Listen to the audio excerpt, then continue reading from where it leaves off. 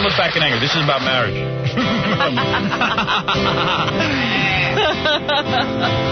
I'm not laughing, by the way, when I go home to England. I was not laughing when he said that. I hear you.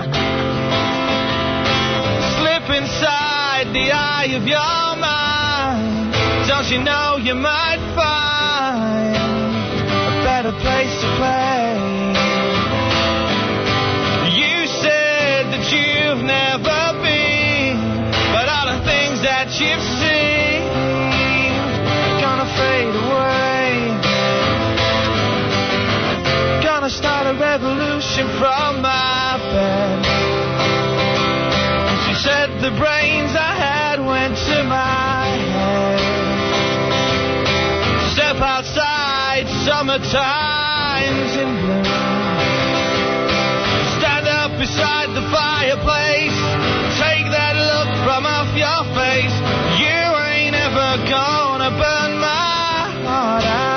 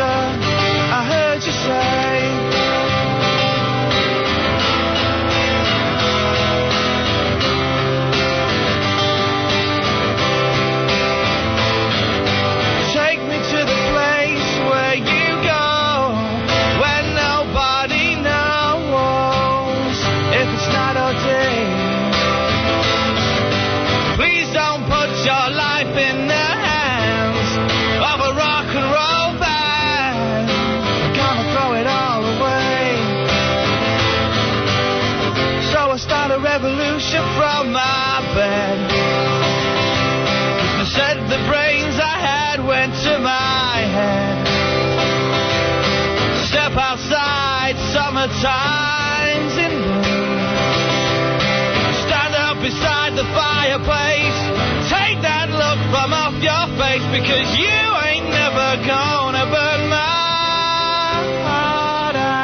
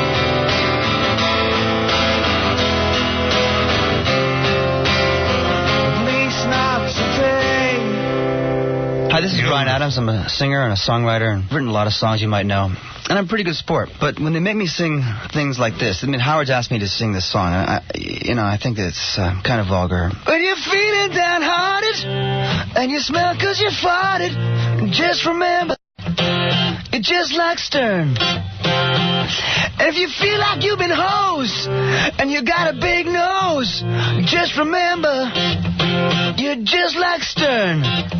And that's enough. I wish you'd sing more of that. This is really stupid. I'm out of here. That was good. Yeah, baby. Hey, we got a hell of a show for you today. I'll be interviewing Asia, who wants to be my intern, and I'll be putting her in a pair of vibrating panties. Oh, that's good. Yeah, baby. I'm learning from President Clinton. Yeah, baby. Robin, I want to put you in the vibrating panties also. No, thank you. I got a guy coming on. He swears to us. He's written a book. The guy's a pretty accomplished author. He can make someone fall in love with you in 30 seconds. Like that. Yeah. Citizenship test. Is that men or women? Men or women, I think. Either one. Yeah. Don't hold me to that. You and I lost $100 yesterday. I know. Can't believe it. I woke up this morning, heard the news, and was like, wow. We bet on whether that woman would be executed in Texas. She was executed. I said she wouldn't be. I admit I was wrong. She's gone. Yeah, never listen to me. I was getting a little nervous. shaky. Yeah, yesterday. I said, ooh, it looks bad. I guess I owe Fred. Bad for my $100. Bad enough I owe Fred $100. It's worse. You owe Jackie $100. No. You owe Jackie $100. I owe no. Fred $100. Oh, no. You have the worst end of it. Oh. I don't mind paying Fred. No. I'm paying Fred. No. I made the bet with you. I won. I'm not paying. What do you think of that? I'm really surprised. Yeah. Yeah, now I'll pay you. Hey, now. Did she die at 7 o'clock? Right on time? 7:45. Yeah, 6:45 Texas time. All right, so it was a little later than she was. What were you doing at 6:45? 6:45. I was probably eating dinner. I was eating dinner and watching a tape of Star Trek Voyager. I was watching the Sonny Bono Behind the Music. You know, let me ask you, I'm glad you brought his name up. Why am I more fascinated with Sonny now? I couldn't care when he was alive. When he was alive, I didn't know what he was doing. Career move. They now have a special called Sonny Bono Behind the Music. What music? What are we talking about? Way behind. I don't know. Yeah. Everybody's music. And then I'm reading an article in the National Examiner called Sonny's Secrets Revealed. It's a book that Sonny was working on about his rise in politics. Well, now Sonny has become a genius. Yeah, I'm fascinated by all things Sonny, and I never was. And everybody says he was really brilliant. Yeah, all of a sudden, and when the guy was alive, he was a joke. I mean... You know what the worst part of that Behind the Music special is? Oh. Casey Kasem tells the story. And now a great man.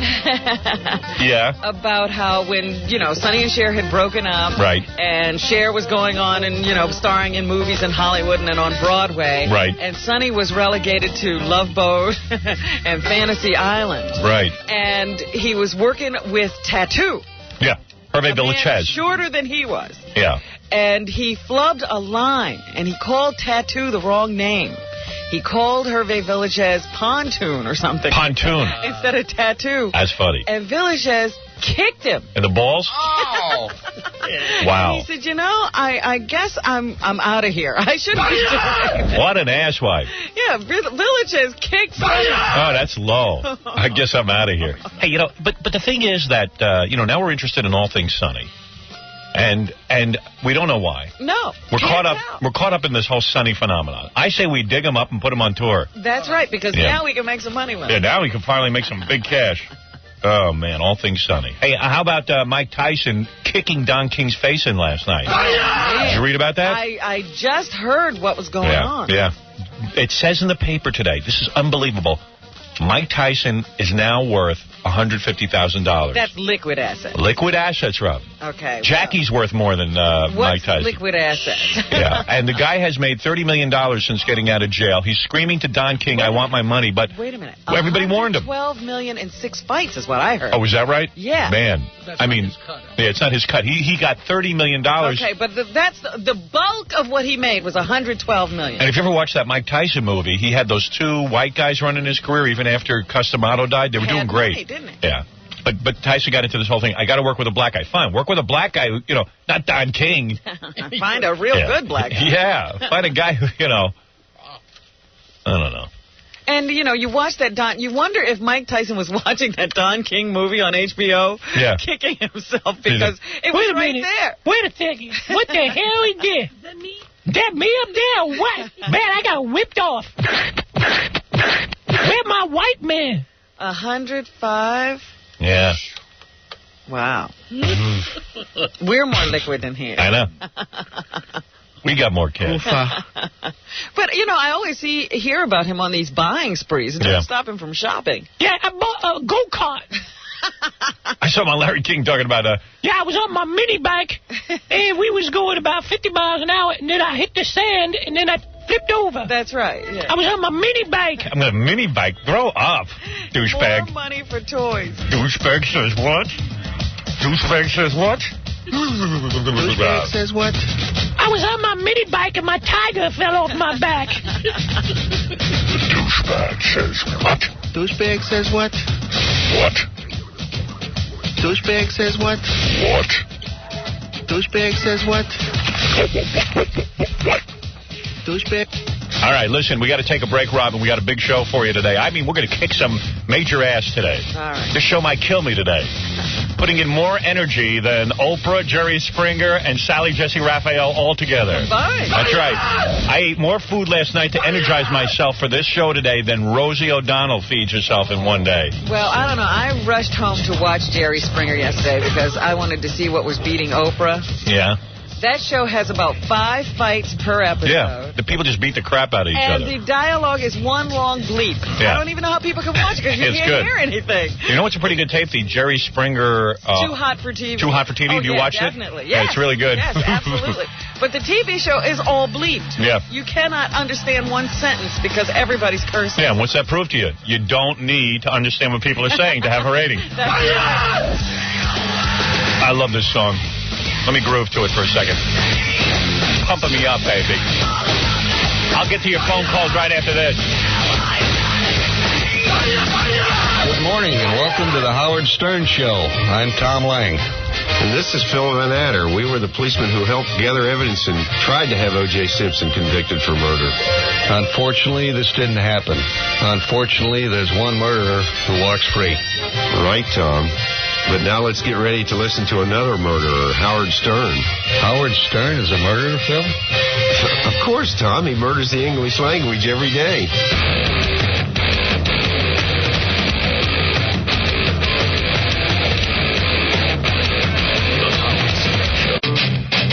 Hi, this is Jesus, and I listen to Howard Stern every morning. You should, too.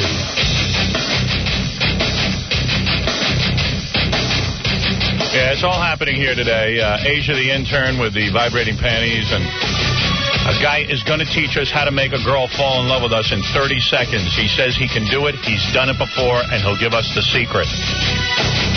All right? I promise that's coming up. Daniel Carver movie review later in the week, and yes, a listener will get a free nude massage from a porn star, and I'll be giving away a couple of those stand-ups later on in the program as well. Jesus Christ died on the cross. He was buried and rose again the third day. Hey, can I ask you some questions from CBS Radio? Sure. Why are there so many Jews in the music business? Jesus Christ died on the cross, was buried, and rose again the third day, and whosoever shall call upon the name of the Lord shall be saved. Would you work with Woody Allen in light of the fact he married Mia's daughter? God so loved the world, he gave his only begotten Son, that whosoever believeth on him should not perish. That means die and go to hell, but have everlasting life. That's eternity in heaven. Frank, can I ask you a question? Do you approve of the child molester Roman Polanski's return to Hollywood? God so loved the world, he gave his only begotten Son. Let this saying sink deep down into your ears, sir. You ever fart on an airplane and then act like it was someone else?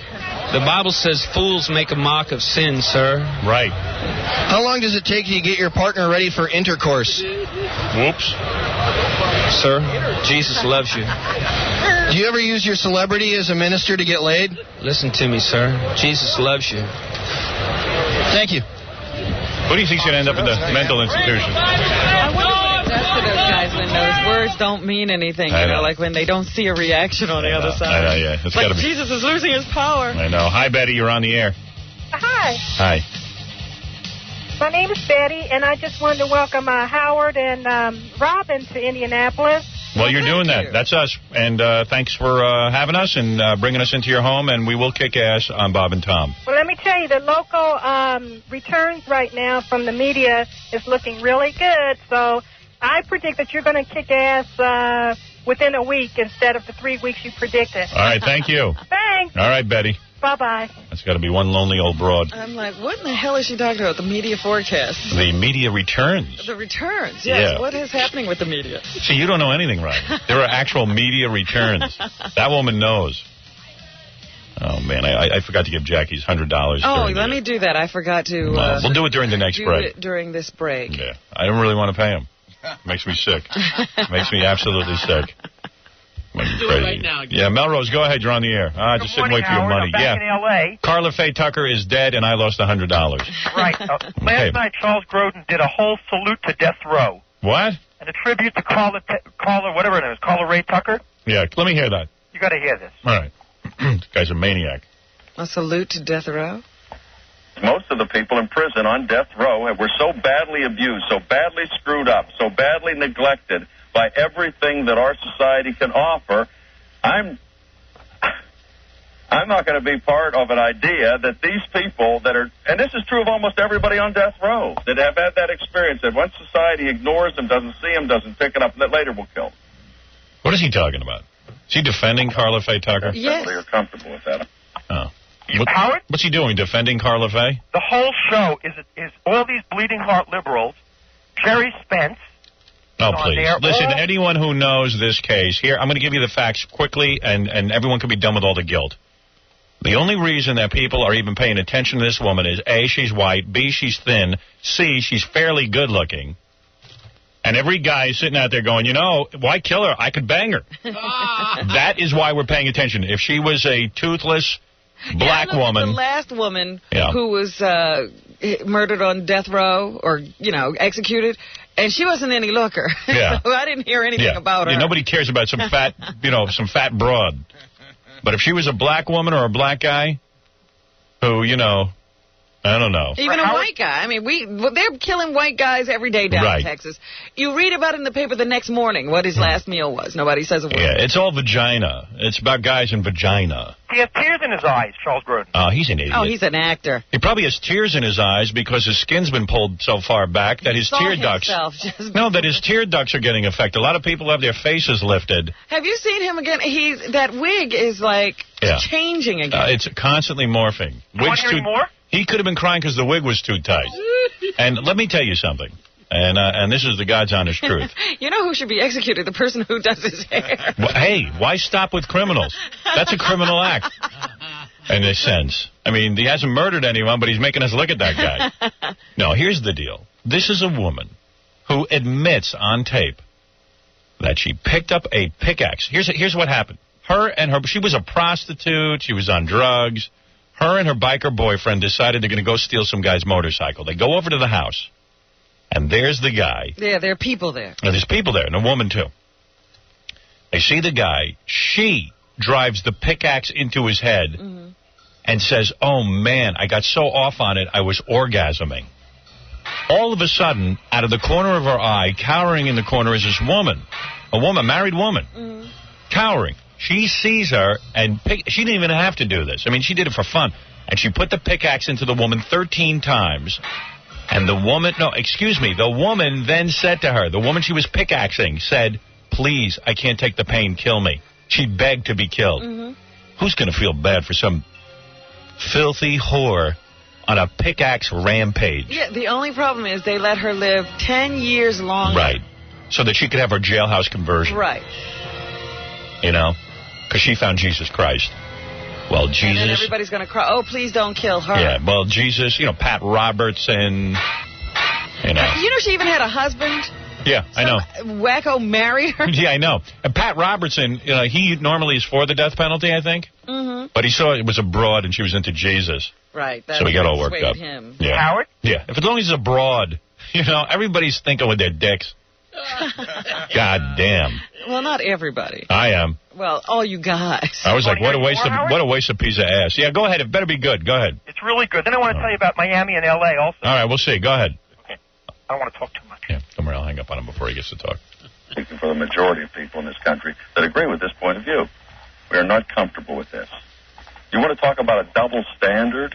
Here's your double standard. It's not about women. 99.9% of people who commit murder are not executed. 99.9%. That means if you're in the 1/10 of 1%, you could look at the 99.9% and say, what is he, defending murderers? He's defending everybody on death row. Strangled Dominic Dunn's daughter, went over and strangled her, killed her. He served 3 years. Yeah, so what's your point? So we shouldn't kill anybody?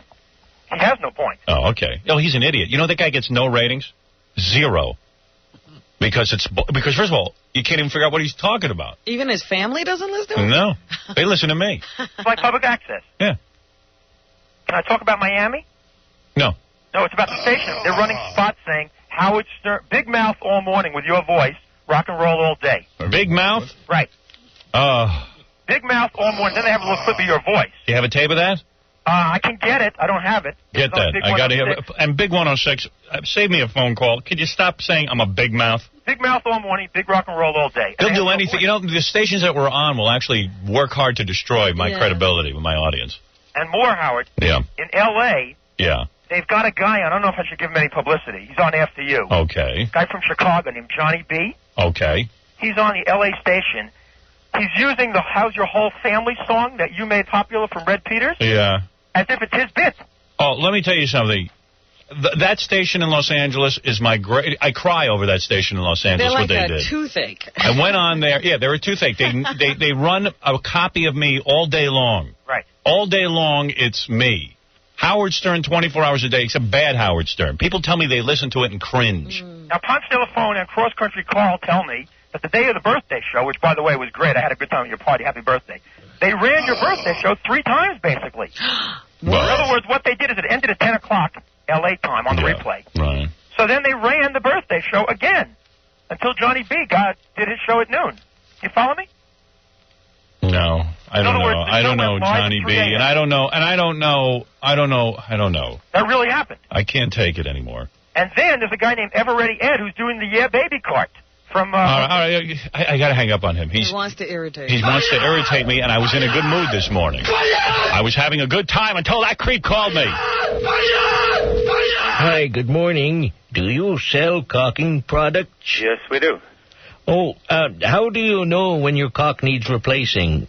Well, it's a matter of, what it looks like. Is it still sticking to the surfaces?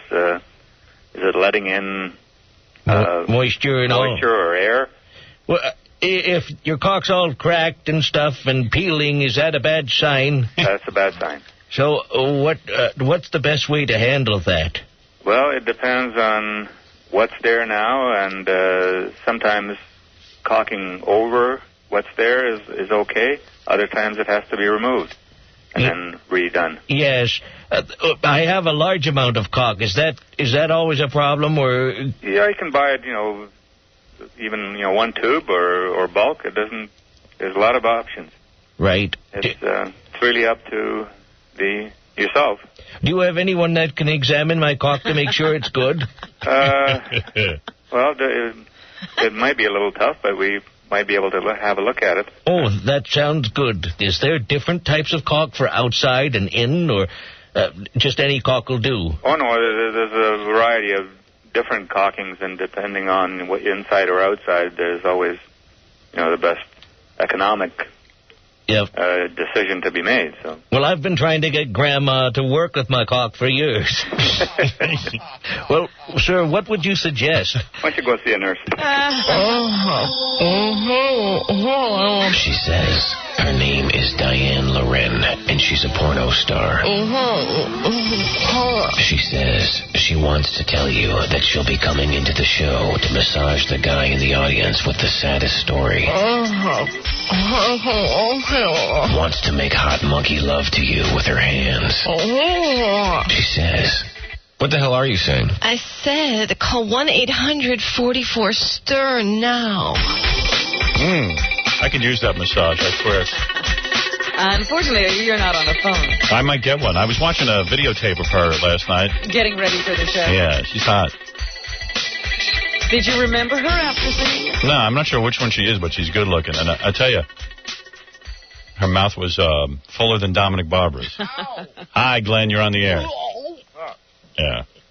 Yeah, I had a couple of Karla Faye Tucker jokes, but that horse-tooth jackass won't let me tell them. What, Karla Faye jokes? Let me hear a Karla Faye joke. I'll let you tell it. What does Monica Lewinsky and Karla Faye Tucker have in common? Are they so dirty that I can't say it on the air? No. Is that the problem? Okay, what does Monica Lewinsky and Karla Faye Tucker... What do they have in common? What do they have in common? They sure can pick them. They sure can pick them. No wonder you wouldn't let you do it. Oh, that's a dumb one. That's awful. That doesn't work at all. What awful. About this one? Yeah. Last night, she got her last meal, right? Requested what? Sliced peaches, banana, and a tossed salad with ranch dressing or whatever. All right, the guards come back 15 minutes later with a cheeseburger and some French fries. She looks at the plate, looks back at them, and she says, I don't mean to be picky, but I just want it what I asked for. Oh, boy. All right. Did you write these yourself? Come on. I like his delivery myself. I like the accent. I made him up in like 5 minutes. Where are you from, man? It shows. What? Where are you from? New Orleans. Yeah, I just wondering with that New Orleans accent. You like that? Oh, yeah, very. Yeah. You should get the death penalty for those jokes. Yeah, you're right. All right. I thought you wanted a massage from a nude porno star. I got a hard luck story, but before I say it, I want to know if you're going to fly me up there. Let's see how you do. I don't have 2 cents to my name. Really? Hard to believe with your wit. I'm 33 years old, and I'll still live with my mom. Really? You must be a mess if you're 33 and you live with your mom. I'm a loser. Yeah. But see, this is what happened. When I was like 13 years old, I had an accident with some fireworks, right? And I got a big sum of money. Well, not a big. To you, it's nothing, but I mean, back then it was a lot. Right? What did you do with the fireworks? Yeah, and who gave you the money? Well, the guy that blew my eye out with a bottle rocket, right? The bottle rocket, like he lit off a bottle rocket and it landed in your eye? Right. So you imagine a rocket? Your eye out. Imagine one of them rockets like spinning around, because those rockets really move, and then it's just like stuck in a guy's eye. Yeah. You were just watching him do it? Well, no. You know, you ever seen people they used to twist 2 of them together? Yeah. And you throw them up in the air, right? Right. One went up and one came back down. And pow, right in my eye. And but you were watching. Huh? You were standing around watching. I was drunk, Howard. I was like 13 years old. We snuck out a bunch of rum and coke. You were drunk at 13 on rum and coke? Oh, man, I was smoking weed when I was 8. What? Yeah. What'd you say? I couldn't Smoking weed when I was 8 years old. You were smoking weed when you were 8? Yeah. Did acid when I was 12. And you wonder why he hasn't gotten very far from home. Exactly. Yeah. But this is the deal. All right. Hey, is your mom any good in bed? Oh, you'd like her. She's hot. Is she? She's like 52 years old, but she's hot. You ever have sex with her? Like Farrah Fawcett, 52. Really? Do you ever have sex with her? I should. Yeah. There you go. This is the deal. I'll give her a little bottle rocket. Yeah. I got one in my pants. Well, she's got the hard luck story. She's stuck with him. I'll put a bottle rocket in your mom's eye. She needs the massage because she has the most hard luck story. Right. But here's the deal. Go ahead, I got about $100,000 when I was 13, right? Right. Wow. Wow. So when I was 15, I went and bought a brand new car. They gave you that money?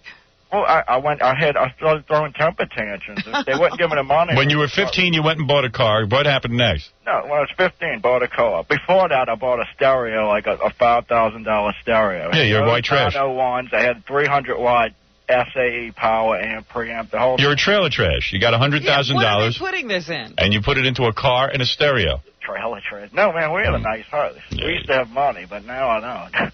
All right, so what's your point? Here's the deal. Okay. So after that, I went and bought a condo in Florida. All right.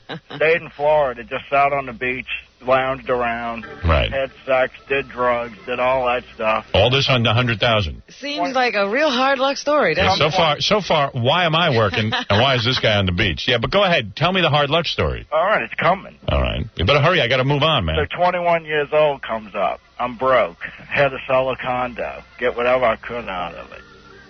So that money goes. So thanks for using the S word, I'm sorry. asswife. So, I mean, it's... All right, is there any point to this? It's been 10 years now, and I'm sitting here with no poontang and no nothing. All right, so let's get this straight then. Your sad luck story is you're 33 years old, you live with your mom, and you haven't gotten laid in 10 years. Right. And your mom's so good looking, you're starting to think about doing her. Pretty much. Yeah. Does he have to wear a patch or does he have a glass eye? I have a glass eye. Oh, and I'd get a patch, man. Patches are cool. Cool, yeah. Glass eye. Yeah, sometimes I wear the patch. I have a patch, but I don't like to wear it. You can get laid with a patch. You think? Okay. I tried one time. I shaved all my hair off and wore the patch, and it scared people. Do you have a hole where your eye was? You know, like what? I have an eye. The eye's still there. But it's all milky? Yeah, it's pretty grotesque looking. Yeah. You know who else has one of these? Your boy David Bowie. Did you know that? He's got a glass eye? Yeah. I didn't know that. No, he's got a frozen eye. He has two different color eyes. He has what's called frozen eye. Is that what it is? Yeah, paralyzed eye. Yeah, it's like his pupil is dilated. Yeah, so childhood accident. Yeah, but he doesn't have a glass eye. It wasn't a bottle rocket. It looks like the thing I have. Yeah. Every time I see him on them videos or whatever. Yeah, it always looks kind of freaky. Hey, what does Marilyn Manson have on his eyes? That's some kind of like contact lens. Yeah, that's pretty cool. Yeah, like them. I'd like to go get them put in my eye. I'm thinking about getting a different color one. Yeah, well, we'd have to look you over. All right, listen, man, we'll put you into the contest. It's kind of not that sad a story. Yeah, really. You know, we had guys with worse. Sounds like you had fun times before. I had fun times, but now where have all the good times gone? Yeah, there you go. That's a good question. I keep asking myself, when are the good times ever going to come? Yeah, that's what I keep saying. All right. No, you had 98 will be great. Yeah, go get a terminal disease. Maybe we'll have you in here for the massage. All right. All right, bro. Later. He might be fun to see, but I don't know if he'll win the contest. Yeah, he sure would be fun to look at. You're listening to the man who made Dial-A-Mattress what it is today, Howard Stern. This is... Did anybody tell you that this is the private club of the Satan's helpers? The Howard Stern Show.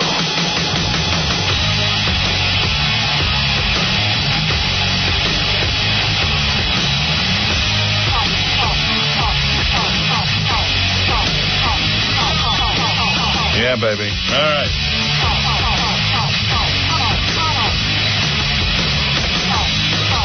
Oh.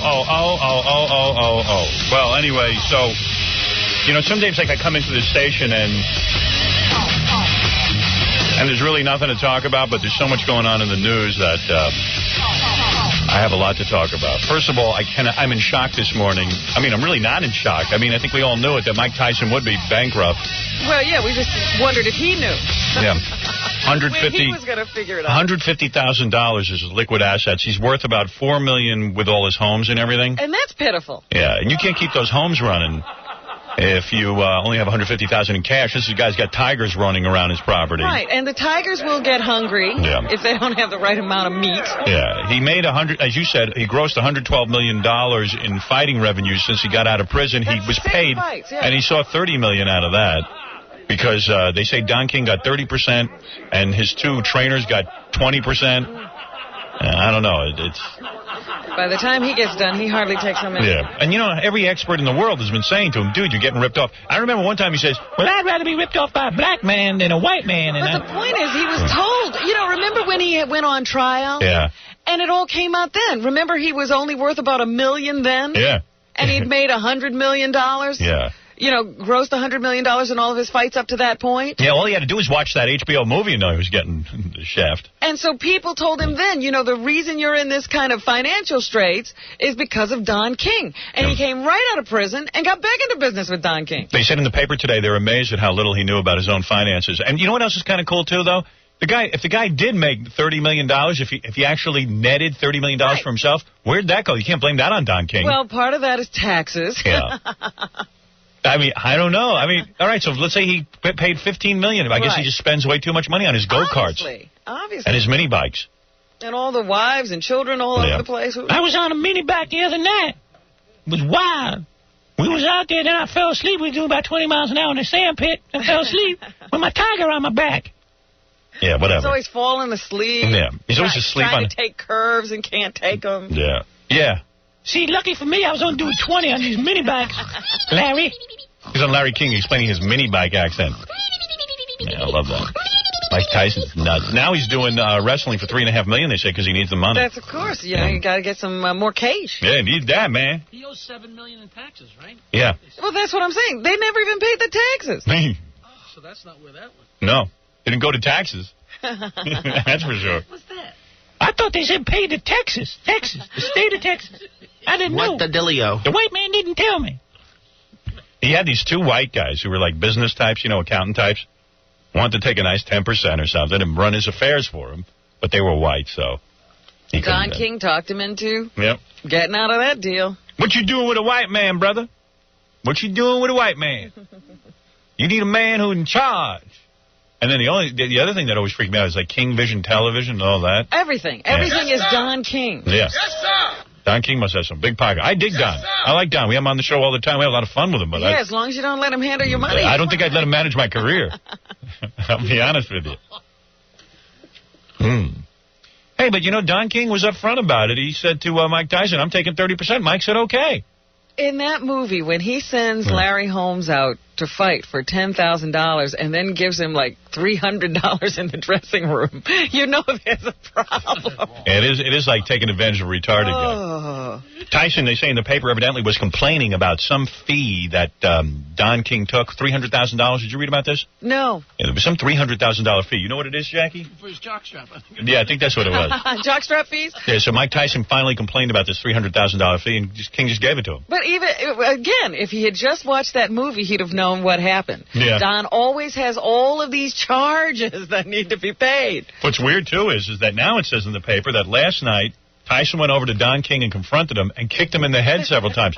Tyson got in the car and then just started kicking King in the head. Well, you know, you don't mess with Mike Tyson. Yeah, and Don King, I guess, won't press charges because he doesn't want to lose Mike Tyson. Yeah, but please. Mike Tyson, and in fact, Don King today was supposed to be somewhere promoting something, and he won't show up, they say. Because he was kicked in the head. He was kicked in the head, and he didn't look too good. At least he didn't bite his ear. Right. Mike, what you doing, man? You're kicking me in the head. I'm a millionaire. You can't do that. I can't wait to see how Don King talks himself out of this one. Yeah, That's my favorite part. We had a sanctimonious altercation, that's true, but I don't understand what happened there. But, yeah, that is only in America that happens. Well, they say now that Tyson has fired 2 guys already. Who's he fired? He fired, was it his 2? I don't know. You know, I know that the trainers got tons of money. Yeah. Everybody got bunches of money from him. Yeah, yeah. Our buddy Danny Baldwin, who calls into the show all the time, one of the Baldwin brothers, they say, of course, was arrested on crack, broke up his hotel room, had porno running in the room so loud that people thought he was having a party. Well, I have a problem with the charges because they naked and charged bloody. him with possession. Right. And my thing is, hadn't he done all the coke? Yeah, I don't think he possessed anything. It was all in his system. Well, they found some crack vials, but they were empty, Bobby. You're technically right. Yeah, how could you charge a man with possession when it's all gone? The evidence is gone. I say once you get it inside of you, that ain't possessing nothing. That's right. Right. So Danny Baldwin was found naked and bloody. They brought him to the hospital. The family is saying he's doing better now, but Yeah, well, he was in stable condition. Yeah.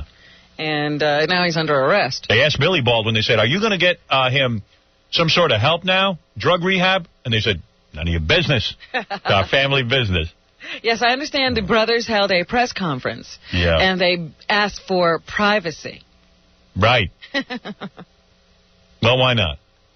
Sure, why not? There's so much stuff going on. It's unbelievable. But I really had problems with the charges.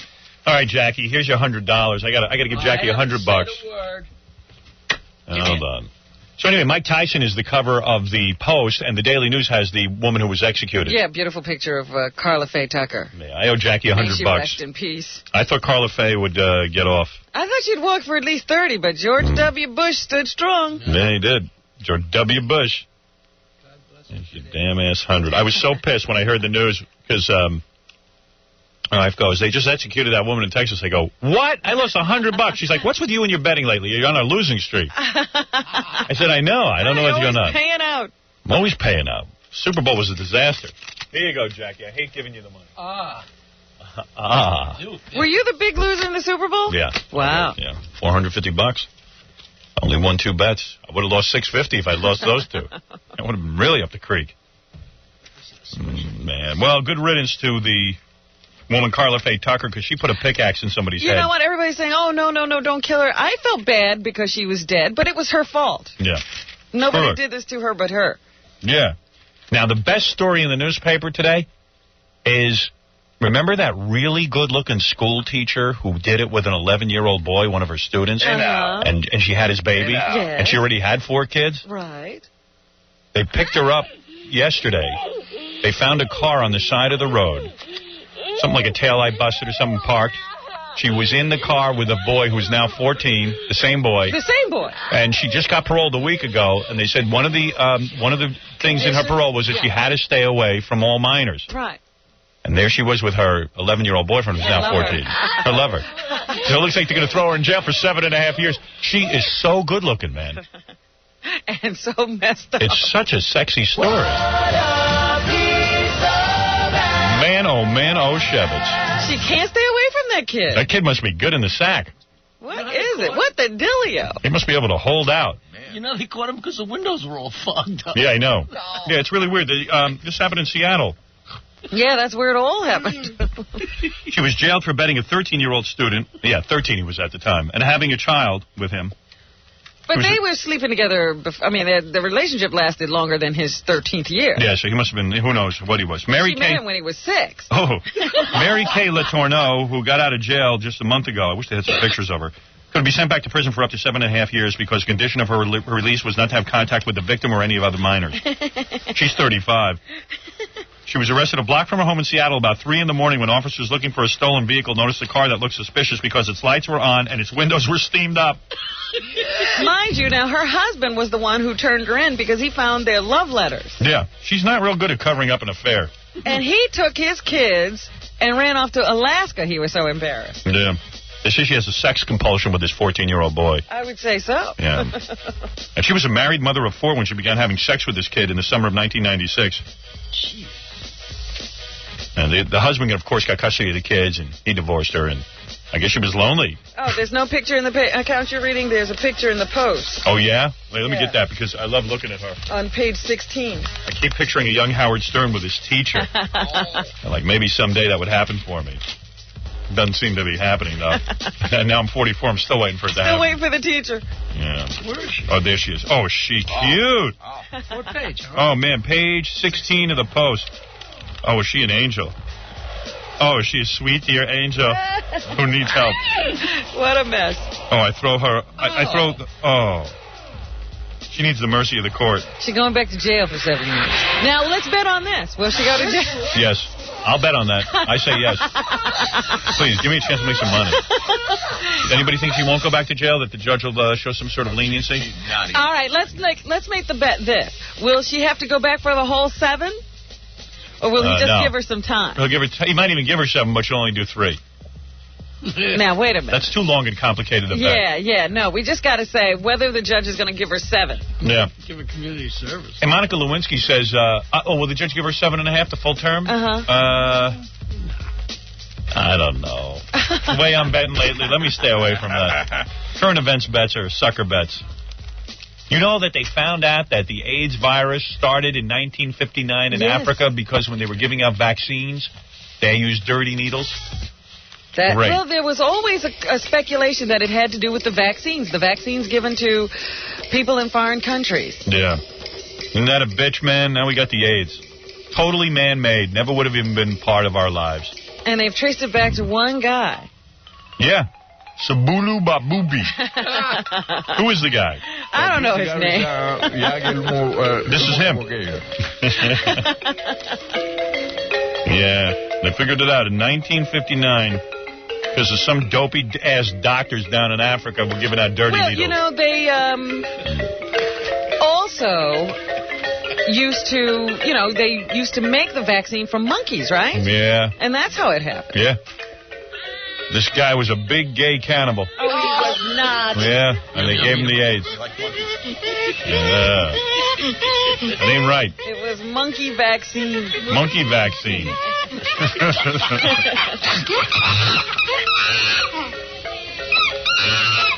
Man, the infected man was a Bantu living in Leopoldville, now Kinshasa. Yeah. In the Democratic Republic of Congo.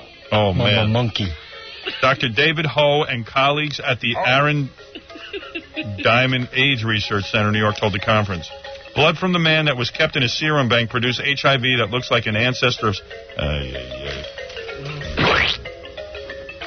They never tell you how it all happens. But they can't even tell you how it became an epidemic. This guy must have screwed everybody in Africa. You know what I mean? Yeah, you wonder how one guy could spread it all around the world. Yeah, they say there are no records. We don't even know if he was sick. They don't know anything. We know he's not here now. Yeah, he's definitely gone.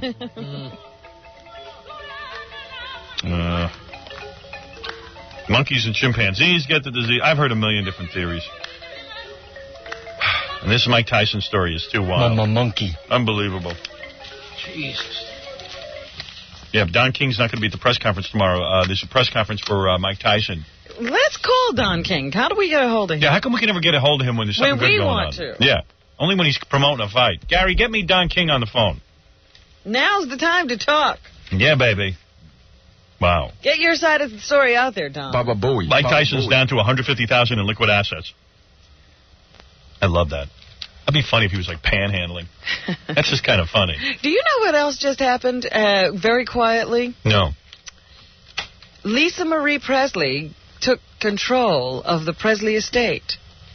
Wow. You mean her mom was in control before? Yeah. Wow. In fact, she could have taken control at 25, and she thought she was too immature. Yeah. And so she let her mom continue until she was 30.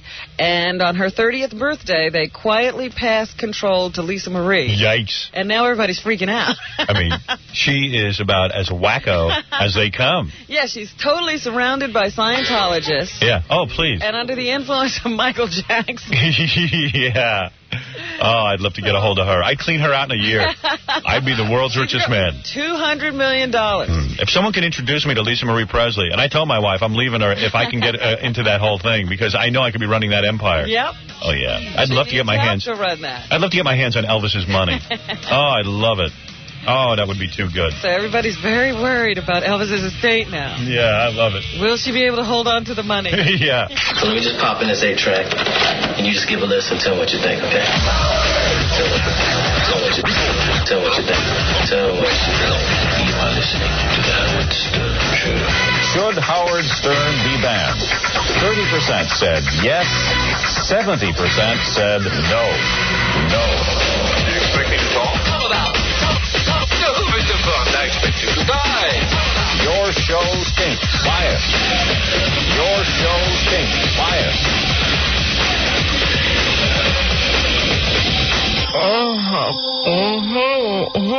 She says her name is Diane Loren, and she's a porno star.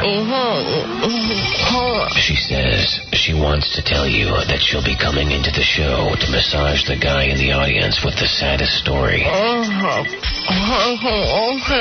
Wants to make hot monkey love to you with her hands. She says... What the hell are you saying? I said call 1-800-44-STERN now. Yeah, baby. That's going to be good on Friday. She's coming in here to give some lucky loser a free nude massage. Brian, you're on the air. Hey. Hey, dude. How you doing, Howard? What's happening? Not too much. Morning, Robin. Good morning. Hey, check out the birthday show, part 3 tonight on E. Those have been real good. Have you been watching any of that?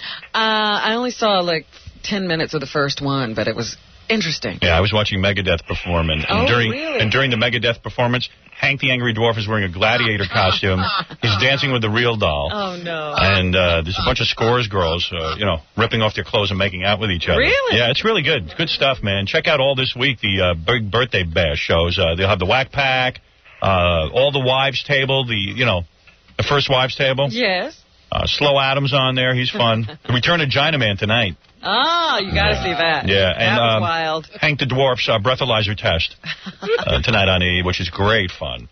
He tested a .265, I think. Yeah, and I didn't think his little body could hold that much alcohol. No, nobody did. Nobody knew. In fact, he's legally dead, I think. Or legally embalmed anyway.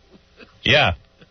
Uh-huh. Okay. Hey, well, I guess you want to hear my sad story now. Yeah, right? we'll do it. Well, 11 years ago, I was working in the Northeast, and I was a general contractor.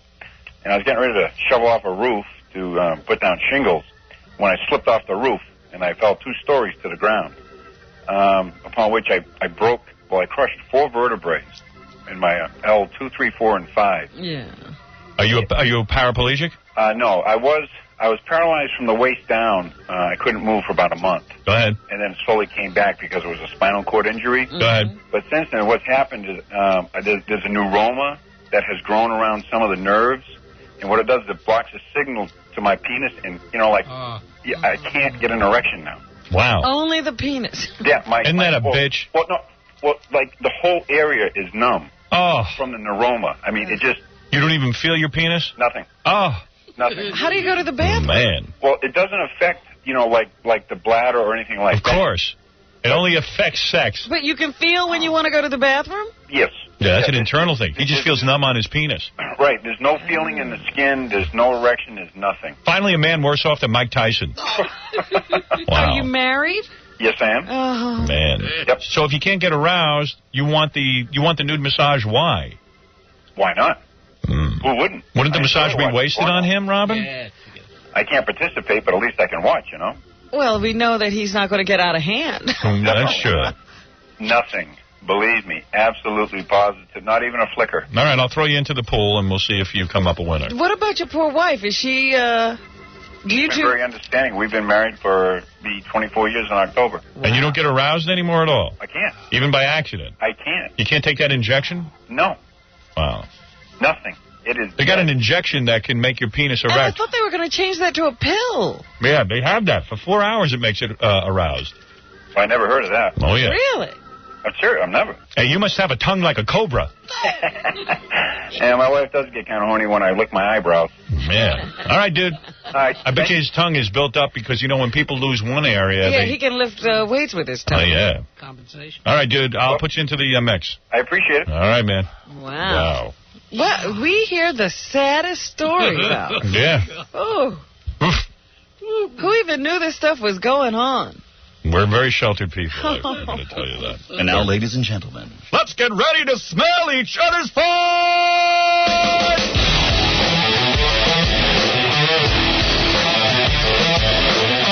Hey, coming up next, Asia, the girl who wants to be my Monica Lewinsky. I think so, yeah. And later on, an author who's going to tell us how to make someone fall in love with you in 30 seconds. Guys, you can get laid.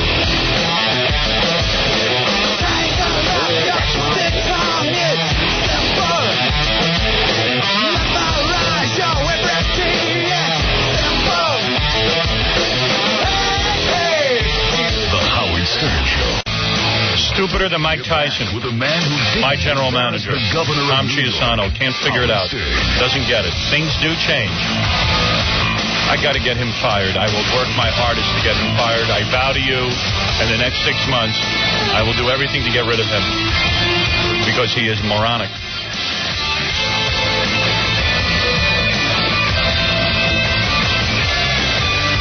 Yeah, baby.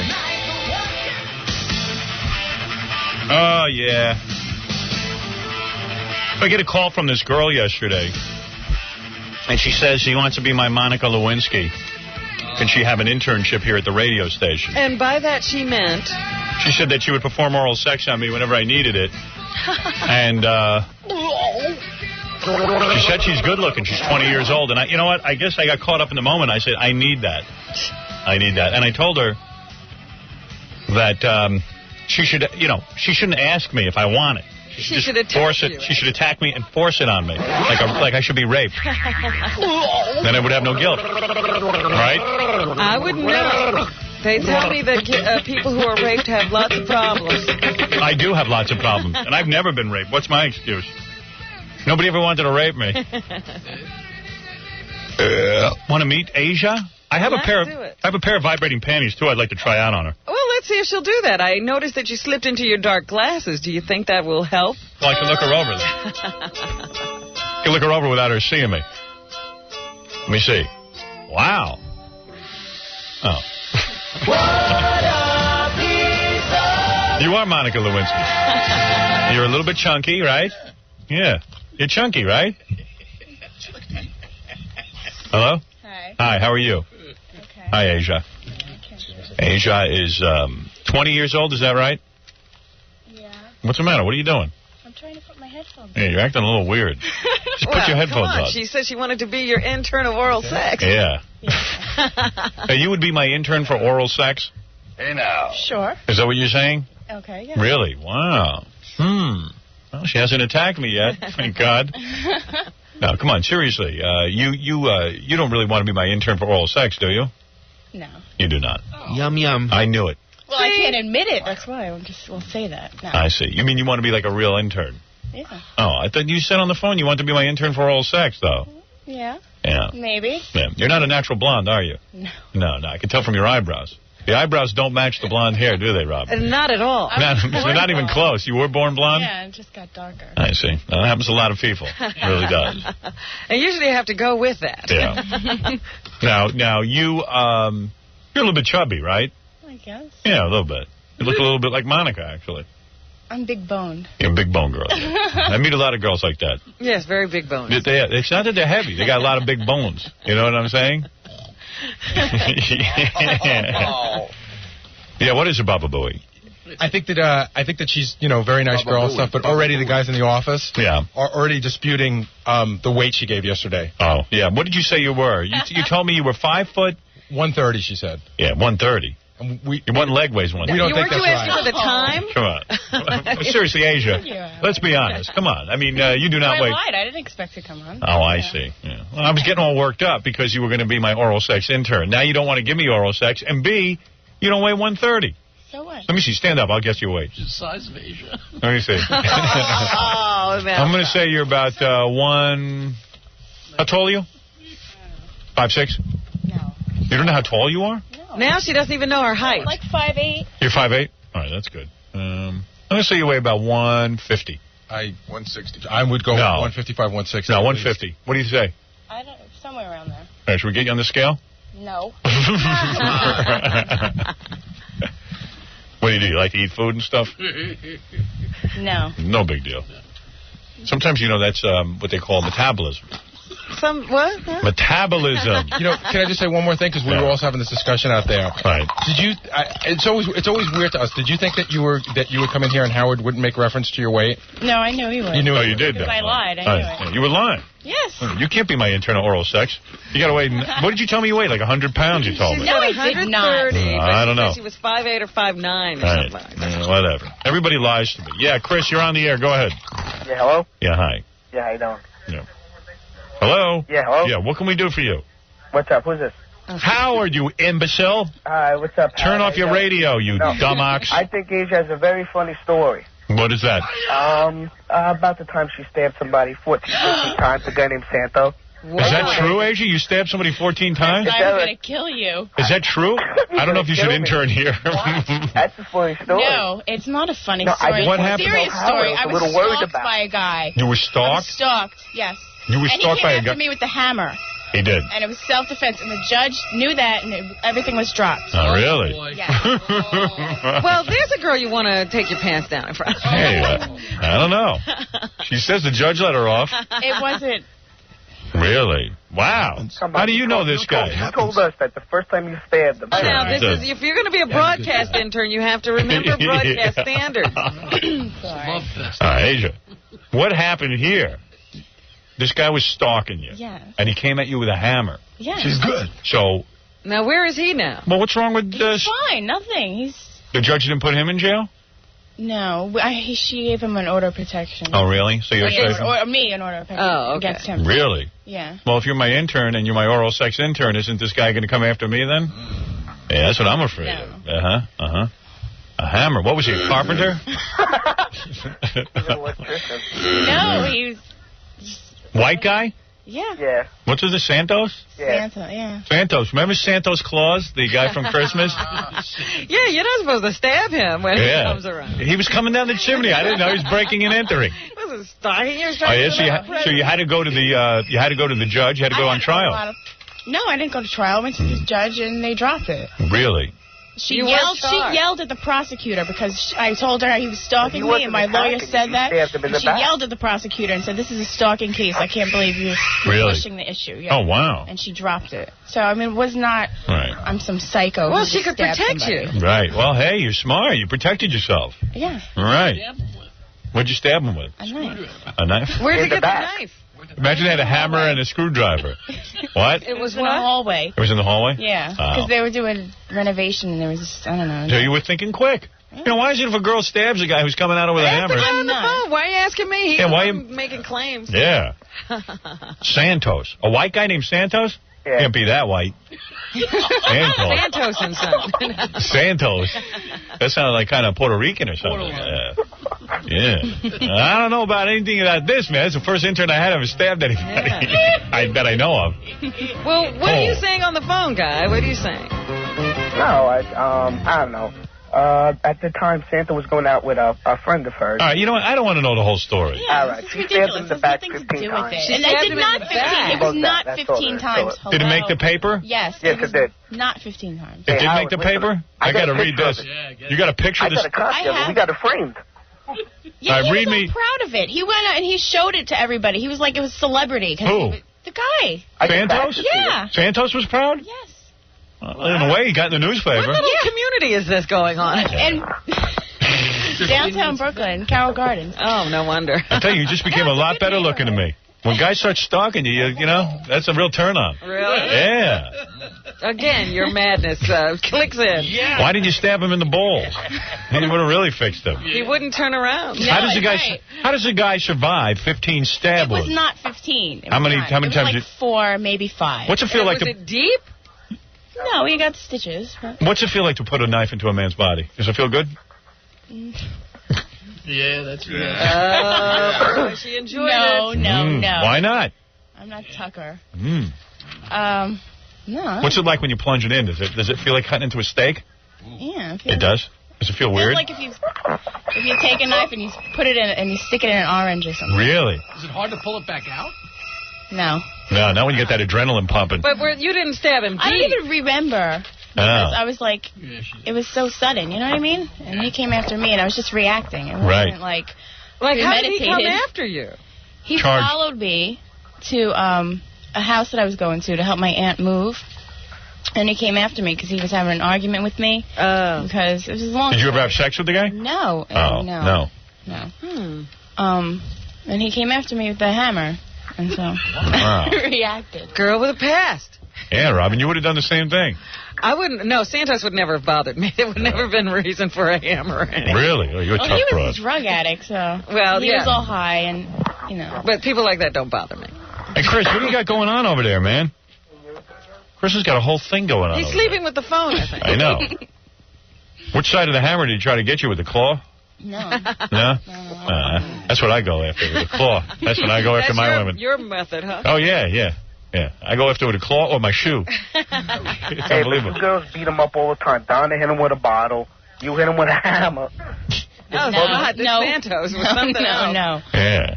It's the poor Santos, man. It's got to do He with... should just stay away from women. No, how about he was so high in work he chopped his own finger off? How about that one? Howard. Yeah. He has 9.5 fingers. Yeah. Wow. Well, it sounds like you maybe guys... Santos should be a guest. He has a waist. I don't know why we're even Sounds like- talking about him. Sounds like you guys have had quite an interesting past. Is that on your resume? Oh, Wow. So you want to be an intern, huh? And I thought she was older yesterday when she called it. yeah, didn't she say you were? Well, how old did you say you were? 20? I don't know. No, she said 20. 26. I Oh, thought. did she? No, You said you worked. Yeah, I do work. She does work. That's the problem. You know, that's the problem why you can't be an intern. You don't have you're not in college. Oh, you have to be in college? Yeah, you got to get college I'll go credit. to college. You want to go to college? Sure. All right, get in college and then reapply.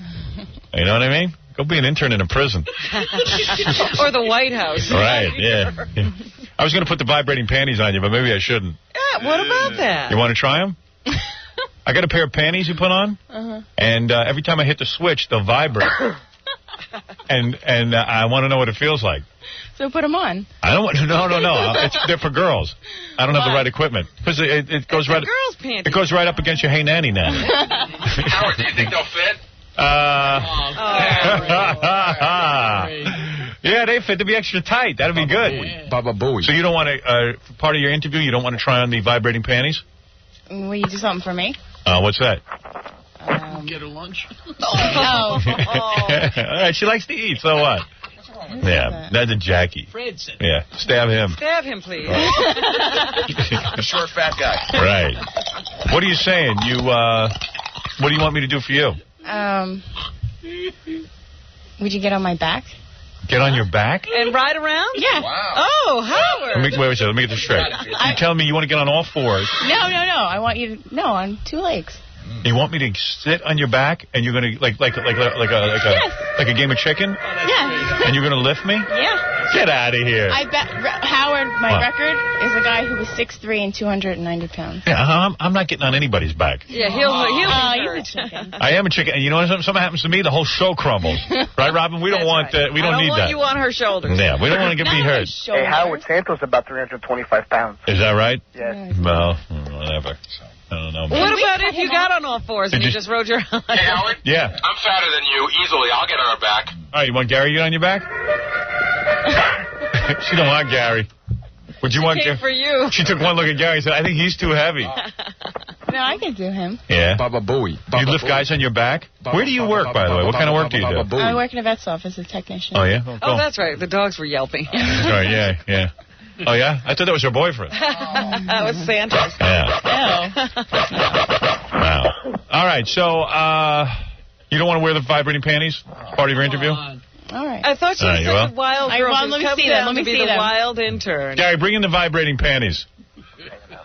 The tickle panties. Oh, they're right there. Where, tickle they're panties? in front of you. Oh, they are?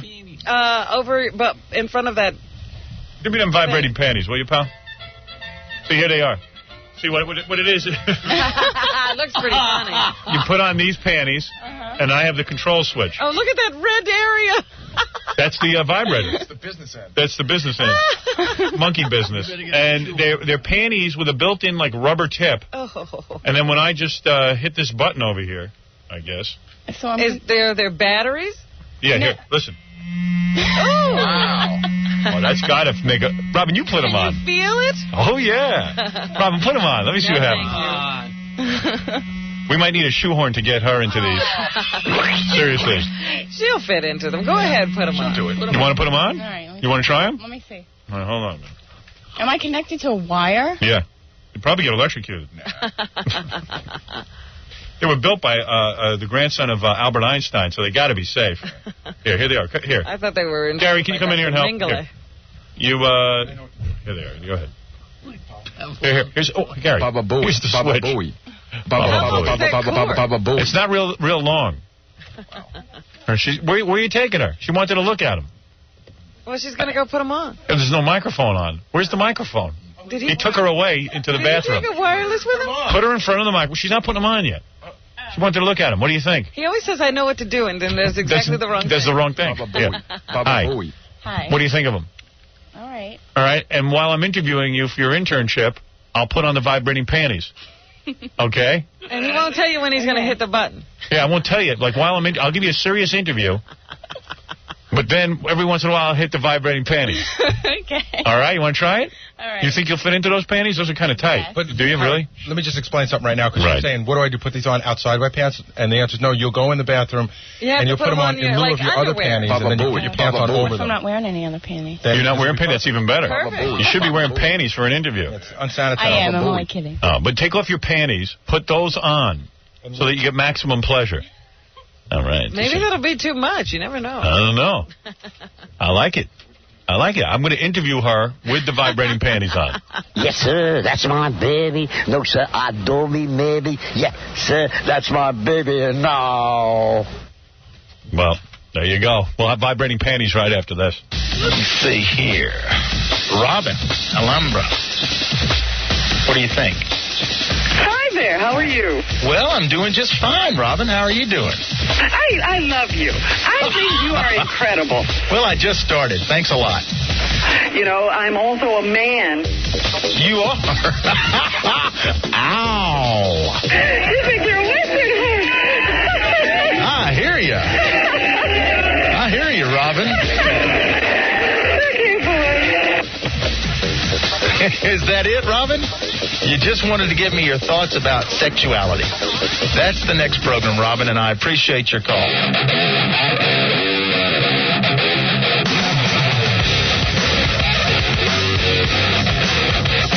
Howard Stern Show. The Howard Stern Show. Hiya, this is Noel Gallagher from the band Oasis. We've had a lot of hits and done a few tours, almost broken up a few times because sometimes the members just don't get along. In other words, it's a lot like being on this show, except you don't get as many groupies here. Is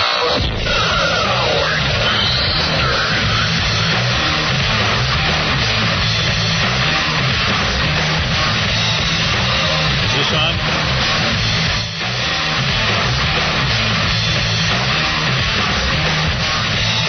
All right, Robin. You know where I am? You had to change locations. Yeah, I got to crank up my headphones. Let me see if I can do it. Hold on a second. Hello? Test? Okay, here, I got it now. Okay. Hey, Robin. Hey there. All right, I'm over here with Asia She wants to be my intern, and I have her hooked up to vibrating panties. All right, you want to see if these work? Yeah. Now, Asia, get on this microphone over here so people can hear you. No, right there. Just talk into that. Oh. You know, Keep it close to your face. Yeah, all right. All right. These are vibrating panties. Maybe I don't know who makes put them. one near her crotch so we can hear the... Want to put a mic near her crotch? Yeah. Right here, put this between your See legs. if it's working. Maybe All right, it won't all right. work. And the panties are on and they fit? They do. Okay. Let me just see what happens when I put it on. Let's see. All right. Tell me if you feel anything. How's that feel? It tickles. What do you mean tickles? Does it feel sexual at all? A little bit. Really? Nothing is... Do you think she's getting off or what? Robin? I don't know. All right. Now, here, I'll ask you questions. You want to be my intern, right? This is the interview. You're 20 years old. You're not 20 years old? Yeah. Oh, you are 20 years old. I don't know if she's ever told us the truth. And tell me, are you 20 years old or not? 19. You were 19. All right, that was an honest answer. I'll give you a little vibration. All right, while I vibrate you, from time to time during your answer, I will vibrate you. Okay. All right? All right.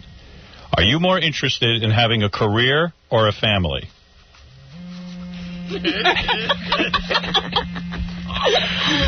Come on, this is a serious interview. Are you thinking about sex? See, Robin, I want to get you in these panties. Oh, you're not getting How me in can I those panties. concentrate? You know what's great? Oh, all right, good, they're yeah. working. All right, this is good. They're working, aren't they? Admit it. Are they working? A little bit. All right. It is nice having this kind of control over a woman. You right? like that, huh? Yeah, okay. All right. Are you more interested in having a career or a family? Right now? Right now. A career. But later in life, a family, I guess. Well, Both. that's it? That's the answer? Yeah. All right. What are your life's goals?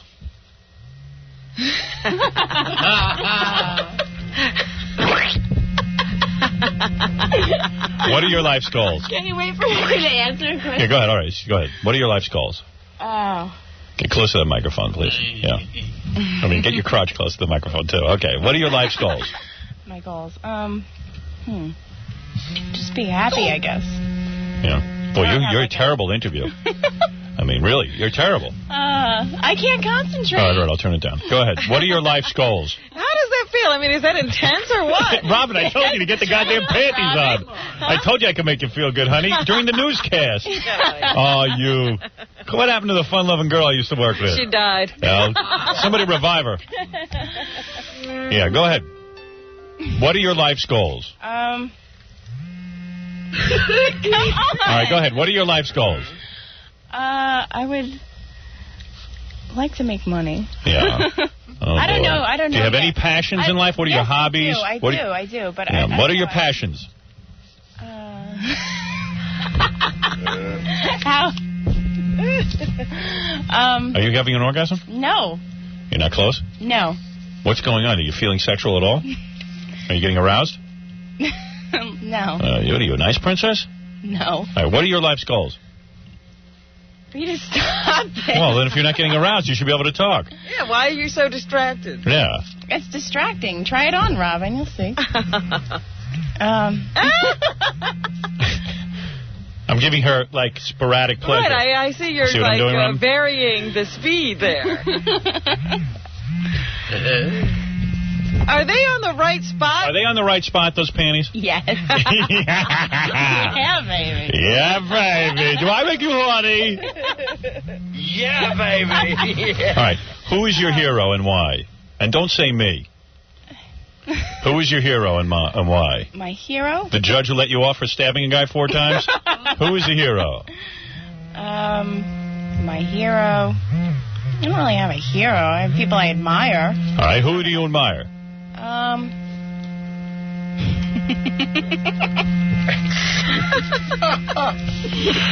on, baby. This is an interview. You're flunking so far. Yeah, who do you admire? Oh, man. I admire my father. You do? Mm-hmm. All right. Bad answer.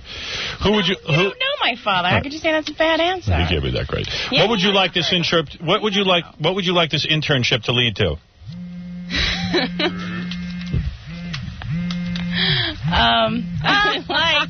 She's almost grabbing your hand. You love this or what? No. Vibrating panties, guys. Hook them up to your woman. No. Take her like a restaurant or something, and you can control That's it. a great Isn't idea. that great? I love these. Booth, you can sit right next to her and work the controls. Hey, Gary, who is the genius who figured these things out and built it? Give them a plug. Oh, this is wonderful. Okay. What was the question? I All forgot. right, I'll give you another one. What is your favorite color? Purple. Okay, mine too. Is there I'm a Capricorn, too. What day? 27th of December. Mm-hmm. Let me see your tattoo. Right there.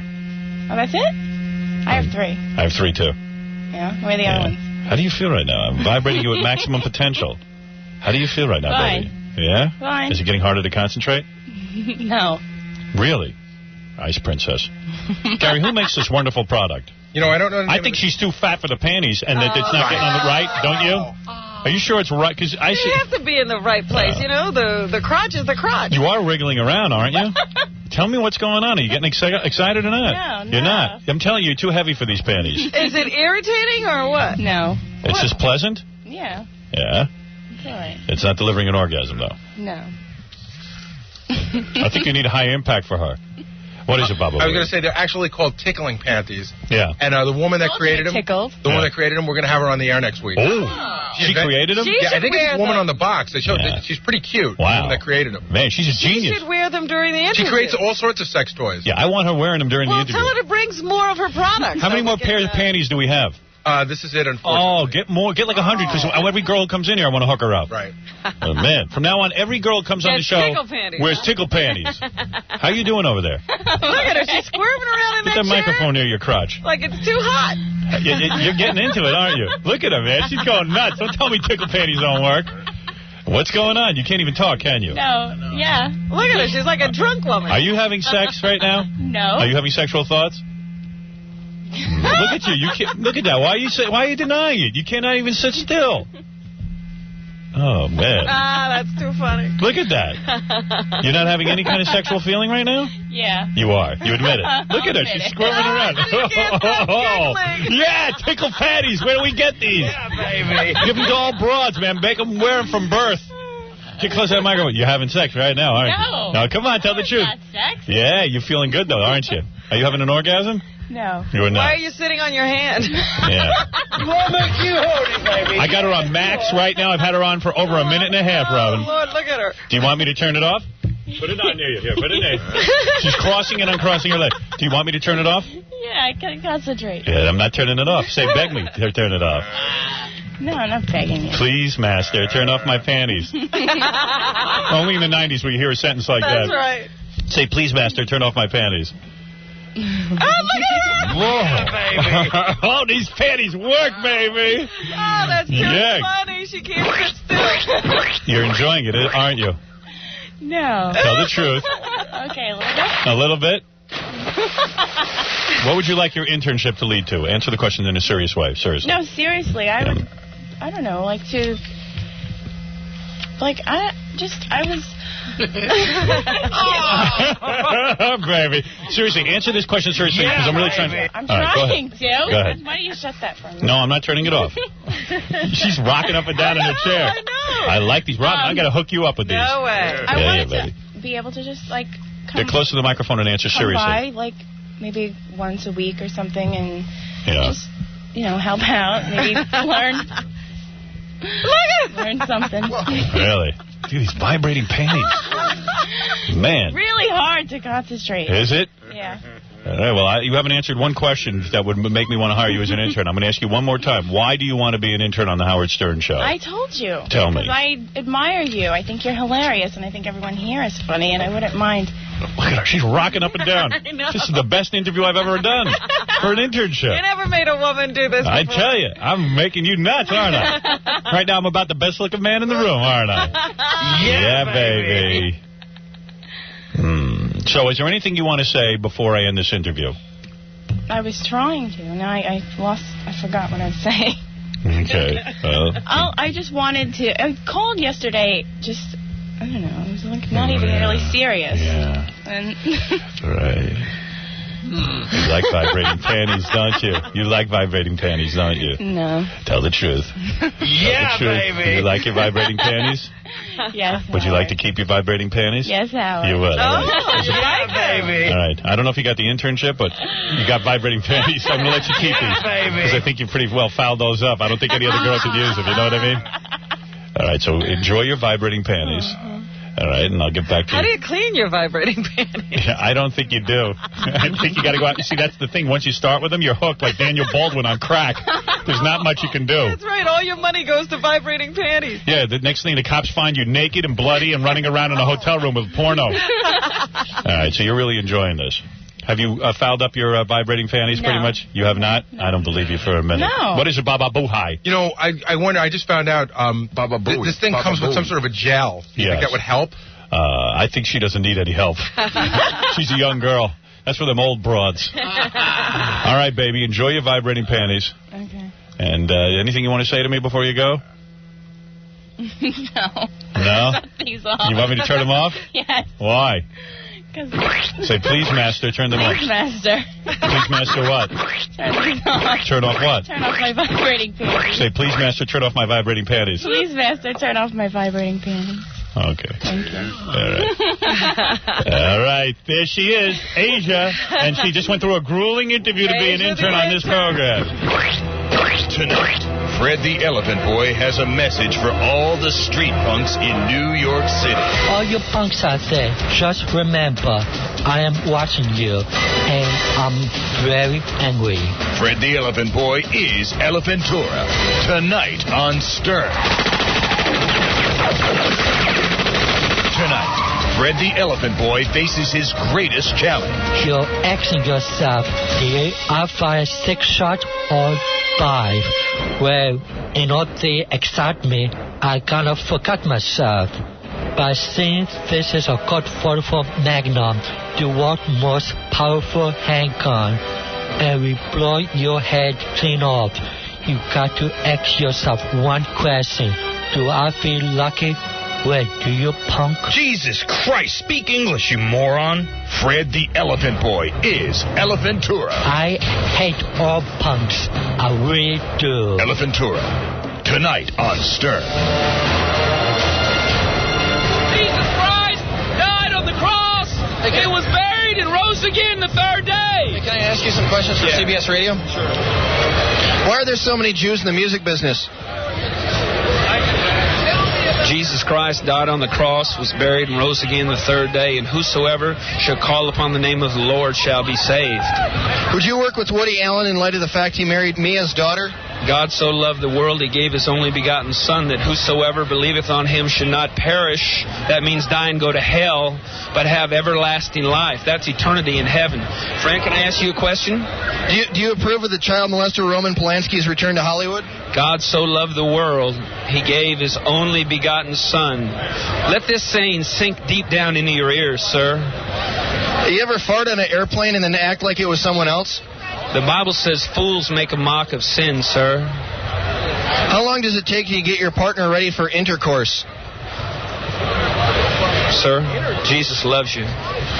Do you ever use your celebrity as a minister to get laid? Listen to me, sir. Jesus loves you. Thank you.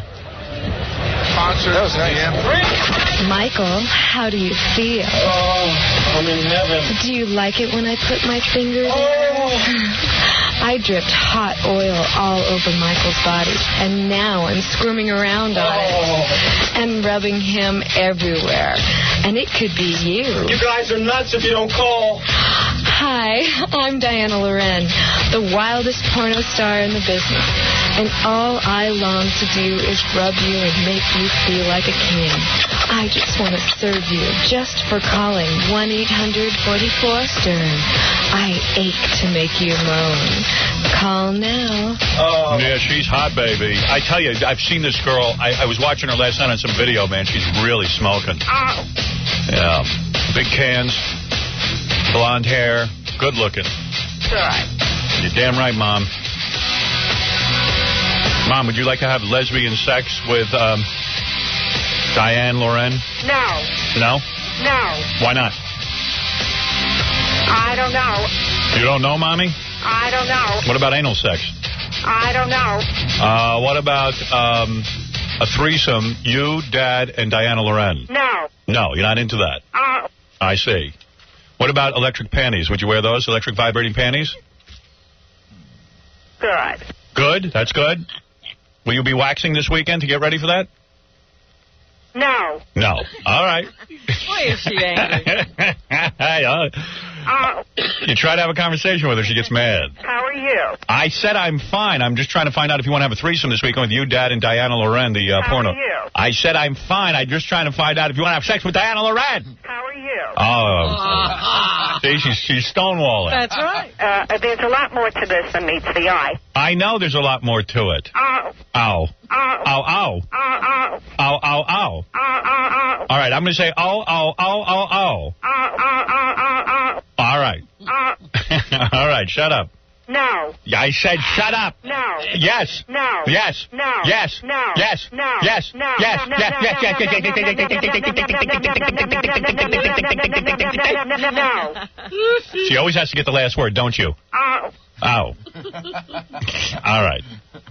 Jackie Penthouse, Joke Page Martling, his 2 Filthy Joke CDs, Sergeant Pecker and the Joke Man are only $12 plus $4 U.S. shipping. Also on cassette, buy 2, get 1 free. Call 1-800-323-KING. His Disgustingly Dirty Joke book is on all major bookstores coast to coast. For information and jokes, visit jokeland.com. All right, a lot of guys want this free nude massage on Friday, Robin. It should be wild. Hey, and by the way, the girl I just interviewed, I'm not giving her an internship because I found out she kept her regular panties on with the vibrating panties. Really? Right. So she flunks. She goes, I don't know if I should have put those on. Maybe the vibrating panties are dirty. I go, they were a clean pair. Brand new spanking pair. Man, I bet you they... Do you think we'd share vibrating panties? Gary, you tell her to go out there and put on her vibrating panties without her regular panties. She knows that she's and at the risk of losing her internship? And tell her, please, to put on her regular vibrating panties without her panties. Get that gel out there to her. Get the gel and the vibrating panties. Hey, Brian, you're on the air. Boy, those vibrating panties are a fantastic little machine. Yeah, I mean, that was through another piece of cloth. That's why I need you to do it, because I know you'll do it right. I can't do it. Really? Why? No. Why? I'm not ready. Really? Oh, period? Oh. Oh. Ow, ow. Ma, you haven't had your period in, like, what, 50 years? Oh, stop. I don't know. You don't know? I don't know. What's the matter? You don't like to look down there? No. No. Okay, whatever. No. All right. Oh. Are you ever going to give Dad anal sex? No. No. That was my, welcome to my childhood. Ma, can I go out and play with my friends? No. What do you want me to do, sit around the house all day and do homework? I don't know. Okay, Brian, you're on the air. Hi, Howard. Hi, Robin. I have a hard luck story. How are you? Ma, shut up. Yes. When I was 12 years old, went with my father to work. My father worked in a chemical factory. Go ahead. Made an industrial-strength paint thinner with a chemical that was obviously ate through your skin anyway. Nice place to bring your son. Yeah, why would you bring him there? Yeah. Fortunately, my mom was working at the time. Dads are real scary. They always want to bring their sons to work with them. The tool and die shop. Yeah. Well, I guess he was proud, but obviously wasn't too proud. He proud of a crummy job. I was wearing shorts and a T-shirt. It was summertime. And, the worst clothing for the outing. You should have been wearing a spacesuit. What is wrong with fathers? He spilled this can of acid, and this was an industrial-strength acid that's used in the paint thinner. Spilled down my stomach all the way down to my leg. Wow.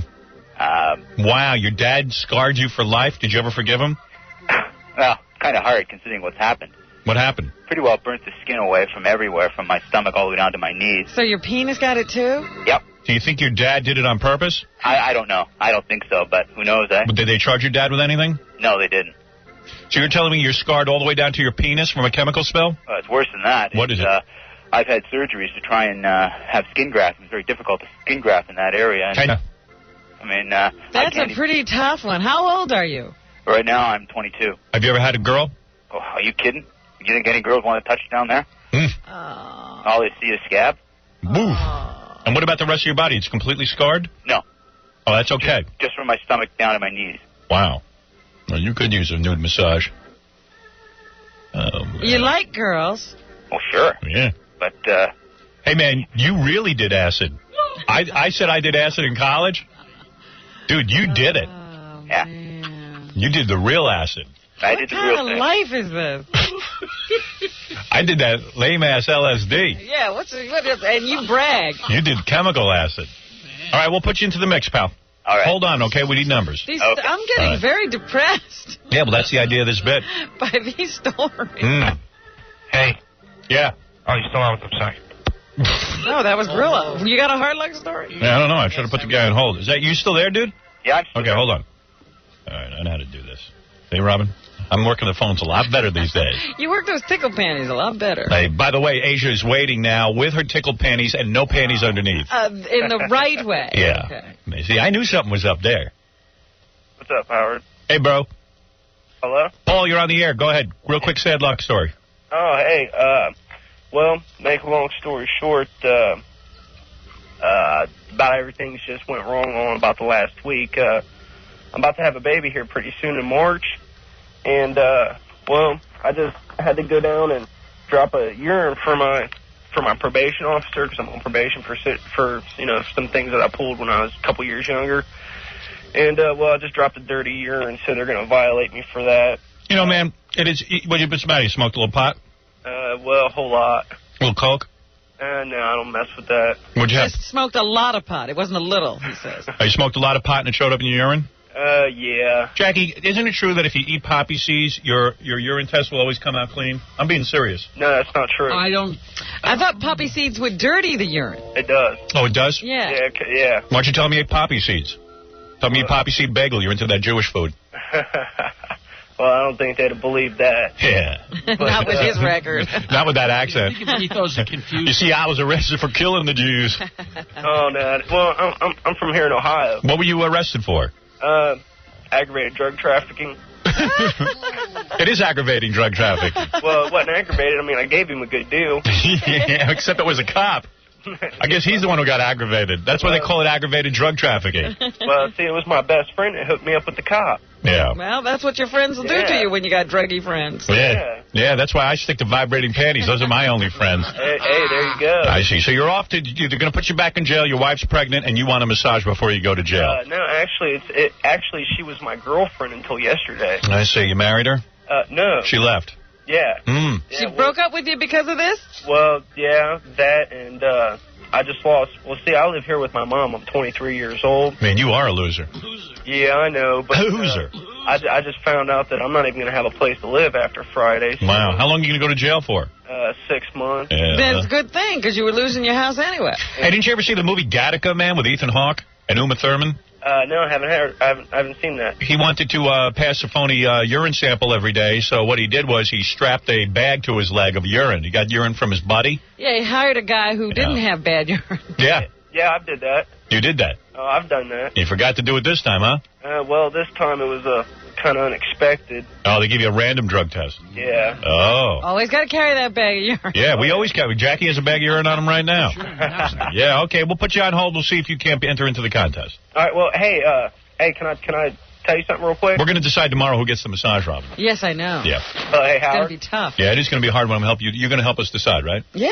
All right. We also have bringing in a panel of judges to help decide, too. Okay. Hey, Howard? Yeah. Hey, can I say something on the air real quick? Okay. I mean, just in case, I know I'm not going to win this because I heard... All right, hurry up, man. You're boring the hell out of me. All right, check it out, man. I just want to tell my girlfriend if she's listening this morning like she does every morning, Elizabeth, I love you. This is from Paul and Gehanna. This is Paul the loser saying, I love you. All right, man. Can't get any better love than that. Hold on, dude. All right, thanks. Burn victims, jail guys, everything's going on today. Pretty amazing. A lot of sad stories on the phone. Dave, go ahead real quick, though, because I'm running out of time. All right, Howard. Because I got to get back to the girl with the vibrating panties. I'll tell you my story. All right, go ahead. I was in high. You know how it is in high school. All right, you're in the bathroom at school? Yeah. I never did that at school, but okay. You're in school. You're how old? I'm 9? in the stall. You're 9 years old? No, I'm like 14. Oh, okay, 9th grade, and you're in the stall pleasuring yourself. Go ahead. All right. And I found everybody in school. And you have a small penis? Yeah. Okay. So he told everybody in school, and How small? 2 inches? Yeah, about 2 inches. 4. Here's a guy 2 inches. I say he wins. You got a winner. Because we want to see that when she's massaging. That's impossible. 2 inches aroused? Yeah. Because I'm a good 4 inches. How would you even know you were aroused? Well, that's the thing. Like when I'm in a relationship and then the girl, touches it, and she doesn't. Wait, hey, dude, can you mellow out and not be so graphic? Well, yeah, okay. Okay, because you're killing me. All right, sorry. All right, go ahead. All right, well. All right, when you're with a woman, she looks at it, and what happens? And then she doesn't believe me that that's all as big as it's gonna get. Really? Yeah. Oof. Do they laugh? I haven't been with a girl like sex since I was like 15. I had it once. Because you're afraid to show them your wiener? Well, no, I show it to them, but then either they laugh or they just, whatever. He might end up being a serial killer, this guy. Yeah, I mean, are you able to have sex? Well, I can masturbate. Oh, if he says that word one more time, I'm going to smack him. You can pleasure yourself. Pleasure myself. Yeah, okay. But you couldn't possibly give pleasure to a woman. Yeah. Yeah, I can. Not, well. Yeah. You can't please a woman with that thing. Well, I don't know. I mean, I have 4 inches that I can barely please a woman. But 2 inches, man, I can't imagine pleasing anybody with that thing.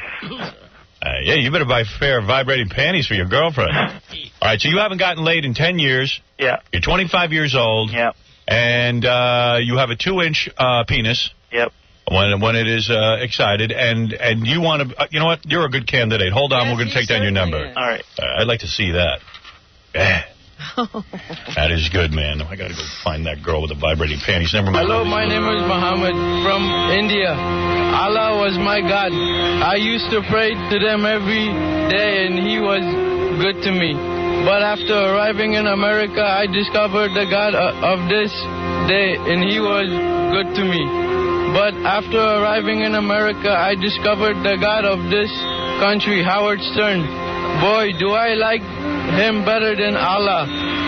That's because he really answers my prayers with lesbians, porn stars, and strippers. Thank you, God, Howard Stern. Hey, Mike Tyson's down to $150,000 cash. We'll tell you more about that, but also, coming up at 8:30, a guy who says he can teach you how to get a woman in 30 seconds. 30 seconds. Vibrating panties coming up, too.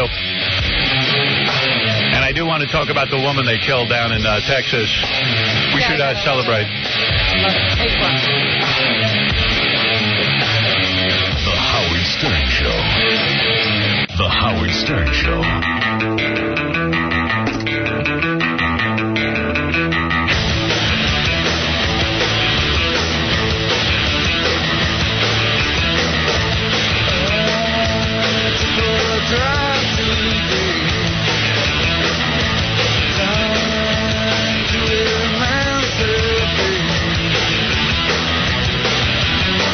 What is this? New Pearl Jam or something? Pearl Jam, rearview mirror. Is it new? Sort of new. It's not from the new album. All right, Scott, can you lower it a little? All right, there you go, pal. All right, turn it off, because I'm here with, now we're going to do this right. Okay, she's got the panties on. See, you didn't tell me you had both pair of panties on before. I didn't see a box. I didn't know. Yeah, we had a brand new box. What are you talking about? What are you trying to imply? That we would give you dirty panties? Yeah, we wouldn't do that, all right? I wouldn't make anybody wear dirty panties. Except for maybe Baba Booey and Tom Chiusano. All right, now, you have your vibrating panties on. Put this microphone near your crotch, please. So I can do it. Baba Booey. All right, you got them there? Yeah. All right, no wonder. You have another set of questions for her? I have other questions. Now, you want to be my intern, is that correct? Yeah. All right, let me just test this, make sure it's working. Hold on. Do you feel it? Yeah. What? Yeah. Is it a lot better now without the other pair of panties? Yes. Oh, there you go. Now we'll get somewhere with you. Look how jealous Robin is. All right, so it's feeling pretty good? Yeah, okay. All right.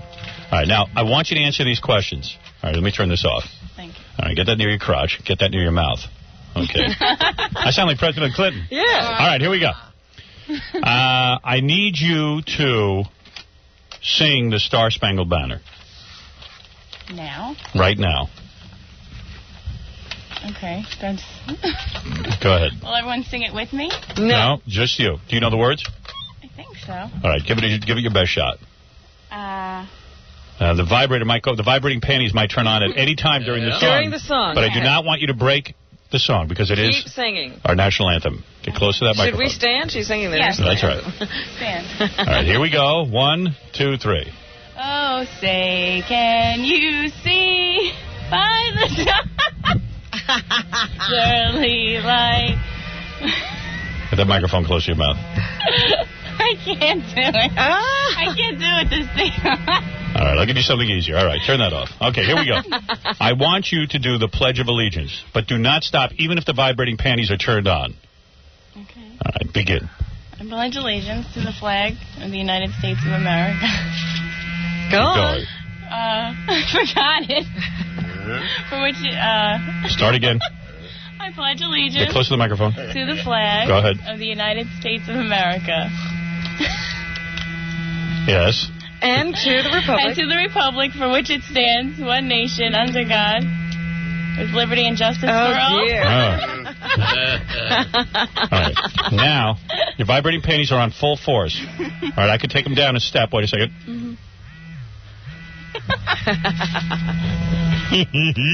You love that. I love these. Are you getting off on this or what?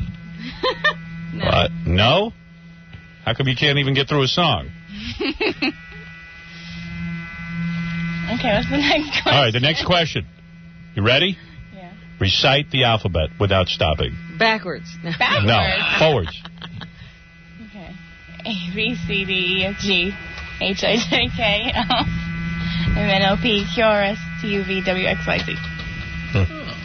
She got through that. She did. How you doing over there? Okay. Wait, don't move away from that microphone. Sit still. It's hard for you to sit still, isn't it? Yes. With the vibrating panties. Yeah, I can't sit still. It feels pretty good, right? Tell the truth. Yeah. Yeah, okay. All right, now your final question. Sing a song while I put the vibrating panties on maximum overload. Any song of your choice.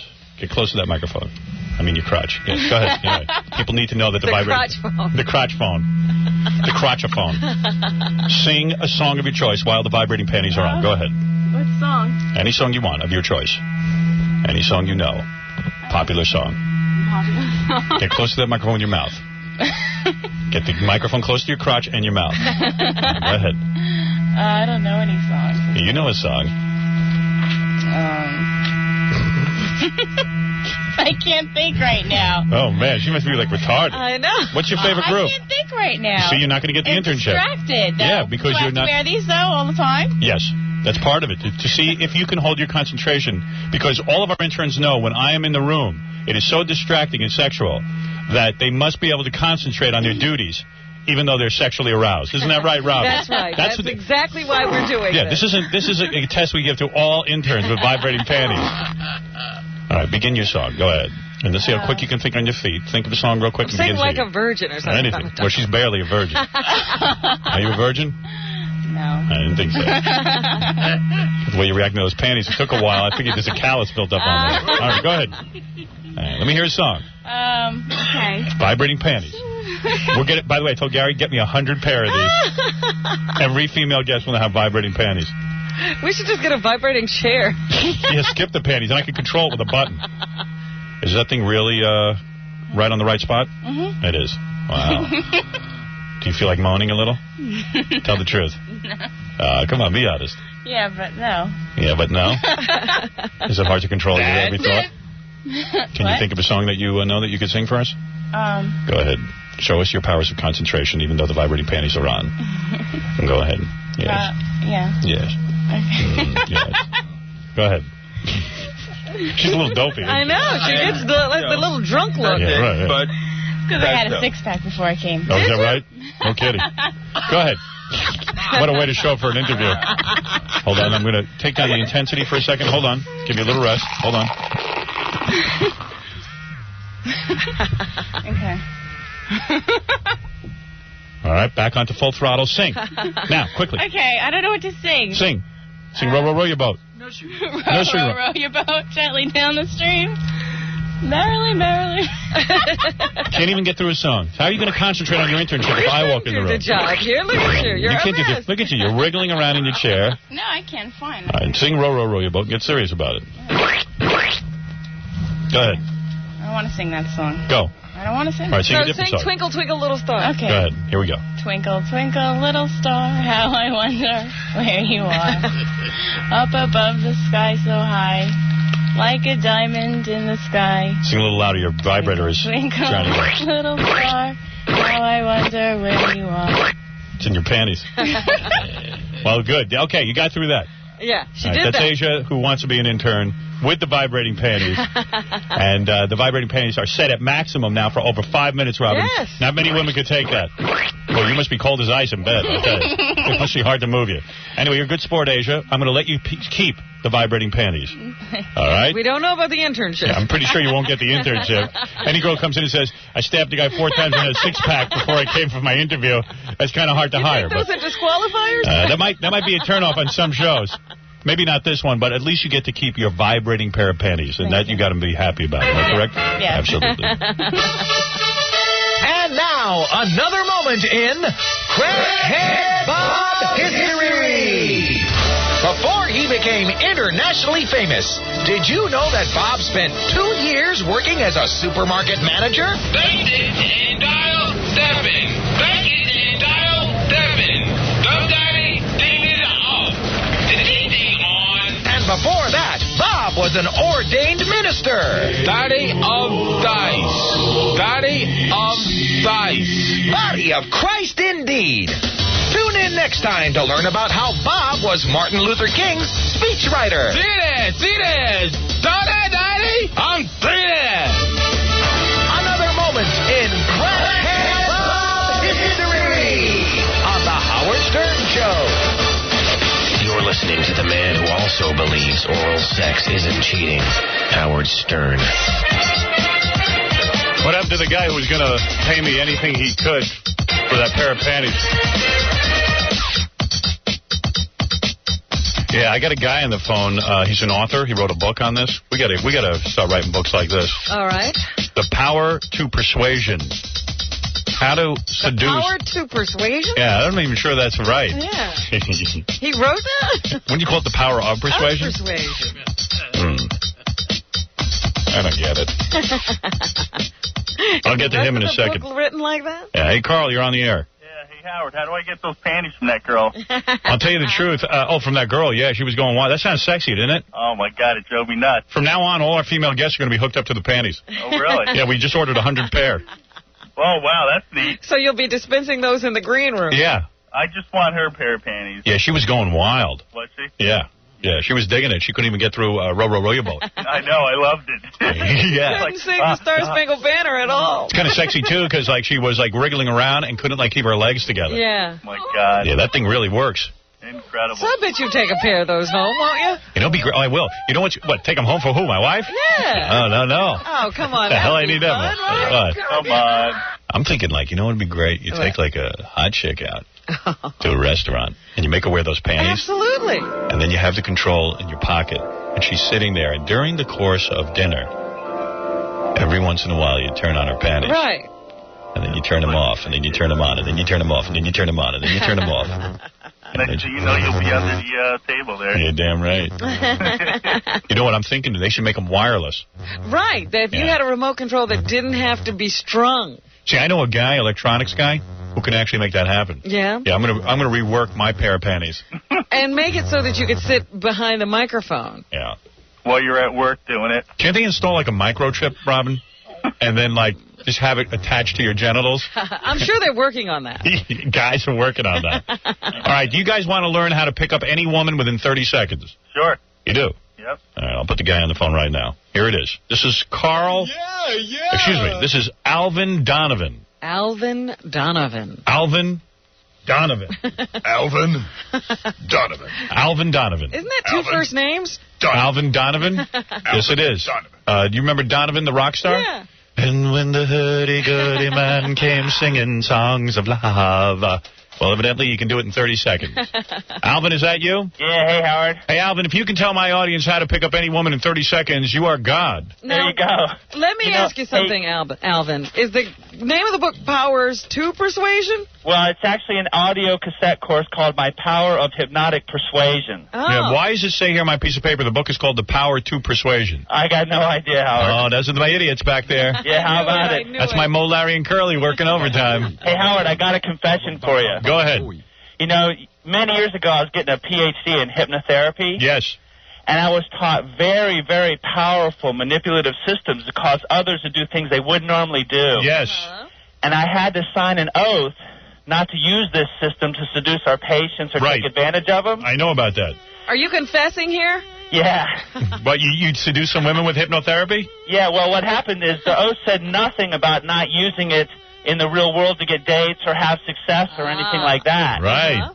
And so I used it in the real world, and boy, is it ever powerful. Wow. So you just date all the time like a maniac, huh? Yeah, by the way... That's better than roofies. By the way, it's so powerful that it's been declared illegal to use in some foreign countries. Wow. Really? So in other words, does this mean that every guy has to learn hypnotherapy? Well, instead of getting a PhD like my Power of Hypnotic Persuasion course, you can learn it in one day, and it's really powerful. You're telling me that you can teach guys in one day how to sort of hypnotize women on the spot? Like just you meet them and within 30 seconds they want to have sex with you? Well, they'll fall in love with you first, right? Right. Now, I want to give you guys a word of warning, okay? Go ahead. Don't believe a word I say. Why? Because what I want you to do when I teach you this in a few minutes, when I teach you how to do it, the thing to do is do the opposite of what I'm teaching first, right? Yeah. And then see what happens. And then do exactly as I teach it, and you'll begin immediately to easily and naturally get whatever it is you want from other people. Wow, okay. So this works on anybody, not just somebody you want to fall in love with you. Oh, yeah, you guys are in New York, right? Yeah. Where are you? I'm in Vero Beach, Florida. Okay, go ahead. That's why he's yelling. Yeah. That's why he's not on the phone, Rob, and he's yelling out the window. Yeah. My first year working on Wall Street, I sold over $250 million in investment using this kind of technology. All right, so let's get down to it. Okay. What are the 3 steps to making somebody fall in love with you? Okay, the first thing you have to do is get rapport with the person. Go ahead. And to do that, you have to mirror their breathing, their body posture, and speak at the same rate they're speaking. So that's all you have to do?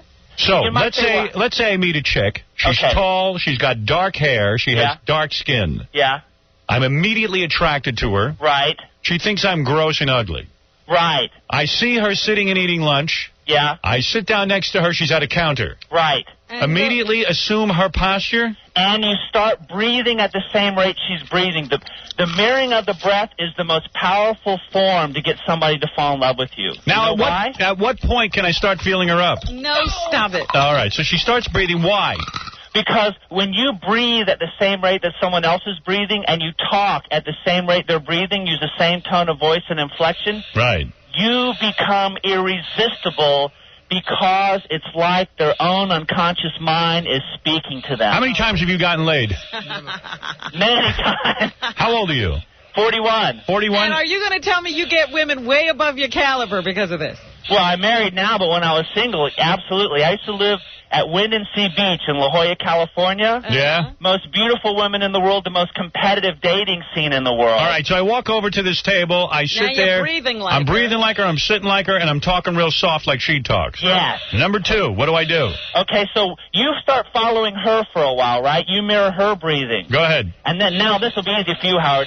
Then what you do is you cause yourself to go into a state of extreme excitement. Okay, in other words, sexual frenzy. Exactly. And what'll happen is she will follow you into that mental state. She will? Absolutely. So if I'm sitting there and I go, oh, yeah, man, and start getting aroused, subconsciously she'll start to get aroused? Absolutely. Yeah? At what point do I get arrested doing this?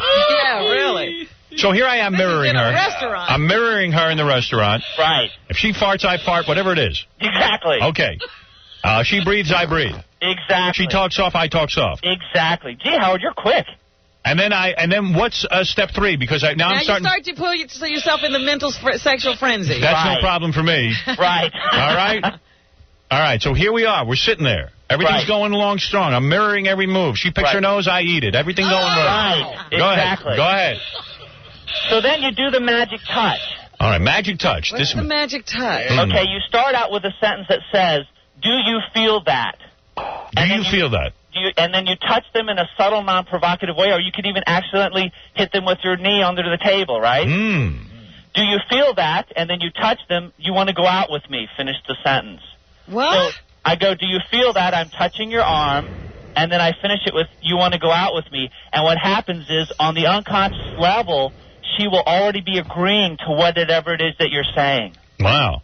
It's really powerful. Try that with Fred right now. All right. You believe any of this, Robin? No. You don't think it'll work? No. Guy says he picked up all these women.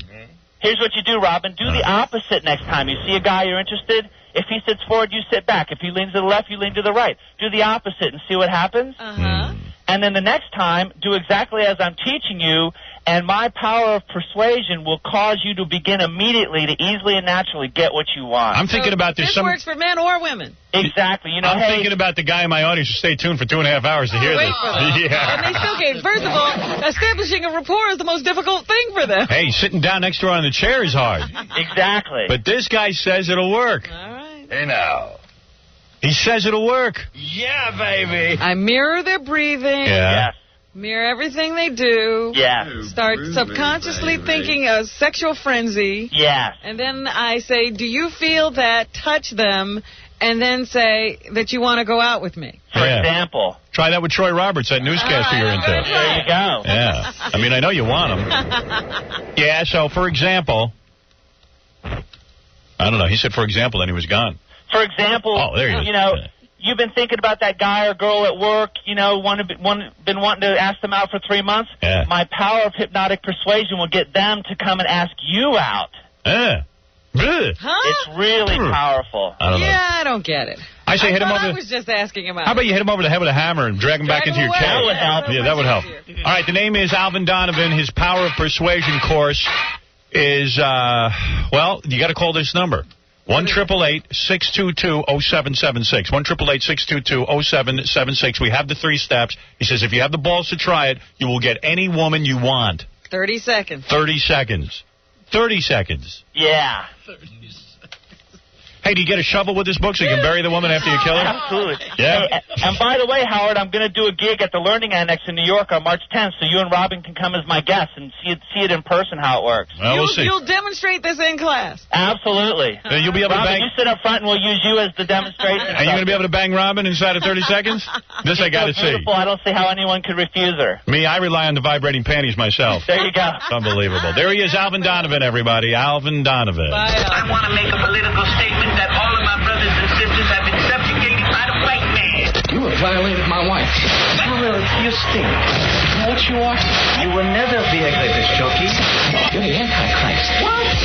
And now, the winner of the People's Choice Award at the Czech Film Festival. I'm sorry, what did you say? I said the Czech Film Festival. Oh, right. Yeah, that's pretty huge. Howard Stern.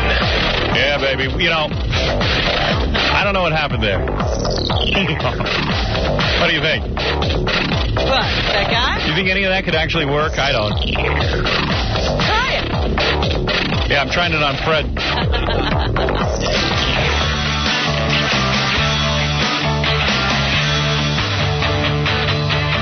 Oh yeah, I'm so goddamn horny, and I'm as drunk as a louse.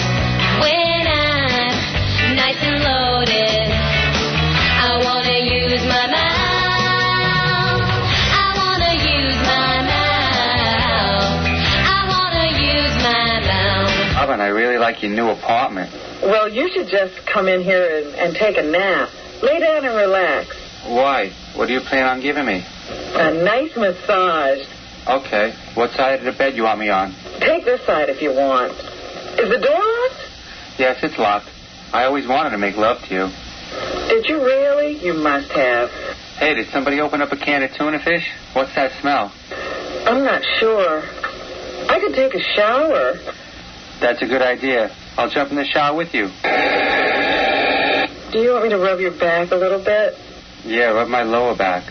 You wanted to be with me when you first met me? Yeah, I've had a crush on you for the longest time. Come here, Robin. Turn around. Let me soap up those beautiful breasts of yours. Oh, God.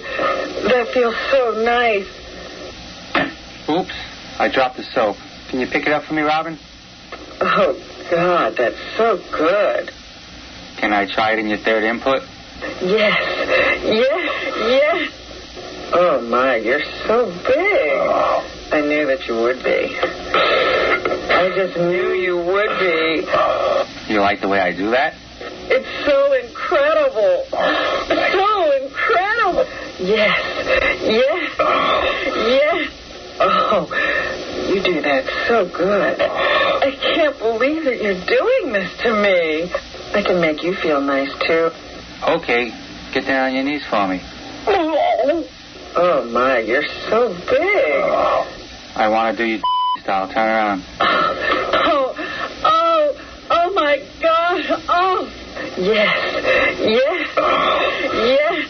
You're so wonderful. I love you so much. Yes. Yeah. Hey, Lori. Yeah. You're on the air. Hi. Good morning. Hi, Robin. Hi. I was just calling about what the guy, that Alan guy, was just talking about. Yeah. He's absolutely correct. Really? Yes. I mean, it's people that are really good at it in terms of acting or mirroring other people. They do it unconsciously, so you don't even know that you do it. But you can do it in job interviews. Really? In relationships. Yeah, it really works. Yeah, well, maybe you're a whore, and that's why you fall for it every time. No, I don't think so. Really? I don't think so. No. Hey, Anthony, you're on the air. Yeah, Howard. Yeah. I tried that stuff, and I got smacked. Really? You went to his class? You wouldn't believe it. The girl thought I was mimicking her. She said I reminded her of her little brother. Really? What did you do? Yeah, well, like where did you try that? I was at this place, Champs. You know, I was just trying to pick up girls and stuff and hang out. Right. I went over to a girl. I started talking to her. And I started trying to focus, and breathe like her. And it's just a bunch of bull. Really? Oh, really? It was terrible. It was one of the worst experiences of my life. Yeah, I know. I don't think I'd ever... Yeah, it would be kind of difficult, wouldn't it? Yeah, it'd be a little tough. I mean, I tried it, and it started working for a second, and I was like, whoa, it's working. And then all of a sudden, she caught on to it. Caught on to it, and she said, why are you mimicking me? I said, what do you, I tried to play it off. You should have said, why am I mimicking you? Exactly. Yeah, I tell you something, that's kind of weird. Lawrence, you're on the air. Go ahead. Sir. Yeah. Hi. Hi. This is Howard. Yeah. How you doing, bud? All right, man. I have this lesbian woman who is trying to convert my wife, actually. She's living in my home, and she... Let me get this straight. You're married? Yes, sir. You got a hot wife? Say it again? You got a hot wife? Yeah, I got 10 years on her. She's really attractive. Yeah. I've been in love with her for the last 15 years. We have 3 children. All right, so you're really into her. How old are you? I'm 46. 46, how old's the broad? Which one? Your wife. She's 36. 36. Yeah, you got a young wife.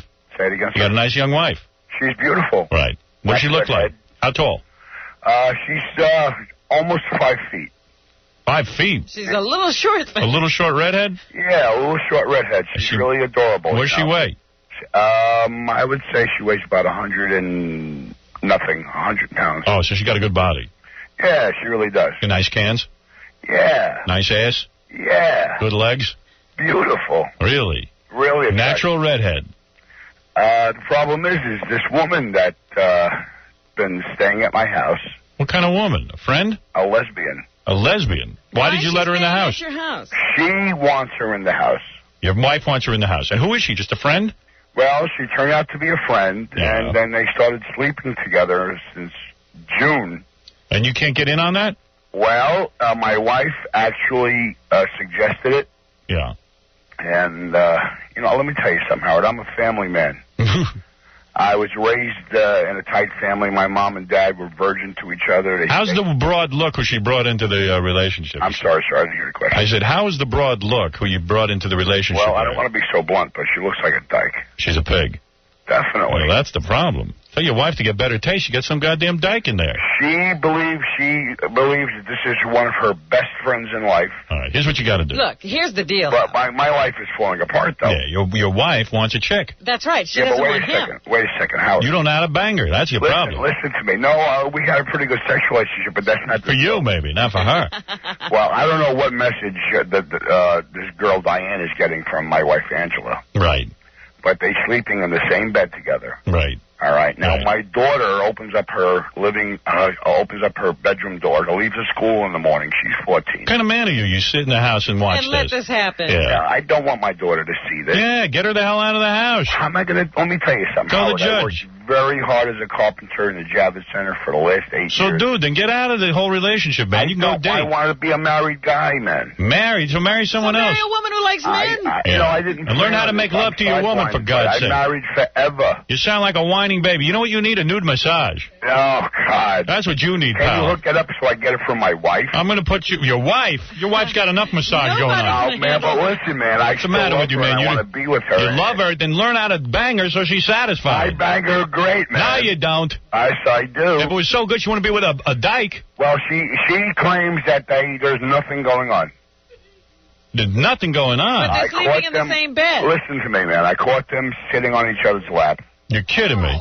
Why would I be kidding you? You call that nothing going on? How many broads have a broad on their lap Well, at home? what constitutes them having a thing, you know? What are you talking about? Do they sleep together? Listen to me. And your wife's telling you the My sister-in-law was... you know what? I can't take your whining. Get in there like a real man and bang her so she feels satisfied. That's your problem. She won't let me near her. Goddamn nut. And if she don't let you near her, get the hell out of the house. It's your problem. I pay a lot of money for that house. Yeah, well, you forget it. It's I not your guess house. you'll have to stay then. Dude, you're going to go out and date.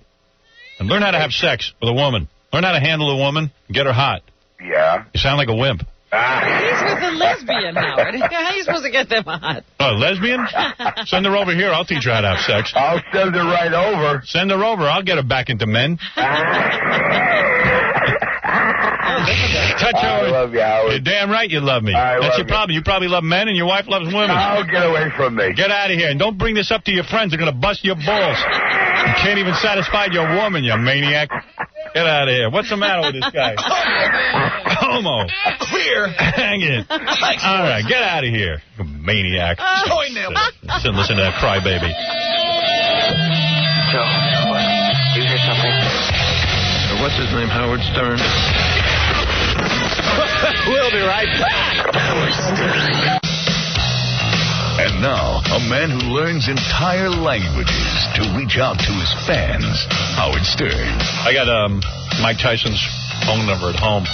I wonder if we should call it and ask him what's going on, that he's only worth $150,000 and he kicked Don King in the face. He's pretty angry, Howard. He might hurt you through the phone. Want me to dial it and see what happens? Yeah, let's see. Okay, hold on. I heard he was so angry at Don King. Don King walked over to the car to try to console him when he got kicked in the head. Oh, really? Yeah. Don first got into trouble with Mike when he tried to put an arm around him. And Mike, sort of pushed him away and went to his car. And Don went to the car and then opened the door. And Mike then kicked him in the head. Hold on.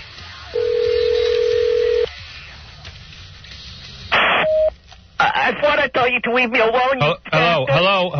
You're on the air, Mike. Leave me alone. He was crying, too. I forgot to mention that. Mr. Tyson, this is Howard Stern Radio Show. You're on the air. This is ludicrous. Don King owes me money. Don King owes me money. I'm broke. What am I going to do? I crashed my motorcycle. I have no money. All right, thank you. This is obviously the Black Elmer Fudd. Look, I told you to leave me alone. All right. What's your problem? Listen, you silly wabbit. Get out of here. Oh, my God. Well, you have to try everything. Yeah, well, that'll be the last time we try that number. That's called an on-air audition. On-air audition. Well, some guys get the job, some don't. He flunked. All right. He's doing good for a while.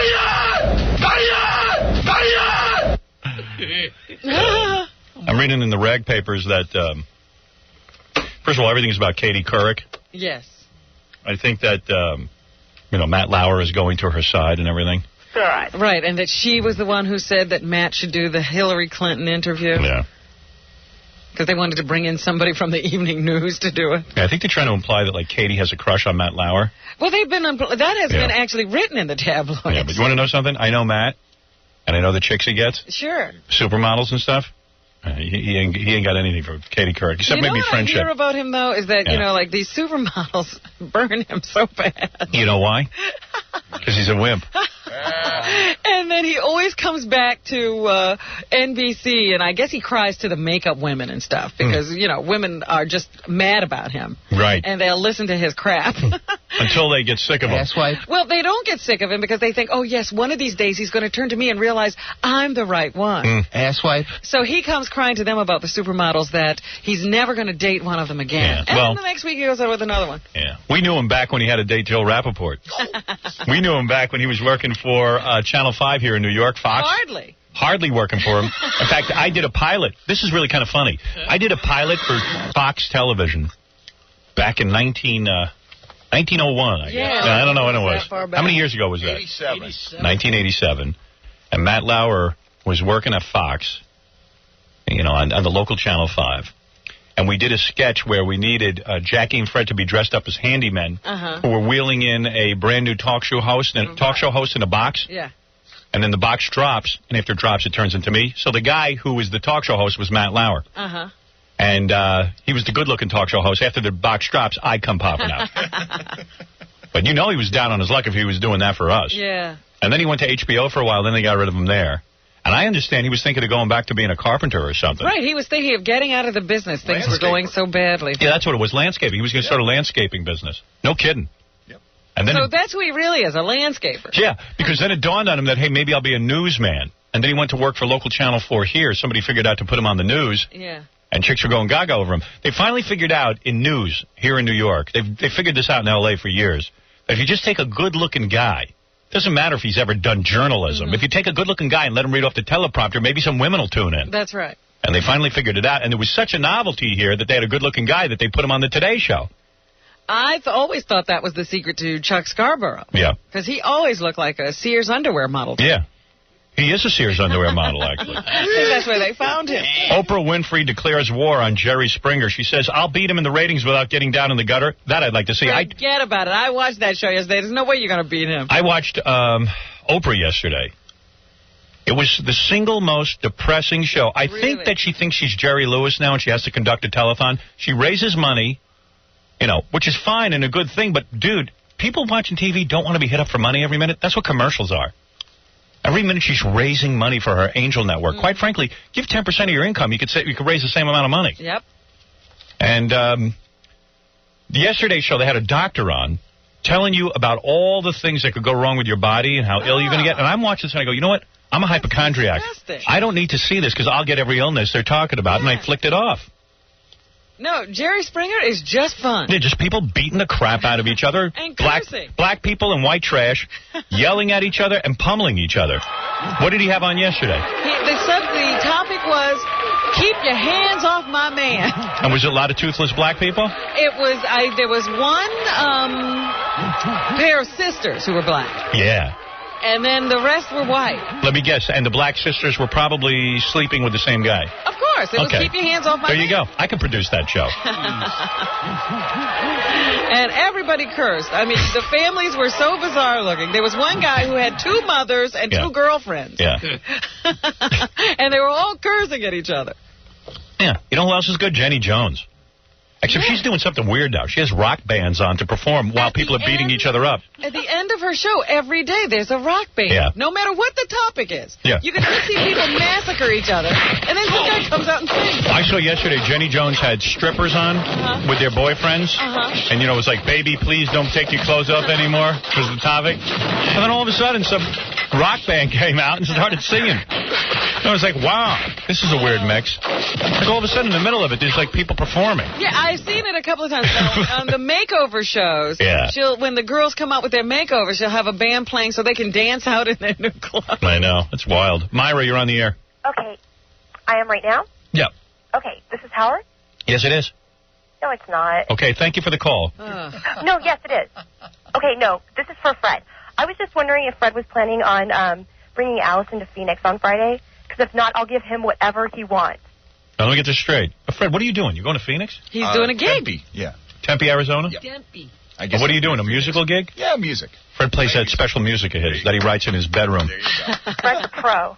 Yeah, you dig Fred, huh? I dig Fred. And some chicks, there were chicks who dig Fred. Oh, people dig Manson, too, so. Right. And you were saying that you'll just meet Fred at the gig? Is your wife going with you? I'll meet him at the airport. Your wife's not going with you? No. Oh, I don't think she usually travels No, with she Fred. doesn't usually travel. Would you put your foot down? No. Hey, Fred, you want to hook up? And do? And, what do you think? Whatever you want. She wants to groupie you. I've never been with anyone uncircumcised. Yeah, that's the fun. That's the appeal. That's the appeal. The way to Fred's heart is to dress up as a Nazi broad. Really? He has Latvian blood running Dressed through like him. Ava Braun. All right. What do you want to do to him? You want to have sex with him? Sure, yeah. Fred, would you ever consider an extramarital affair? Come on, Fred. I'll make it worth your while. You don't want it? Really? No. Are you good looking? I'm totally hot. Really? But you should show up anyways. I'd like to report. You know what, though? Could you get me in if I'm not 21? I don't think so. Really? Nah. Fred's no fun. Fred, he doesn't want to break the law. Fred, where can we buy your albums out here? I don't know. I don't think it's available in Arizona. He'll bring some with I'll bring him. some with me and sell it off the truck. Yeah, just bring cash. Yeah. All right, this is ridiculous. Okay. What are you wearing right now? What am I wearing? Yeah. I'm wearing pink flannel pajamas right now. How tall are you? Where are those? I'm 5'7", and I weigh 125 pounds. That ain't and bad. I'm really cute, Howard. I love you. How big's your rack? Well, I'm actually a 34B, but when I wear a Miracle Bra, I'm like a C cup. Oh. You got these new things that they sell in magazines? Things. Yeah, they're made out of, like, silicone. Yeah. Oh, they fit inside the bra, and they have a nipple on them, right? They have a nipple on them and everything, and if a girl puts them in her bra, she'll look a lot bigger, but the burn is when she takes her shirt off. They come off, too. They come off, too, but what we're doing is we ordered 100 pair of them, and every time we get a female guest in here who's flat, we're going to stuff her and take a look. So we got that coming up. Yeah, that's going to be real cool. You got the tickle panties and the... We got the vibrating panties and miracle breasts. I tell you, Howard, you're the pro. You know what the women want. I sure do. That's why they all want to throw me in jail. I love you. Hey, Fred, why don't you have Myra dance on stage while you perform? Oh, my gosh, I would love to. Oh, my gosh, I'm so good. You know what? I teach dance. Really? And I teach like 4-year-olds, and we're getting ready for a recital. And you're really hot? Yes, I'm really hot, and we're doing, guess what? I'm choreographing. You know on your Private Part soundtrack, The Bear Went Over the Mountain? Yeah. We're doing a routine to that. Yeah, my dad sings that. Yeah, you know, he's a pro. And my dad's totally, he just got a gold album, actually. Is that right? Really? Yeah. My dad's totally into recording now. First one of his career? Yeah.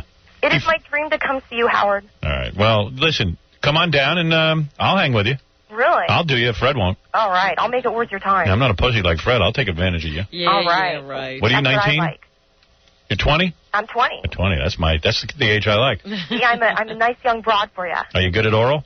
Oh, I'm good. Really? Yeah. Oh, yeah, baby. You know it. You're good at oral. You enjoy doing it. Mm-hmm. Now testing this out for proper modulation.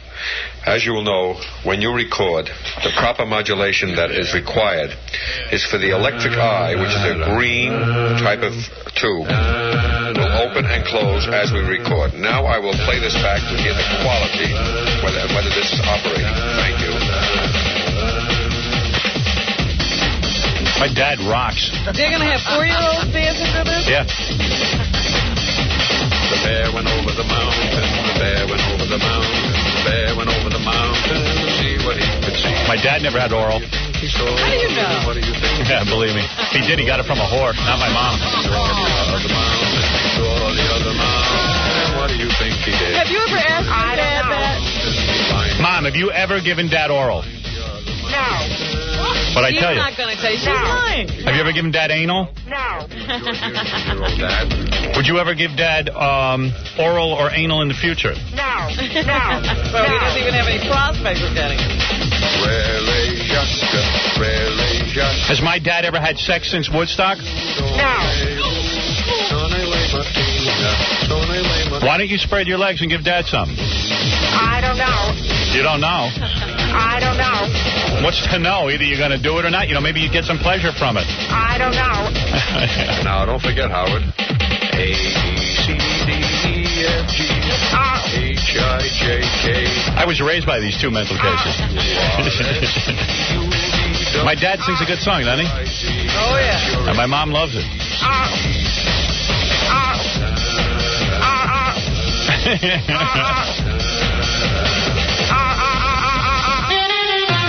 Tonight on Entertainment Tonight, the Bill Clinton interview. Bill, you and the intern, what's the story? We actually did it. Okay. About an hour ago. Oh, More than 250,000 physicians. oh my God! Tonight on Entertainment Tonight.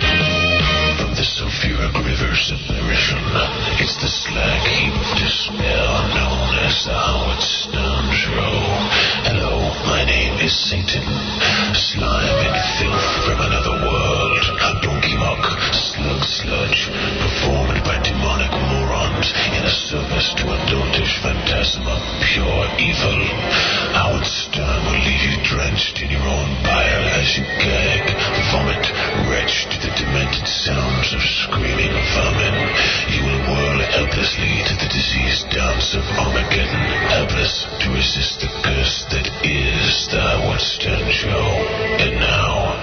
Howard. Dale, you're on the air. Hi, Howard. Hi. Robin. Good morning. All right, you got a sad story for the free nude massage on Friday? Oh, most definitely. Yeah. I definitely would love to have that new massage. Yeah. And just a bit of background information so it makes more relevance. Well, when I was younger, in, say, high school, a lot of the kids in the gym, while I'm in the gym, showering with all the other guys, I'd be looking around, and these kids are all looking at me. What the heck's with this? It's, am I thinking, what's going on here? And What's the matter? You were small?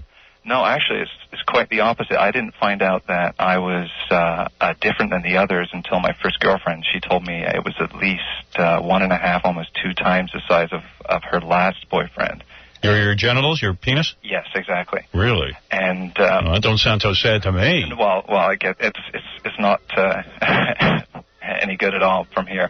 I had a couple of girlfriends, use the correct protection, and this became more and more true. They told me that what I had was much larger than the average man. Well, we got that. You're much larger than the average man. So are you telling us girls are turned off by this? No. Because, dude, it's all fine, but this is the setup for the story. Well, you've set it up already. Okay, so it was about 2 years ago. I was out with my friend walking his dog. He has a little lap dog. It's about 4 pounds, tiny little thing. You'd kill it. All right, so your friend has a small dog. Bite you. So we went around the corner. I've got it on a leash, one of those leashes that you can stop it from going forward or pull it back. Okay. We were around a corner in Toronto here, and as we rounded the corner, there was a pit bull.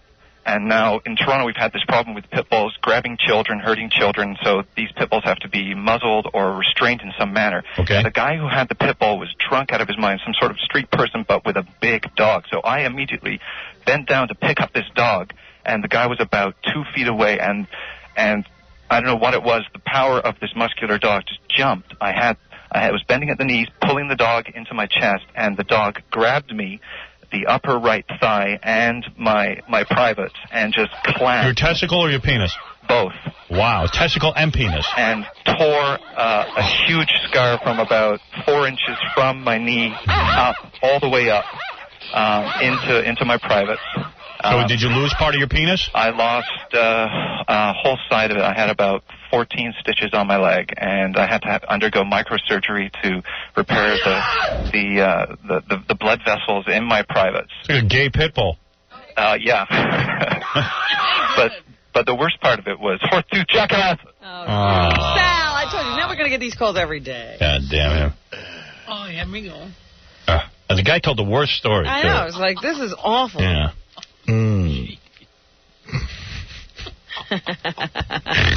Asswipe. Dickweed. Nice going, dickweed. I was almost feeling bad for the guy. Yeah. Yeah. F you. Had his penis eaten by a dog. Shut up, you prick. Let's see who's on the talk shows today. You dick. Hey, Rosie O'Donnell goes out to L.A. Mm-hmm. And who does she get? Nobody. Who's Wallace Langham? You got me. Drew Barrymore, who doesn't appear to really do anything. Well, was she going to take her top off of Rosie? Yeah. Well, Rosie would probably like it better than Letterman. Letterman doesn't appear to want sex all that much, but Rosie does. No, don't you know? Rosie's in love with Tom Selleck. Or Tommy. Tom Cruise. All right. Tom Cruise. Might as well be Tom Selleck. Greg Louganis. Is that he's on Rosie, too? Yeah. Musical group Sugar Ray. Those are our buddies. Yeah. I hope they do all right on there. They having a good year? Yeah. What's Oprah? Oprah, Olympic surprises. She thinks she's going to beat Jerry Springer. Olympic surprises? Yeah, Olympic surprises. What's that? Police. Wallace Langham's on Larry Sanders. What does he play? I'm not sure, but I just remember seeing that name on the Oh, yeah? Process of Elimination. He's one of those guys. Keenan Ivory Wayans has people on I've never heard of. Steve Harvey. Oh, he has a TV show. On WB or something. Krista Miller. Who's that? I've heard that name, but I don't know who she is. And Paul Provenza. I think he's a comedian. Yes. And Vibe is in even worse shape. That's the other black talk show. That's with Sinbad now, right? He's got on somebody named Chow Yun Fat. Oh, he's in a new movie, The Replacement Killers. He's supposed to be, they're trying to find the new action hero. Oh. So they're going all over the place. Yeah. Chow Yun Fat. Chow Yun Fat. Chow Yun Fat. Chow Yun Fat. Chow Yun Fat. And Sean Colvin, whoever that is. She's a singer. I know, but I don't even know her music. We had her on the show once. Oh, we did? Yeah. How long ago? It was one of those Grammy weeks. You know, we had to take anybody. Letterman's got Dan Aykroyd. He's a scary interview. Big and lazy. Naomi Campbell. Hey, he's got a good show tonight. Naomi Campbell I'll look at. Yeah, you look at her. Yeah. Hey, now. Don't know if she's got much to say either. Hey, now. Yeah. Tonight's show's got Jeff Goldblum. I love him, though. Do you really? No kidding. What do you love about him? His looks, you mean? There's something about that man. Then you love me because I kind of look like that. I look big and dopey, too. Yeah, I don't know if it's his looks. It's What a is it? package thing. Really? Yeah. It's a little off center or something. Yeah, you kind of go for those freaks. I do. Yeah, I don't get that. He's in good shape, I'll tell you that. I saw him in, The Fly. He was awesome. Oh, yeah. I looked at him and I went, hey, maybe I could be in that kind of shape. But I'm not. That's what started you working out again. It did, yeah. I said, you know. Still haven't gotten there. Yeah. I'll be quiet. Look at Jay Leno. He's got Jeff Goldblum, animal expert Kent Maffey. He really wants to be Johnny Carson. Yeah, he does the kids and the animals. Yeah. And director Josh and Jonas Pete. I don't know who that is. There's the two guys who make movies now. They have a new movie out called The Deceivers. Well, you know everything. You're going to do great on Jeopardy. I got a big Jeopardy match pregame set up for you. Oh, do you? To warm you up. I got two girls from Baywatch. Oh, please. Who are going to play as one person. Because they share a brain. And David Brenner and you. All right. All right? Just to warm you up for your big Jeopardy match. She's got another Jeopardy match coming up. Tom Snyder's got Shelley Winters on. Can you imagine the two of them? What bad television. Shelley Winters. I mean, really. I don't know. I don't know. I don't know. You know why talk shows are doing so bad? There's nobody to interview anymore.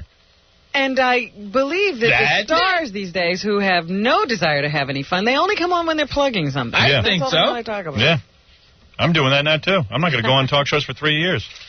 Unless I got something to plug. What the hell?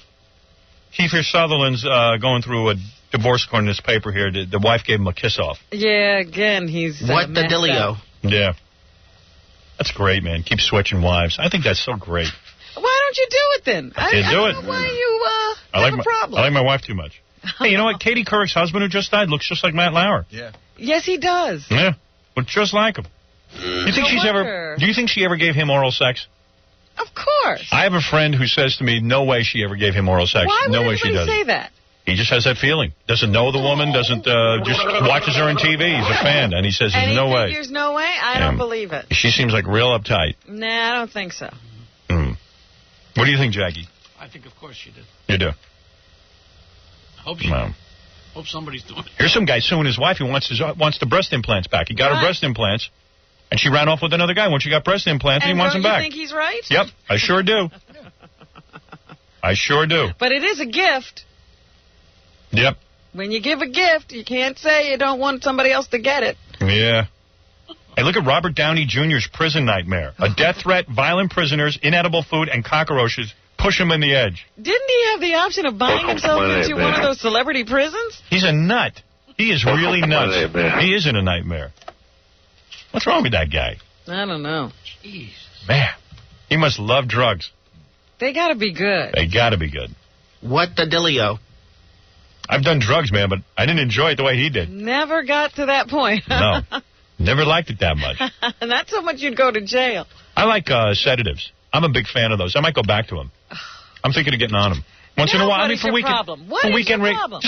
For recreational use. Yeah. Like Tuinol, that kind of stuff. But I don't even understand that. You want to be out of it? Yeah, that's what I want. Yum, yum. I want to sit in my basement and be out of it. Because you're not even going anywhere to be out of it. I might go back to Downs.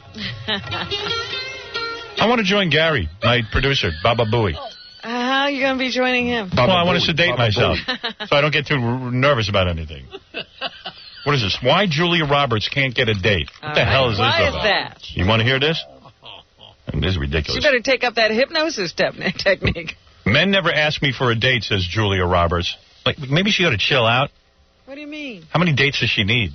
Well, if she's not dating anybody, maybe she needs a date. The pretty woman reveals that guys don't have the guts to ask her, and she won't invite a guy out. Oh, please. Who believes that? You know what I mean? There are a lot of pretty women who sit at home on the weekends. I'm going to wash your vagina out with soap if you don't tell the truth. I am sure that she...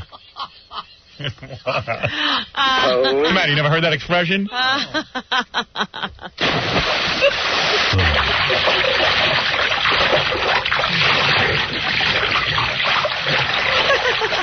Wild. And my mom used to say that to my sister all the time when she lied. Wash your vagina out with soap? That's right. It was unbelievable. Never heard that. Yeah. Toni Braxton's bankrupt, and what's so great about that is that all day on the news yesterday, they showed her in revealing outfits. She's got some little body on her. Man, I'll tell you one thing. I'll give her money. I was going to say, she may have to sell it, things of God. Yeah. Just sell that body to me, honey. From the hair on the side of her face, I'd say she can't afford a razor. Oh, she has a little bit. I don't see any hair. I was watching TV yesterday. I saw hair on the side of the face. That's a turnoff to me. I'm telling you. Growing an Abe Lincoln. Tommy Lee and Pamela Anderson will make millions off of sex video. Pamela Anderson Lee and Tommy Lee have turned their private passion into a pile of money.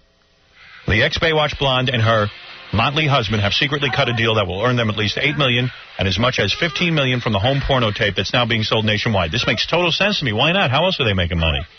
And why not? Why shouldn't they? Everybody's buying it. Pam and Tommy claimed the tape featuring their private sexcapades was stolen from their home. But after an unsuccessful lawsuit, the copious couple agreed to a lucrative deal. The agreement with Internet Entertainment Group pays them $8 for each sold video. $8. Right now, it's the hottest video around, and at $35.95 purchase price, suppliers can barely keep up with the demand. The tape has already sold 100,000 copies. It's expected to sell 1 million copies within a year. Pam and Tommy will pad their bank accounts with $8 million within the next 12 months, and industry insiders expect them to nearly double within a few years. It's the best thing I've ever seen. It's a great tape. I love it. I love it. Nose hair, you're on the air. How's it going, Howard? What, is every Muslim guy named Nose Hair? Are you a Muslim? Nasser, not nose hair. What's your name? Nasser. Nasser? You're saying it wrong. Believe me, in this country, that's Nuz Hair. Nuz Hair. Nah, just to you. So, are you a Muslim? Yeah. How come every Muslim guy is named Nose Hair? Nasser, man. It's nose hair to you. Nasser to me. Isn't it that guy who killed the Jewish guy over in Israel named Nose Hair, too? Remember the guy who... There was a Nose Hair. I think he was in the World Trade Center bombing. Oh, yeah. Him, too. There's another Nose Hair. Nose hair. Nose hair. For some reason, a lot of Arab guys are named after nasal hair. Nah, it's Nasser. Nose hair. To you, it sounds like nose hair. Nose hair. Nose hair. Nose hair. You want to hear my story or what? You got a story? Yeah, I got a story. 20 years old and I'm getting an arranged marriage. Never been with a girl before. Is your sister's name Butt Hair? No, it's not. I don't have a sister. Butt Hair. I don't have a sister. Oh, you don't? All right. Imagine like you had nose hair and butt hair. Yeah. My two children. My two children, named after different pubic type of hair. And we are proud of the hairs. This is my son-in-law, Balchis. All right, so you're 20 years old and you're claiming you're going into an arranged marriage. Yep. You believe that, Robin? That often happens in his world, yes. Who arranged the marriage? My parents. They really want you to go through with this? Yeah. Is the chick a slob? Huh? Is she a slob? I don't know. I don't know it. She comes with a hood. You couldn't tell. When are you going to meet her? Next year. Yeah. And you're going to go ahead and do it? Yeah. I don't believe it. Why not? Why would you do that? Well, you know, my parents are getting awfully sick of me just going out and doing nothing and doing all these drugs. All right, so your parents want you to have an arranged marriage and you want the massage before you get the arranged marriage. Is that the idea? Yep. All right, we'll put you into the mix. Great. All right, we'll consider you tomorrow. We'll do the judging. Thanks, Howard. All right. I don't know. I doubt if he'll win. Maybe he's a real ugly guy and arranged marriage might be good. You know, these guys must sit there and go, hey, maybe she's a hot piece of ass, like in Coming to America. Right. Remember all those good-looking girls that were supposed to marry Eddie Murphy? But he didn't want him. He had to go find his own yenta in Queens. Meanwhile, I would have married any one of those African bitches because they were totally loyal to Eddie Murphy. They do anything. You're not kidding. Ron, go ahead. Yeah, Howard, how's it going? All right. Yeah, that singing psychic you had on there before Christmas, she was telling Fred she should get hypnotized, or that his wife should get hypnotized to give him oral. Yeah. Well, maybe you should hear my story first. I got a kind of a sad story about that. You had your wife hypnotized to give you oral? It was my old girlfriend. There are a lot of women who do not like to give oral sex, and I'm going to tell you something. They hate it, and you can tell when they don't like it. A guy knows. A guy knows. My wife doesn't like it. She does it, but she don't like it. Well, the problem with my old girlfriend I'm telling you, she does it every night for me. You know, when I ask. Uh-huh. Even if I don't ask, she'll do it. But you always have to ask. No, I don't have to ask. She knows to do it. Why would she not like it then? Why would you say that? I can tell she don't like it. Oh, you just like to think that. Howard. I want to break her teeth with a pipe wrench. I don't think she likes the look of my... She closed her eyes. She does have her eyes closed. She talks a lot during it, actually. How can she talk? She's amazing. She should have been a porno star. Yeah, no, she'll talk about the kids while she's doing it. I swear to God. That's amazing. Oh, yeah. Such a turn on. Oh, you don't know. You don't know. You can't imagine. I mean, she must have heard you say before that you don't like to talk about the kids while you're... I tell her to shut up. And she takes that as an insult. And then when she starts, then she didn't want to have sex with me. How could she even be thinking about the kids at a time like that? Anything to get her through it. Anything to not think about what she's doing. Yeah. Hey, at least my wife does it. Fred's wife doesn't even do it. He claims. I don't know what's going on there. Fred doesn't lie. She says, Robin, do you think Fred is a liar? Why would she lie? She's embarrassed? She's embarrassed, yeah.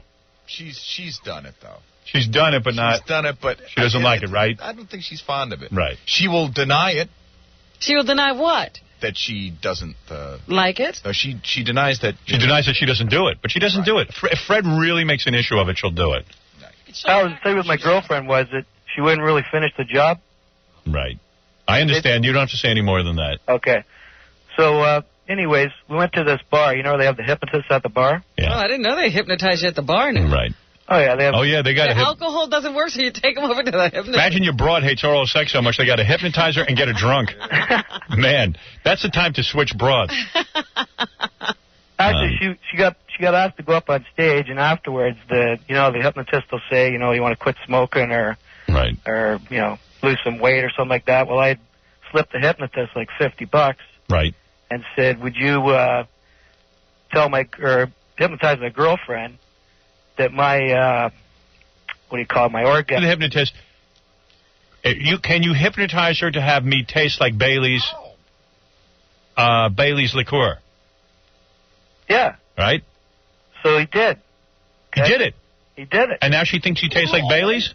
Well, this was like 4 years ago. We've broken up since then, but, it was going great for a while. I was, she didn't mind doing it now, and it was... And finishing the entire act. And she was like Hooverism, big time. Yeah, she's like a spermaholic. But what's the downside? Well, I found out later, I guess I couldn't, I was doing it like 3 times a day. Go ahead. I found out later she couldn't get enough of it because she loved Bailey so much. She was going around to my friends and stuff. Oh. Like behind my back. Wow, because she wanted more Baileys. It was, wow. He was an alcoholic. I thought the hypnotist said he hypnotized her only that yours tasted like Bailey's. That's the big mistake. I'm telling Fred. You got to be very specific. You got to be very specific. Don't say that all guys taste like Bailey's. Just me. This reminds me of a movie I just watched, Wes Craven's Wishmaster. Do you ever see it? I don't think I've seen Wishmaster. It's a good one. They got it out on DVD. Okay. In fact, I'll bring it in for you. You'll enjoy it. All right. It's about this genie who makes wishes. But you got to be very specific. Like this one woman goes, I want to be beautiful forever. He goes, I will make it so. You know what he did? He turned her into a mannequin. Oh, no. Yeah. So you got to be really careful. You got to be real specific. That's really right. Screwed up, Howard. Yeah. You got to watch what you wish for, man, or else blah, blah, blah, blah, blah, blah, blah, blah, blah, blah, blah, blah. We're going to go through the news and everything else on this show. We got so much to do, but you got to just keep staying tuned. That's the deal. That's the deal. Charlton Heston. Uh-oh. When I'm listening to the radio and cleaning my guns, I'm sure as not listening to Howard Stern. Get your goddamn filthy voice off the airwaves, you dirty, no-good son of a bitch. Damn him all to hell.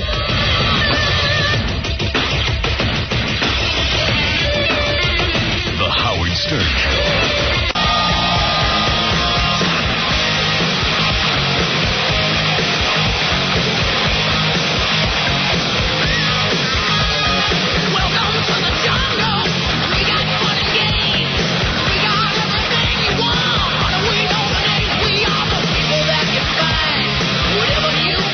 have some fun before we start the news?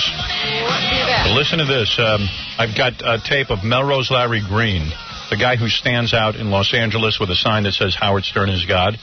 He got a gig opening up for Jackie Mason because he wants to be a stand-up comedian. You got some of that? I got the tape. It's scary. It's like he's alone in his bedroom.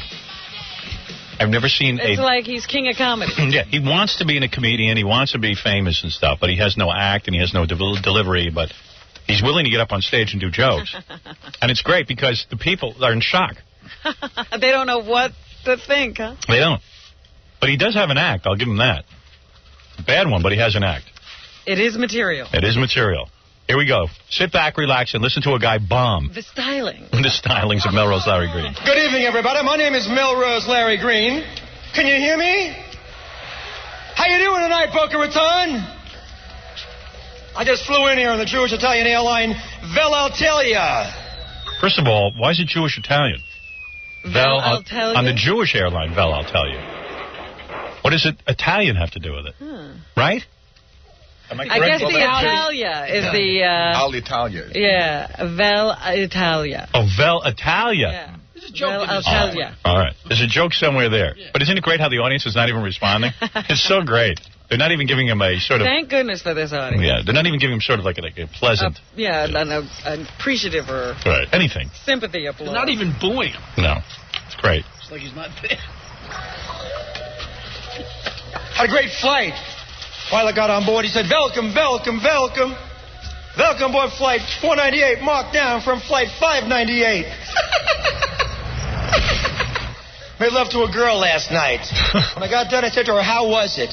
She said, what was it? Not bad. I got worse. This girl was unbelievable. We made love 5 or 6 times. Near the end, she started breathing really fast. I said to her, was I that good? She said, no. I'm having an asthma attack. That's a little better. I don't do this full time, by the way. This is painful. Thank you, thank you. I realize many of you came out here... Amateur night. ...not to see Melrose Larry Green. A few of you came out here to see Jackie Mason, right? I'll tell you about Jackie Mason. Jackie Mason was nothing until he met me. Trust me, the reason why you never heard of me is because I spent the last 17 years making Jackie Mason famous. I'll tell you why. In 1981, when I met Jackie Mason, it wasn't till after he met me that he got an Emmy Award. After Jackie Mason, these are jokes. After Jackie Mason met me, he got a Tony Award. That's a joke? After Jackie Mason met me, where's Mimi from Delray Beach? Where are you, Mimi? Laugh, Mimi, will you? Man. Can I tell you something? Why would Jackie Mason allow this? What? I mean, you know, he's a really good comic. I told you, he now has to set up obstacles for himself. He wants to be able to bring an audience back from the dead. But imagine you're like some guy who paid to see Jackie Mason, you know, a professional comic, and Melrose walks out with this crap. It's unbelievable. Do you really need an opening act? I mean, is there anything... I mean, I don't know what to say. I don't know what to make of this. Can we talk to Jackie Mason? Yeah, maybe we need to talk to him. Mason met me, he met the Queen of England and Nelson Mandela. All because after he met me. After Jackie Mason met me, he changed his phone number.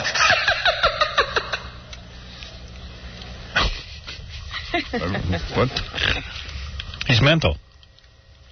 I bet you want to hear more, don't you? Of course. Yeah, it's unbelievable. The whole thing. I've never heard somebody die so... This is the worst. So courageously. He does have confidence. Yeah. Jackie Mason is like the best in the world. Yeah, he must, you know, Melrose Larry Green must have pictures of Jackie Mason with a goat. You know, there's no other explanation. What could he be up to that Melrose has against him? Like... Now people are having their own conversation. Yeah. Now, I'm known for holding up signs on Melrose Avenue. I actually started on the Howard Stern Show 5 years ago. Oh, don't bring mine. I used to be a stand-up comic in L.A., but everybody said that I wasn't that good. I was too much like Woody Allen. I was too much like this and that. Oh, you only wish. And I kind of gave up going comedy. But after Howard made me Melrose Larry Green, I decided I would go back to stand-up. Right. And believe me, I stink. I stink. In fact, this stinks. People are clapping. This stinks. Normally when I stink in front of 400 people. I never stank in front of so many people in my life. Normally when I stink at the Improv, the Comedy Store. Should be trying to be like Jackie Miller. Normally when I stink. Right. Right? You picking that up? He's going for that. It's embarrassing.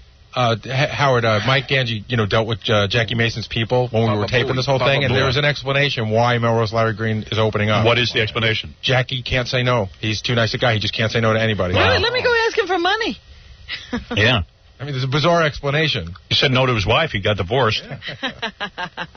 Melrose. I don't believe it. Howard! You're proud that we're playing here. this? He's actually, most people call him and say, please stop playing that. Because they'd want another gig. Right. Good morning, Howard. So, what do you want to say? Well, I don't know. I mean, I wanted to talk about my gig with Jackie Mason, but someone just called me. I don't know what's happening. We're playing it. Oh, you're playing it now? Yeah. How'd you play it? I'll play a little bit more. How'd you hear Factory, Caroline's, whatever. I never stank in front of 5,000 people. In fact, I am so confident that I would stink tonight that I just placed a $10,000 bet in Atlantic City that I would get no laughs. And guess what? Looks like I'm winning right now. So don't tell everybody I stank. Tell nobody I was good. If anybody asks, tell them I stank. Because if even one person says I was good, I'm wiped out. Oh, my God. That's funny stuff, isn't it? Oh, my God. Do you really think that? It gets worse. Oh, my God, man. Do you have no shame? I don't really think it stinks. Do you have no shame? What about the audience reaction? The audience, well, this was an off night. The crowd wasn't that hot that night. But I wasn't nervous. That's obvious. Did you stay for Jackie Mason's show? Yes, I did. And did the audience laugh? They did laugh. For Jackie, they laughed because they paid to see Jackie Mason. But Howard. I would take him 5 different nights, take him to Caroline's, the Laugh Factory, not even say he was going to be there. Not even say he was going to be there. Oh, please, that's ridiculous. And I guarantee you, there's nothing to prove. It's pathetic. It's so sad. I'm going to Minneapolis. All right. Thank you, Melrose. Howard, I got to thank you. All right, it's so sad to hear him trying to be funny even on the phone. But what do you do with a guy you can't discourage? I don't know. But Jackie Mason, man, he is a nice guy to put him on. Thank you. Thank you. Now, I'm going to take a gamble right now. How am I doing so far, folks? I was out here to warm you up. Looks like I'm cooling you off. Oh. You guys like Bill Clinton? Raise your hands if you like President Clinton. Oh. Raise your hands if you don't like. Could we get the house lights on for a second? Oh. Get the house lights. He's bringing the house lights. Got to make the lighting guy work. Yeah. House lights. He's going into the audience He's now. He's trying to wake up people. Hey, can we get this, the house lights? I'm going to be doing some polling here, like the Harris poll, the Melrose Larry poll. I got to see a show on hand. This is a real flop. It's like, now I'm going to try and ad-lib with the audience. Maybe my thing isn't telling, structured jokes. If I get them involved, maybe they'll go with me. Yeah, I'll do a Tony Fields and run around in the audience. Lights on, could you do that? House lights. I got to see this. How many of you like Clinton? Raise your hands. How many of you don't like what's going on with Clinton? Okay, I'm going to talk to this guy over here now, because these jokes are against Clinton. This guy, Bill Clinton's unbelievable. He says oral sex is not really sex. Turn the house lights down, okay? It's painful. How come nobody heard him? I don't know. I mean, they're just not even, they're a polite crowd. They're not even doing anything. I mean, they could be booing. So is Melrose still there? No, I hung up on him. I want to know, did he really ask Jackie Mason? Yeah, he did. And we did. He knows Jackie Mason somehow. And asked him. It's just. How could you do that to a friend? Hey, John, you're on the air. Yeah, this guy is so stupid. Yeah. Melrose Larry Green. I know. I think it would be funnier if, watching Timmy get run over. Right, by a car. Bob, you're on the air. Howard, who died faster, Karla Faye or Melrose Larry? It's true. Karla Faye Tucker or Melrose Larry. Who died quicker, Robin? I would say the audience died very slowly. They had a very painful death. If I was in the audience, I'd think it was like Candid Camera or something. Right. And like it was right? It was like a goof. Something's going to happen. Right. Yeah, that somebody's got something up their sleeves. He says oral sex is not really sex. I looked it up. He says it's in the Bible. So I looked it up in the Bible. Looked it up in Genesis. I couldn't find it. Deuteronomy, couldn't find it. Bamidbar, Shemot, Devarim, couldn't find it. Finally... You went through every Jewish thing. Devarim, Barot. He's trying everything. Jews don't even know what he's talking about. I went through Devarim, Barot. What is that? Who knows? He's a nut. What are you saying? I went through Devarim, Barot. Couldn't find it. Like he's a scholar. Do you know the most sensible thing? I want to scream. The most sensible thing that guy does is stand on a corner and holds up signs. No, please. At least that's legitimate. I found oral sex is sex in the book of Fellatio. I actually wrote that joke, okay? You can tell the jokes are good. The ones I wrote are the ones that are not funny. But that was an exception. That was a funny one I wrote. Bill Clinton's wife, Hillary. You like Hillary Clinton. All the Jews like Hillary Clinton. Give her a big round of applause. Right? You all like Hillary Clinton. Oh, what a patient audience. Oh, my God. Staying. You got to realize there's like 20 people clapping. There's thousands of people there. How many people like Hillary Clinton? He figured out how to get applause, you know. Applaud if you like her. He talks about other people. Applaud if you like spaghetti. Thank you. Yeah. That's what he should do, a list of likes and dislikes. How many people like... Montana, you're on the air. Hi. Hi. Howard. Yeah. It's Montana from Minneapolis. Right. We were at your birthday bash on Thursday. Great party, by the way. Thank you. And Melrose was hanging out with Andy and Chris, our engineer here, and myself. And he was trying out his act on us the entire night. Yeah, it's horrible. It was horrible. Even the drunks in McDonald's were not laughing. Melrose was going to get thrown out of McDonald's. And, what were you went with Melrose Larry Green to McDonald's and he stood up and started doing his act? Exactly. Yeah, that's amazing. That is amazing. It takes a village to raise a child. She has a new book. It takes a village to watch my husband. That's from Jay Leno. To satisfy my husband is the next book after that. Bill Clinton's unbelievable. He's the only guy I know that could divert one sex scandal with another sex scandal. That's Jay Leno's monologue. I know. He's now doing the Tonight Show monologue. That's from Jay Leno's monologue. He said It's exactly. Well, that's what he should do. He should just go around doing the Tonight Show monologue. At least that was not that bad. Those are tried jokes, at least. I know. They're jokes. It's unbelievable. Dave, you're on the air. Yeah, that's more painful than sitting through the Titanic. Yeah. Bill Clinton's unreal. He says, Monica Lewinsky, I feel your pain. That's not all he feels. Let me tell you, Bill Clinton says Monica Lewinsky and he never had sex. Of course they didn't. She's Jewish, and we all know that Jewish girls avoid oral sex at all costs. Maybe an oral surgeon, but no oral sex. Oh, he threw in the laugh. Jay doesn't do that. All right, you had enough? I guess. I don't know. It's oh, my so God. sad. I just thought maybe. You know, nobody booed. I mean, what a polite audience. I know. Can Jackie Mason hear this, you think? You think he's... I don't know. He's Does probably... it get back to him somehow? Yeah, I hope so. Ken, you're on the air. Hey, Howard, how you doing? Hey. I was at Larry's show at Uncle Funny's down in Davie, Florida. Yeah. There was a guy that went on stage before him, first time ever on stage. Yeah. It's funnier than he was. It was absolutely terrible. Some redneck from Davie with a Marlin shirt on came up on stage, did stuff that he probably does in front of his friends at work. Of course. It was twice as fun. I couldn't believe it. Of course. Melrose came up to the table where we were sitting at, and he was talking. I was like, "Get the hell away from me!" He's got a Howard Stern jacket on. I know. He has a big sign, pathetic. That's and awful. one of my drivers was at the Jackie Mason show. The people were booing him off. They were. Yeah, I think he edited out that part. Yeah, that's unbelievable. Bill Clinton did not say lie at the deposition. You know what he said? Keep lying in the same position. All right. At least he's handsome, though. At least women have something to look at when he's on stage. Very good-looking man. Really? Yeah. Oh, yeah. I missed that part. Robin, what's in the news? Lots of things are going on, Howard. First of all, I haven't mentioned this, but John Gotti Jr. is in jail. Right. I know you don't like to talk about these things, but we I don't think there's anything to talk about. we have to bring them up every once in a while. John Gotti Jr., just like his father, they say, was running this crime family. So-called mafia. And just right, like what's his next? father, stop it. They taped him. You know, they're always taping them up. What is wrong with you guys? Don't you know you're being wiretapped? You know, Vinny the Chin, they never got him on tape because he always did business by, like, walking around. Right, he mumbled out in the street somewhere. And go to a payphone. Yeah. But these Gotti guys love to stay in these buildings talking on the phone and stuff. And not only that, the FBI now has wiretaps where even if you go to a phone booth, they have they have guns that they can point at the phone booth and hear everything. You know, I hear all that stuff. Yeah. But whenever you get these tapes in court, you can hardly hear a thing. That's even better. Then you can make up anything. It's like a bad karate movie. And then they have to give you a transcript. Right. So I don't know about this great taping equipment.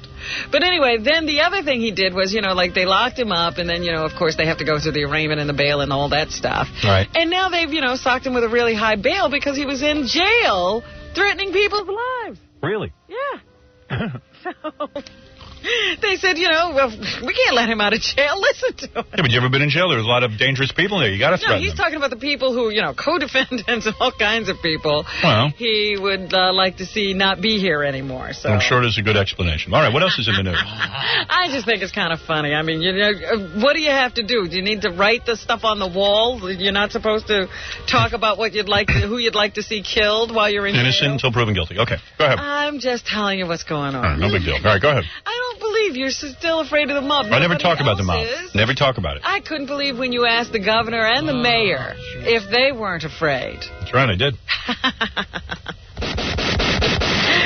You're too much. I just don't think we should talk about it. What's the big deal? They're in jail now. Hey, man, freedom of speech. I don't want to talk about it.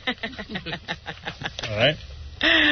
All right, I guess I'll have to talk to you about something else then, since you won't talk about the mob. Go ahead. Here's a question for you. Just suppose you had to choose between these two things. You could either live longer but be sick. Go ahead. Or die younger and be healthy. Which would you choose? Live longer and be sick. Really? That's right. What is wrong with you? You asked me, and they're going to criticize me? I don't understand you. That survey question was put to some elderly people and found, just like you, Howard, most of them would want to live. Of course. How much longer and how sick are you? They say even if it means enduring sickness and pain, they would decide to live. Yeah, because what else is there? Coordinated by a Cincinnati physician. It appears in the Journal of the American Medical Association. 2/3 of the oldest and sickest senior citizens surveyed said they wouldn't trade a single month of life expectancy for a year of excellent health. Well, here's the question. Would you rather live a short life to like 30 and bang every good-looking supermodel there is on the planet? Yeah, have a great time. And have a great body and all that kind of stuff. Or live to 80 and be one of those guys who never gets laid? Oh. I'll go down in flames at 30. No, you won't. You'll take the long life. I just answered the question. I know you better than you know yourself. You don't know anything. You take the long life, because I think you're afraid of the afterlife. There is no afterlife. That's what you're afraid of. You don't know whether there is or not. You claim to say that. And get this, if there is one, I know I ain't going to a good place. There's a cartoon in the paper today about Karla Faye Tucker. Did you see that in the Post? Didn't see it. What'd it say? They have her, coming up to the pearly gates or something, and St. Peter's standing there, and she goes, "Oh, thank God, I've made it to paradise." But she's standing over a trap door, and right after that, and down she goes into the flame. Right, good. Hell with her. So anyway, you would pick the long, sick life as opposed to a short, healthy one. By the way, apropos of what you were speaking about, I want to congratulate George W. Bush II. We're going to get to all of that right now. I just want to say that that's a good move.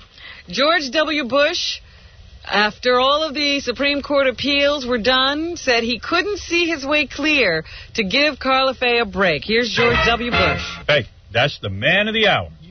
You go, girl. Where is George W. They're behind you on the other side. Wow, you're tricky. She hides the tape. Keeps you on your toes. Yeah, keeps me on my toes. Gotta give you some exercise. I'll just slip these over here. All right, George. Give you some exercise. George W. Bush. It's true. If you didn't do that, I wouldn't even move from this chair. My tuchus looks like a pancake from sitting on it so long. The courts, including the United States Supreme Court, have reviewed the legal issues in this case, and therefore I will not grant a 30-day stay. May God bless Karla Faye Tucker, and God bless her victims and their families. She is gone, and we all agree George W. Bush II made no mockery of the death penalty. Happy days are here again. George W. Bush, W's for won't pardon. All right, what else? David Nunnally is the spokesman for the prison. Nunnally? I used to go to Nunnally's on, remember on Long Island, Jackie? Nunnally's, man. That was hot dogs, French fries, and rides and pinball. Yeah. Yeah, Sounds Nunnally's. like a great place. Well, David Nunnally is the spokesperson for the prison where Karla Faye Tucker was put to death last night at 7:45 our time. Yep. Here he is with the announcement.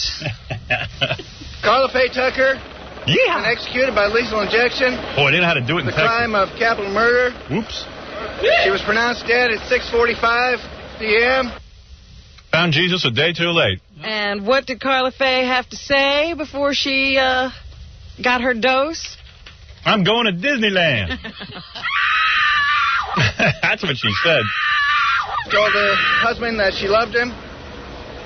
She thanked her attorneys. She also told Richard Thornton that she was sorry for what occurred and asked for his forgiveness. And she didn't thank Larry King for being a shell? How did it go after they started pumping that stuff into her system? Yeah, how'd that go? About 20 seconds into the execution, she coughed twice, let out a soft groan, and then went silent. That's the way I want to grow. They should have beat her to death with a Bible. I would have whacked her over the head unconscious with one of her goddamn Bibles. What do you think of that? Here is Mike Krajcik. He's a reporter for the Associated Press. You know, this is what we ought to do. They get to be witnesses. Let's do that. Why don't we never get to see How do we get to be witnesses? He saw the last minutes of Karla Faye Tucker. I'm going to go face to face with Jesus, is what I heard her say. Oh, that should be pleasant. And then she made an indication that she was through with her statement and the execution began. I would have made a 9-hour statement. Yeah, just talk forever. First of all, I'd like to start with Jesus. I want to thank Jesus. Oh, yeah. It would be longer than Frank Sinatra's speech at that award show. Recite the Constitution. Yeah, right. Anyway, you were saying, Robin. Yeah, it'd be like a filibuster in the Senate. Right. Here is Richard Thornton. His wife was the woman killed with a pickaxe by Karla Faye Tucker. Right. 14 and a half years ago, Karla Faye Tucker exploded my family. 14 and a half years later, she brought my family back together again. Right. And he says even though she asked for forgiveness, he can't find it in his heart. No kidding. I've tried very hard. I still cannot do it. I'm with you, buddy. I think her words this evening were staged. Right. I do not think they were heartfelt. Of course they aren't. He is absolutely 100% correct. And that's that. You are correct, sir. Karla Faye did have her supporters, among them her husband, Dana Brown. He married her in prison. Yeah. He wasn't in prison. Imagine a guy marries a broad who's in prison. They said he never even touched her. Oh, no, they've never been able to touch each other. She's been locked up on death row since they met. Yeah. She didn't cheat on him. That's the best way to get married. Keep that wife under lock and key. What is it, Baba Booey? You know, I was going to wait till we went to break, but I also have a news story that just broke. What is it? Ralph just got here. Uh-oh. And Ralph was at Scores last night. Yeah. And he just told me a really, really bizarre story that I think you should hear on the air about a celebrity that showed up and did some really wild stuff. Oh, good. So let's bring that up after the Karla Faye story. Yeah. Okay. All right. Now we're having it. Let's get back to Dana Brown, a man who married a woman he'd never be able to touch. Yep. That's pretty weird, too. Her walk with the Lord was one that never wavered all the way to the end, and there was a complete peace with Karla. She was not scared of where she was going and not scared of who she was going to be with. Right. You know, it's only because she was a white, thin, sexy broad Larry King was even having her on. You know how many white and black guys, toothless, murderers that are executed all the time, they never get on Larry King. No, nobody. I tell you, I read about it the next day in the paper. We don't even know they're being put to death. Of course. Here's Ron Carlson. Now, this will surprise you. He's the brother of one of the victims, and he didn't believe that Karla Faye should have been put to death. He was fighting to keep her alive. Yep. All they did tonight was kill the body of Karla Faye Tucker, but her spirit still lives on. It lives on in the group you see before us. It lives on in all the Christians out there in the world. The husband of the woman who was killed is furious with this guy. I know. Because that's the brother of that girl who was killed. And he said something like that. And I read in the paper, he just said, this is ridiculous. He just is gullible, and he's in with a group now that is, doesn't want any executions and stuff, and they're using him. Quite frankly, all the people who were supporting Karla Faye, those religious people, they're scary. Chris, you're on the air. Howard, let me tell you something. You are totally out of control this morning. Do you realize the woman is dead? Why do you have to go through with this? Why not? Listen, I'm not even coming from the whole religious aspect of it. Screw that. But you know what? What? She's dead. Good, and we should encourage other people to die who kill. We shouldn't talk about it? Yeah, in fact, dig her up and kill her again. You're making a mockery of it. She's dead. Give it It's not a mockery. Do you have no compassion at all? Anybody who knows me knows I'm the most compassionate man on the planet. Oh, yeah. I'm compassionate for the 2 people who were killed. Playing sound effects of women screaming? Yeah. Come on. I love that she's killed. Thank God for George W. Bush. Thank God for him coming through and making sure the death penalty goes through. We got the death penalty here thanks to our governor, and we can't get a DA to enact it. Well, we are going to be What about compassion? In our coverage of this, Howard. No, we're not. Yes, we are. What about our compassion? Hey, douchebag. What about our compassion for the people who were killed? What about it being 14 years ago, and what does killing her yesterday have to do? You're right. She should have been killed sooner. You're right. I agree with you on. She should have been killed the next day. Wait a minute. But they had to give her something called a fair trial. Listen, if the prison system wasn't like it is, like a country club, and she could be locked in a dark hall, that's where she should be. But there's no reason to say, I mean, you probably tell your... No prison is like a country club, my friend, if you've ever been to prison. Howard, listen. I did 5 years of my life in prison, dude. Don't tell me about prison. Do you tell your kids, tell me why killing someone is making killing all right? What does 2 wrongs make a right for? How about, who do you love the most in this world? Do you have children? No. You don't, do you? No, but I hear you talk about your daughters, and you probably tell your daughters that 2 wrongs don't make a right. I tell my daughters the following. You don't know what I tell them. Here's what I tell my daughters. If anybody ever killed them, I vow I will kill the person that kills them. I won't even wait for the criminal system to do it. I will take a gun and blow their brains out. You obviously didn't. And if you had anybody in your life besides the right hand that you use to play with yourself every night, you would love people. And if any of them ever, God forbid, got killed and had a pickaxe put through their head and the criminal was orgasming while they put the pickaxe through the head, you would want that person executed, you stupid, whining wimp. Let's go to someone else who... Your head is a dark hole. Howard, you just don't even get the fact that someone died last night. You need to watch TV. Oh, I get it. I love it. I love it. I celebrated last night. You're totally out of hand. No, you're out of hand. You don't have any love in your life. You don't understand when somebody is killed. I'm not the one that is bitching. Go sit on a hand grenade, you filthy, wimpy, whining maggot. How is me not having love the person who is sitting here bitching about someone being... Because you're upset that you get no poonage, and you want Karla Faye Tucker because she's a hot white broad. You want her in your lap. You only wish you could go to a bar and pick up a woman, and one day you will get a woman, one day you'll have children, and hopefully those children will be pickaxed to death, and you could sit and worry about the person who killed them. Oh, and I can hear the love coming from your heart as you celebrate someone. I hope you... First of all, you're not even... You're a homosexual, I can tell that. An a-hole. You're a homosexual. A homosexual. You don't even love women. You hate women. You are totally so wrong. Oh, please, listen to your voice. You don't even like girls. Oh, man, Howard, I don't know how you do it. Have you ever had sex with a woman? What? No. What? Mrs. what? Homo. See, now I won't say it because... Yeah, okay. Have you ever had sex with a woman? Homos. Yes, I have. That was a no. And don't think I don't recognize your voice, Michael Keaton. No, he ain't Michael Keaton, but I'll tell you this. It could be Mike Farrell, though. Mike Farrell was fighting to keep Karla Faye alive, and he thinks that...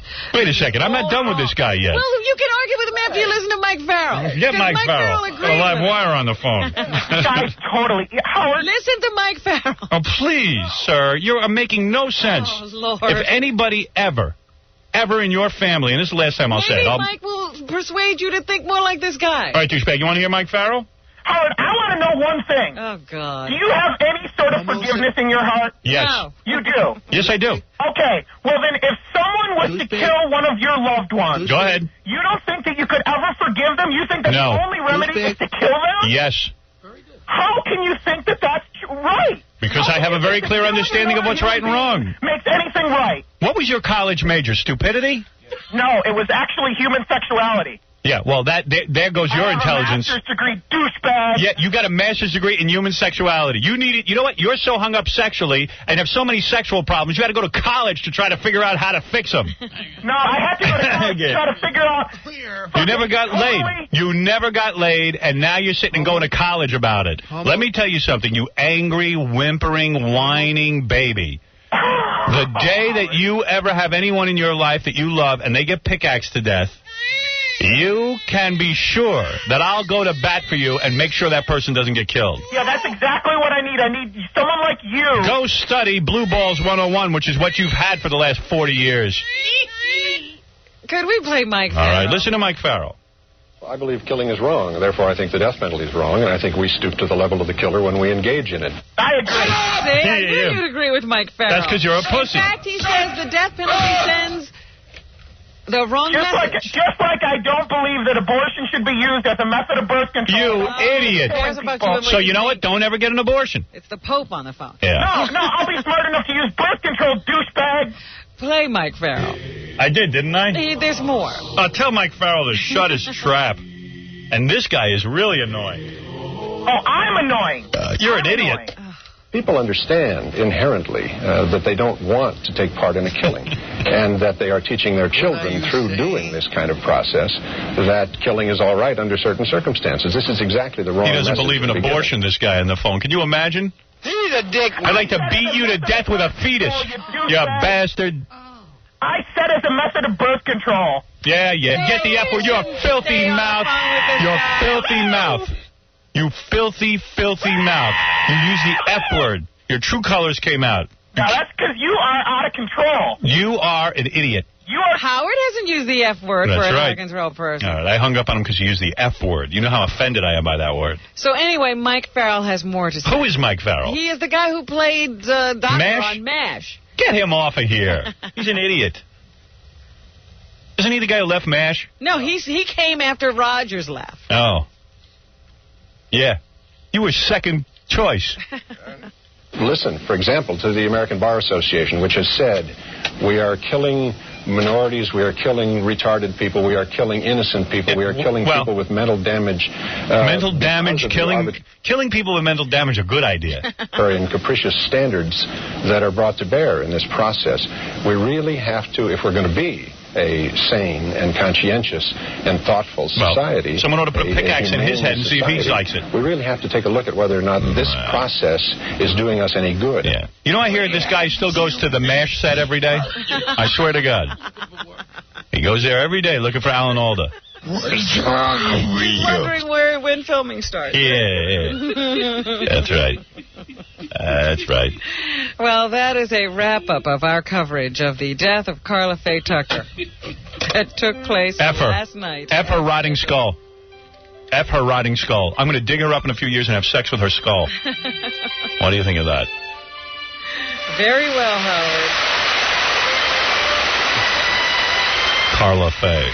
Kishma Tuchis Saran, Karla Faye. Now, what is this story that Ralph has? Come in here. My parents think he looks so gay. His big ugly nose is something scary. The side of his face has a hideous berry. His teeth are even worse than Gary's. Howard's girlfriend, Ralph. Everyone knows that Ralph is best at shaving the hairs off of Howard's chest. But other than that, he's a worthless pest. Howard's girlfriend, Ralph. What the dealio? Your parents are now... My parents saw you at the birthday show, and they went, oh, my God, he's so gay. Did I look particularly gay? I guess. I don't think you look gay. I guess it's your hair, and it's all frosted. In the back, it looks a little gay, maybe. I mean, I'm looking for things. Yeah? Yeah. I don't know. I don't know. I don't think you look gay, man. I know you're not gay. I was getting some good vibes from some chicks. I don't know. I don't get it. Everyone, Robin thinks that you could be talked into being gay. Like, if you were at a party and there were some hot guys there and they all started experimenting, you'd probably join in. I could get talked into almost anything. See, I told you. Well, Robin might be right. There's a lot more to this than meets the eye. Mother, you think Ralph is gay? I don't know. You don't know. You don't want to say. I don't know. Right. Did you give Dad anal sex today? No. And would you give him oral? No. You sure? No. You're not sure? I don't know. All right. Is Ralph gay? I don't know. All right, okay. She doesn't want There's a lot more to this than meets the eye. All right. All right, what's your story? All right, so I'm at Scores last night, and I'm hanging out, and Sandra Bernhard comes in. Oh. With 3 girls who were obviously into chicks, and 3 guys who weren't. Right. And so this whole gang comes in. They sit down. They start, of course, all the girls converge on them. They give Sandra a dance and all that kind of stuff. Yeah. And it was cool, but mind you, Sandra's pregnant. Yes. Pregnant, but still. Oh, wait, here's my mother. 1 second. It was a shower, a baby shower. Hey, Ma. Hi. Hey, Ma. Didn't you say Ralph is really gay looking now? No, I never said that, Howard. You misquote me all the time. It's okay. He's not offended. That. I've got broad shoulders. I can handle it. What did you say, Mrs. Stern? What did you say exactly about Ralph? I say he's a lovely guy. No, I know you like him. Don't worry, you're not offending him. Yeah, really. No, speak your mind. Tell me the truth. Didn't you think he looked kind of gay? I feel he likes to experiment with different things. He's a very creative boy. And so these clothing and his whatever is more appropriate to a woman, is what you're saying. I never said that. Are you saying that he might be riding side saddle? It's not like I wore a dress to the You're saying he might be riding side saddle? No, I never said that, Howard. I don't even know what you mean. You think he's straight? You think he's straight? Do I think he's straight? I never even think about it. All right, think about it now. Do you think Ralph is straight? I think he's a lovely fellow. Okay, and what do you think about the way he looks? That sounds gay. I think he likes to experiment with his looks and try different things all the time. Do you think he experiments sexually as well? I never thought about that. But when you looked at his... Wait a second. When you say he likes to experiment with his look... Yes, he likes to change his look. Right. And what do you think about his latest look? His latest look is, it's not my taste. I would never do it. Okay. But he enjoys doing it. What about his look didn't you like? In other words, it wasn't your taste. It wasn't my taste. Well, it's very bright. It's very, it's like the first thing you notice about him. Right. And I don't think that's what you want for attention. Are you commenting on his hair? Yes. Oh. Is it flamboyant, would you say? It's a little flamboyant. Okay. Would you say that it is more the type of hair that you're used to seeing on a woman? Well, I've never even seen that on a With the frosting and the blonde? It's very, very blonde. Right. Like a lot of women who go to the beauty parlor will frost their hair. But not that. It's not like that. It's very, very feminine. Very severe. Is it feminine? Is it feminine? Is it more masculine or feminine? More masculine than feminine. Is it more feminine than masculine? I don't know. The men all do their hair now. Does he look effeminate? Huh? Does he look effeminate? No. That's not, she what did they say? What did she say what to did you? they say to you? I heard that she was in it. I never said that, and you never And it's heard okay. it from my mouth. Well. What'd your dad say? And what did Dad say about his look? Pardon? What did Dad say? What did Dad say? Dad said he looked womanly, didn't he? I don't think that Dad said anything either. Mm-hmm. How come Ralph's name even came up? Why did Ralph's name come up in the car? How do you know, Ralph? You weren't even in my car. I have spies in the car. Oh, you have nothing. Trust me, she thinks you look like a big fagola. She just doesn't want to. My mother has this thing, like it's almost like magic with her. She can't say anything negativity. No. And she's afraid you'll be offended. I really wouldn't be offended, Mrs. First of all, looking like a woman is not negative. Right. Unless you're a guy. If you're a guy, it might be. I mean, I happen to love women. I know you do. Right. That's why I don't think you give Dad oral. We're finding out a lot about you this morning. I think your mom might be gay. Right. The mom who loves women. What do you think? Right away, I'll be gay, too. You don't do oral sex to Dad, right? You think that's wrong? I do oral sex with Dad. I do what I have to do. Oh, you do oral sex with Dad? I'm not saying. I say I You just said it. I said she did. No, she doesn't. My mom thinks that's disgusting. And my mom doesn't want to put dirty things in her with mouth. my son. Well, you can. I'm not your son anymore. And if you didn't have a microphone in front of you, you wouldn't ask. I would ask you. You never did. Did you ever put your tongue in Dad's mouth? Oh, groovy. Howard. Did you ever tongue kiss Dad? I don't recall. I'm telling you, I don't think she does. Now, you never saw your parents tongue kiss? I think my mom will spread her legs for my father. Let me ask you on something. the missionary Around position. the house, you never saw them getting my father and mother. ugly? Yes, my mother and father kissed. My mother and father kissed in the house, and they would kiss on the lips. But you never saw them sitting on a couch together with their arms around each other. No, and they would. My mom would never open her mouth when she was kissing. It was just little pecks. Huh? Oh, yeah. No, they would hold the kiss for a while. For a long while, but no tongue? Yeah, my mother thinks that's dirty. Real exciting. Did you take off your clothes on your honeymoon? Pardon? Have you another topic that you want? Let me ask you something. Have you ever bought a sexy negligee for Dad? Yeah, he wore it. Dad bought me a negligee. He did? And you tried it on? Have I ever tried it on? Right. Sure. Really? Oh, this I got to see. Hijinks. And it's crotchless? Yeah, baby. Can you imagine? I don't even want to think of my mommy like that. 50-year marriage, Howard. I must have done something right. You sure did. My mom's got beautiful cans. She's got some set. I think my dad's into that. Yeah? Oh, yeah. Loves He's a cans. breast man? Yeah, Ma, you got beauties. Whatever it is he likes. I was always proud of my mom's breasts.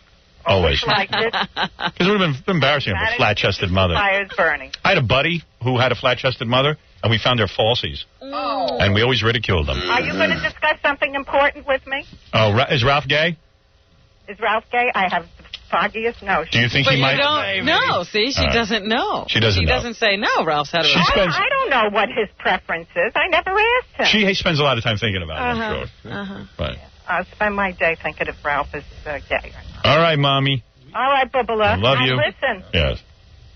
As far as, you're being pleasant about this person that was killed last night. Yes. I'm very happy about it. Listen. Yeah. It's a wonderful, wonderful thing we've done. No, it is not a wonderful. Let me tell you something, Mom. Is she opposed to the death Oh, penalty? she thinks she's going. She thinks she's God. I always will be against the death penalty. Did you know what this woman did? I know what she did. And so we should leave. What should we do with We her? have committed a crime. No, we haven't. We were very much more humane to her than she was to the woman and the guy. Hey, Ma, get this. If anybody ever took a pickaxe to your head, We're or now killers too. Mom, if anybody ever harmed you, Collectively killers. I want you to That saddens me, Howard. I want you to rest assured that if anybody ever did anything to you, a bullet would be in their head. From me personally. That would not please me because That they will die an excruciatingly painful death. to become what the murderer is. No, we're not pickaxers. I will have so much pleasure killing anyone who ever hurts you. I don't believe that, Howard. I don't believe you could kill anything or anyone. Oh. And I only dream of it. off your tongue very easily, but faced with that, I don't believe you would do it. Let me ask you something. You got a big mouth. You ready? You ready to change your whole opinion about that? Yes. You're in a room. There's a gun to your husband's head, a criminal. And I say, Ma, I throw you my gun. I say, quick, shoot him. Would you shoot him? And save your husband's life? I don't know. I was never faced with that. Would you do it? I don't know. I have to answer you that way. All right, you ready? You love your grandchildren, right? My children. Stop it, Howard. Someone's about to hurt them. Are you saying she doesn't love her husband? Yeah, I think she wouldn't care for her husband at this point. You know what I mean? He's a real nag. There's a gun. Let him go. Or there's somebody with a pickaxe. I don't like those for instances. Let me ask you something, Ma. Phony answer. Do you remember my great uncle, Uncle Bob, who was a police officer? He was a great uncle? Yeah, he was my uncle. He was your uncle. He was a police officer. There was a guy I didn't know walking. whether you meant he was once removed No, or whether he's he's a great an uncle guy. of mine. Remember there was a guy running down the street with an axe trying to kill people, and Uncle Bob killed the guy, and he was a hero? When you He did the right thing. become a policeman in the United States, you have to carry a gun. And you know that you might have to use that gun. Of course. This is why I say, when all these people are arguing about this, they say, well, death is not appropriate. Of course death is appropriate. Yeah. And listen, so your grandchildren, right? There's a woman with a pickaxe ready to drive it into their head. Stop it, Howard. Would you kill that woman? I would try to talk her out of it. During World War II, was it wrong for us to go to war and kill people?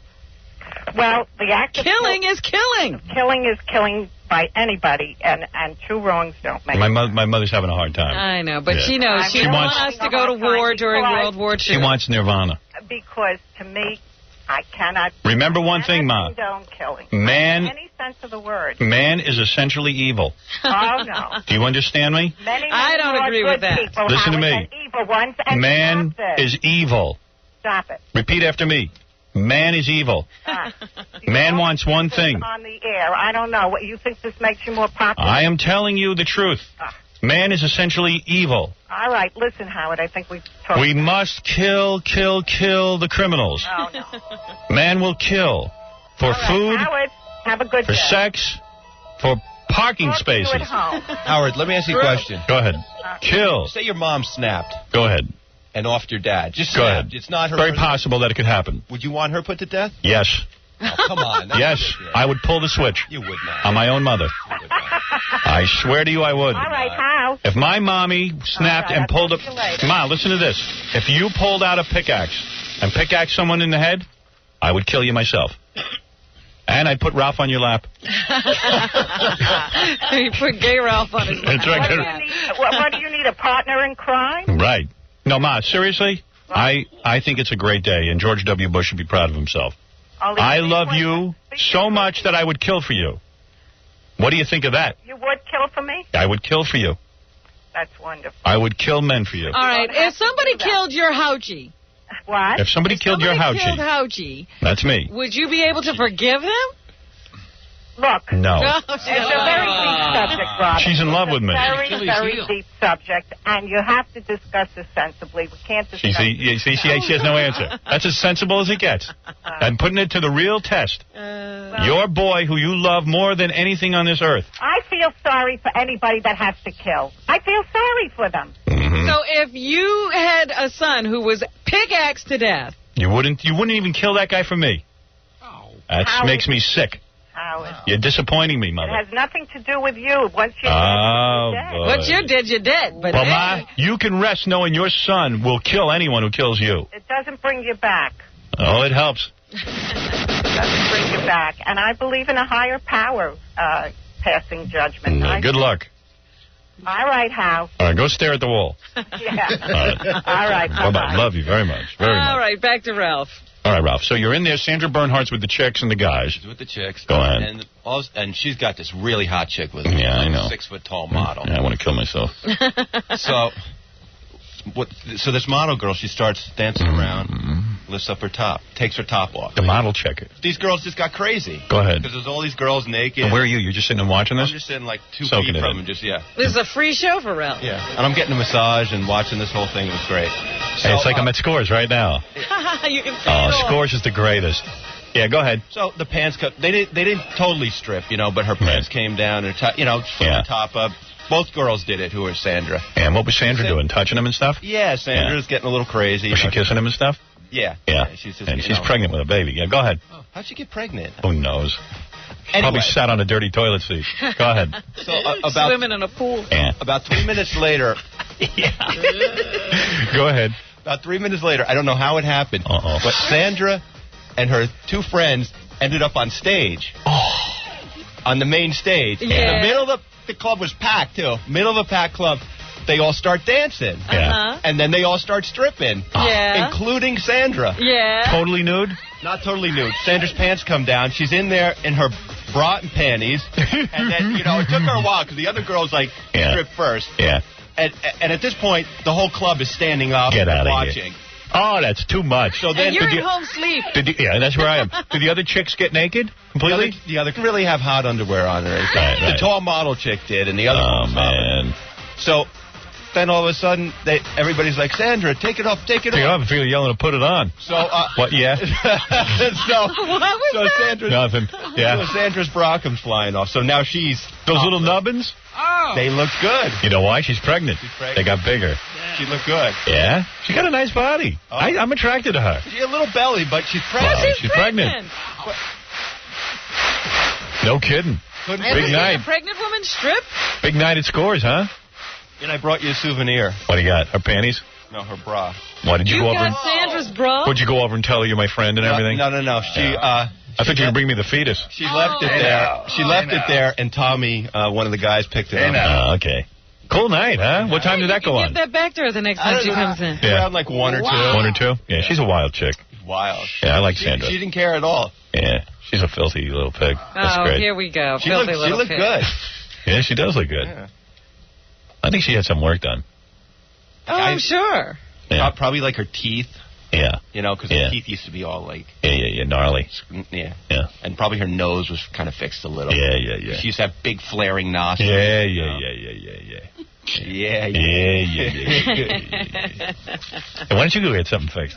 Yeah, look decent. You don't look like such a gay guy. I can't afford to. All right. There he is, Ralph. Gay Ralph. Giving us a report from Scores. Hey, good man. Night out at and Ralph is not gay. I want to say that. Well, you hope he's not gay. I don't care if he is. You have any gay friends you hang out with? Howard says no. You wouldn't care. Ralph's not that way. There's no reason to be wary. He's not gay. Yeah, it's true. He likes to decorate. He cried when he got a tattoo on his hand. His voice makes people laugh. He failed the polygraph, but he's all man.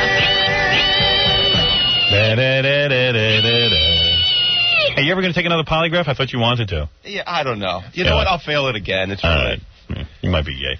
Robin, what else is in the news? We're still talking about the Karla Faye Tucker execution. There's harsh reaction in Europe. Yes. To yesterday's execution in Texas. Yeah, we're going to send my mother to Europe. Spain's biggest newspaper says the execution was an immorality, unworthy of a country that sets itself up as the defender of human rights. Spain doesn't have executions? No. French radio commentators are asking why the Supreme Court and the Texas governor refused to do mercy. Come on, with France again. You know, we do have our friends in Asia, though, where the death penalty is widely accepted. Of course. Many say Tucker deserved to die. One shopper in Hong Kong said his philosophy is eye for an eye. Kill 1 and warn 100. That's right. And Spain, they kill bulls, don't they? Hey now, here's Larry Sanders. Hey now. Hey now. Hey now. And now, because you love him. Hey now. Hey now. Hey now. Hey now. Hey now. Hey now. Hey now. Hey now. Hey now. Hey now. The sign says applesauce. Oh, is that applause? Hey now. Hey now. Hey now. Hey now. All right. Remember the teacher, Marie Letourneau? Hey now. She was the Seattle teacher who was she's hot.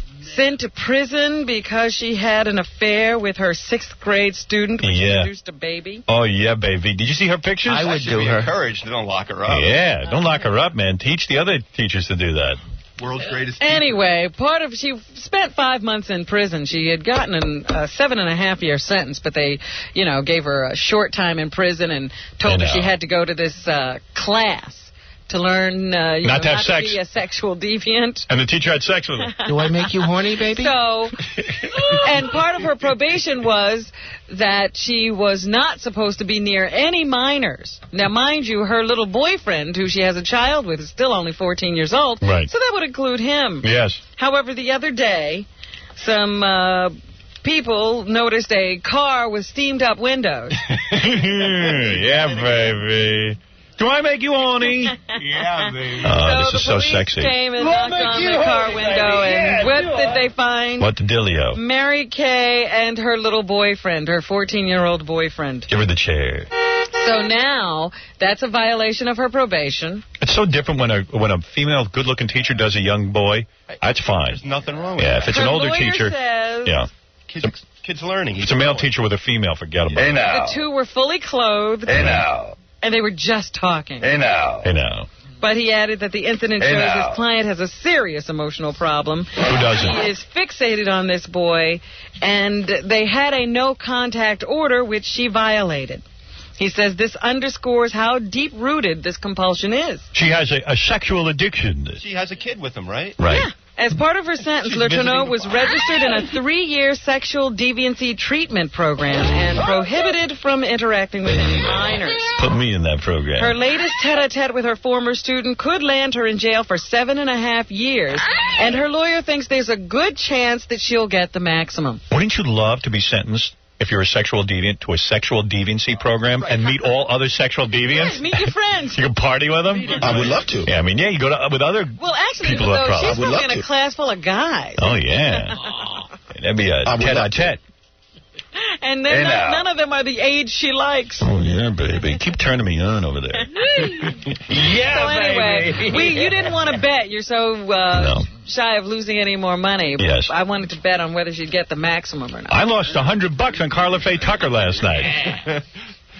With that fakakta to George W. Bush. I thought he was a wimp. I didn't think he'd let her die. What do I know? So I don't know what's going to happen to Karla Faye, but she has to go meet the judge again. Yeah.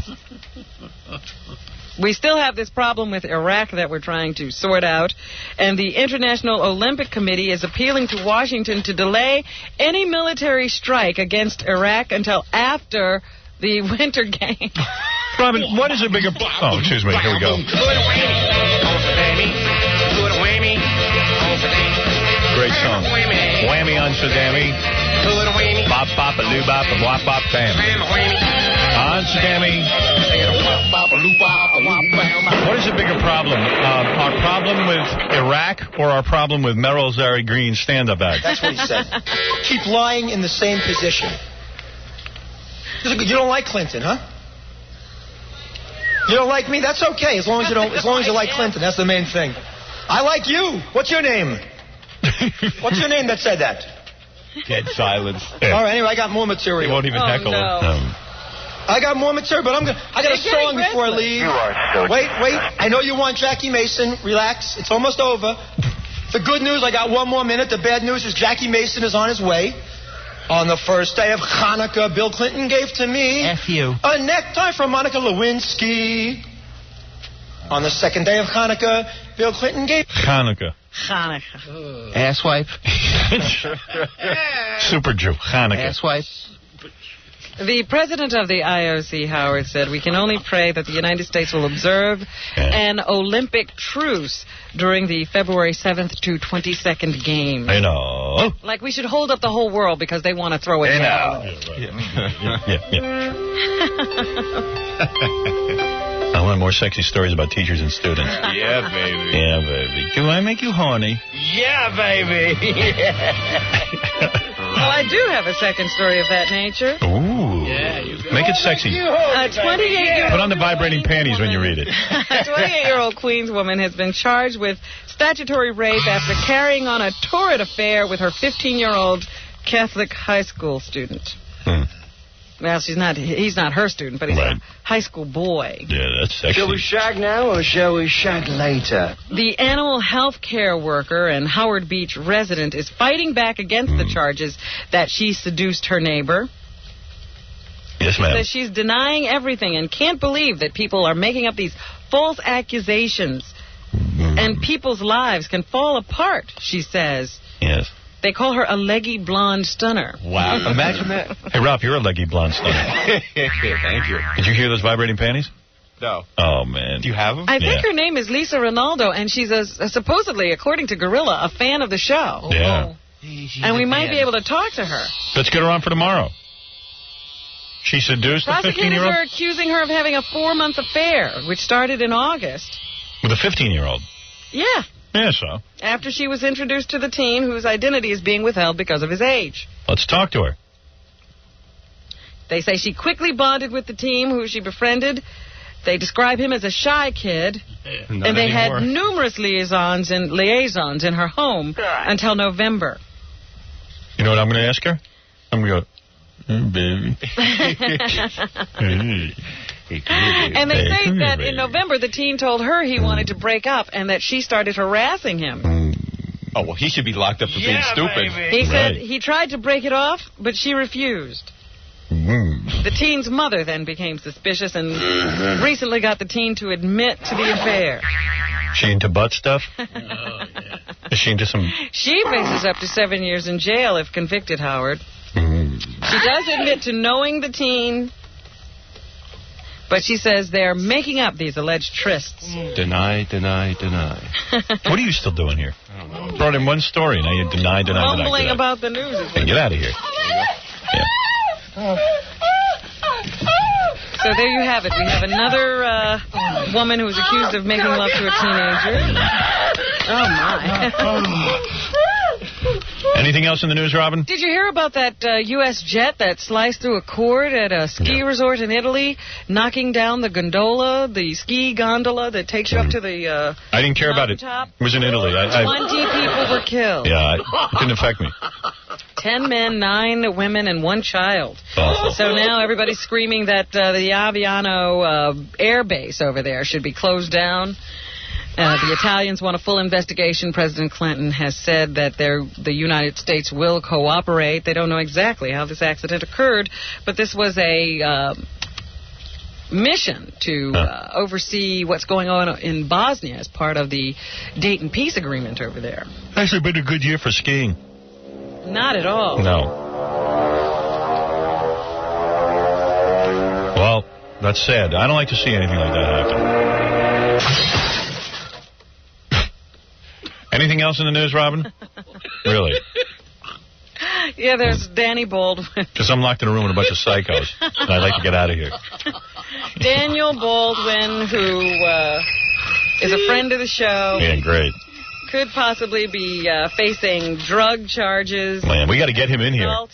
Of his escapades the other day at the Plaza Hotel. His brothers held a press conference yesterday. Cops found 2 crack pipes. One was not enough. 2 crack pipes and several suspected empty crack vials in the $600 a night room in which he was staying. Meanwhile, Stephen was probably thrilled. Had a nice little press conference going. Yeah, he got some publicity. Yeah. They are awaiting the results of lab tests to see exactly what those vials contained. And I suppose if it was indeed crack, they will charge him with possession. But I say, if you don't actually have the crack, can you charge them with possession? Yeah. Anyway, I don't know. that Danny is also facing an outstanding warrant for failure to pay child support. He has 2 children by his former wife, Elizabeth, who he divorced in 1996. Right. So apparently she had charged him with lack of payment, and there was a warrant out for his arrest. Well, they say flying on crack, Baldwin ran naked through the halls of the plaza, babbling strangely on Monday after trashing his rooms. You know what they say he was yelling? Baldwin. Baldwin. He was yelling out his own name. Baldwin. I swear that's what it said. Baldwin. Baldwin. Babbling incoherently, one employee said. He seemed to be repeating his name over and over again. He was rushed to the hospital in critical condition. They had to subdue him and restrain him to get him to the hospital. They say once he was there, he went on another rampage. You all suck! And they gave him sedatives that should have knocked down an elephant, yet it took... He never knocked down. Like 10 people, nurses, doctors, and police officers, and security people, to restrain him then. It's a shame. Good guy. Danny Baldwin, funny guy, too. Yeah, his brothers are saying that he didn't trash the room, but others are disputing that claim. They say the windows were torn, and desks and chairs and nightstands were knocked over. And when he asked if they were going to get Danny some help with his problem now, his family said, that's our business. Yeah. So leave it alone. He was here filming a movie called It Had to Be You, in which he plays a hard-boozing cop. Well, maybe he was sort of, getting in character. Research. Yeah. And filming began on Monday in Central Park. I wonder what they'll do. Oh, is that right? Yeah. I hear he's upset he wasn't nominated for an Oscar this year, so that's what led to this. Oh, come on. Yeah, couldn't have been it at all. I know Danny. Anyway, from some old interviews, we have a little bit of Daniel Baldwin. They're here. Let me, can somebody run and get these real quick? That'd be Jackie. Danny talking about some things here. Jackie's slow. Yeah, I said run. Forgot what I was talking about. The slowest guy.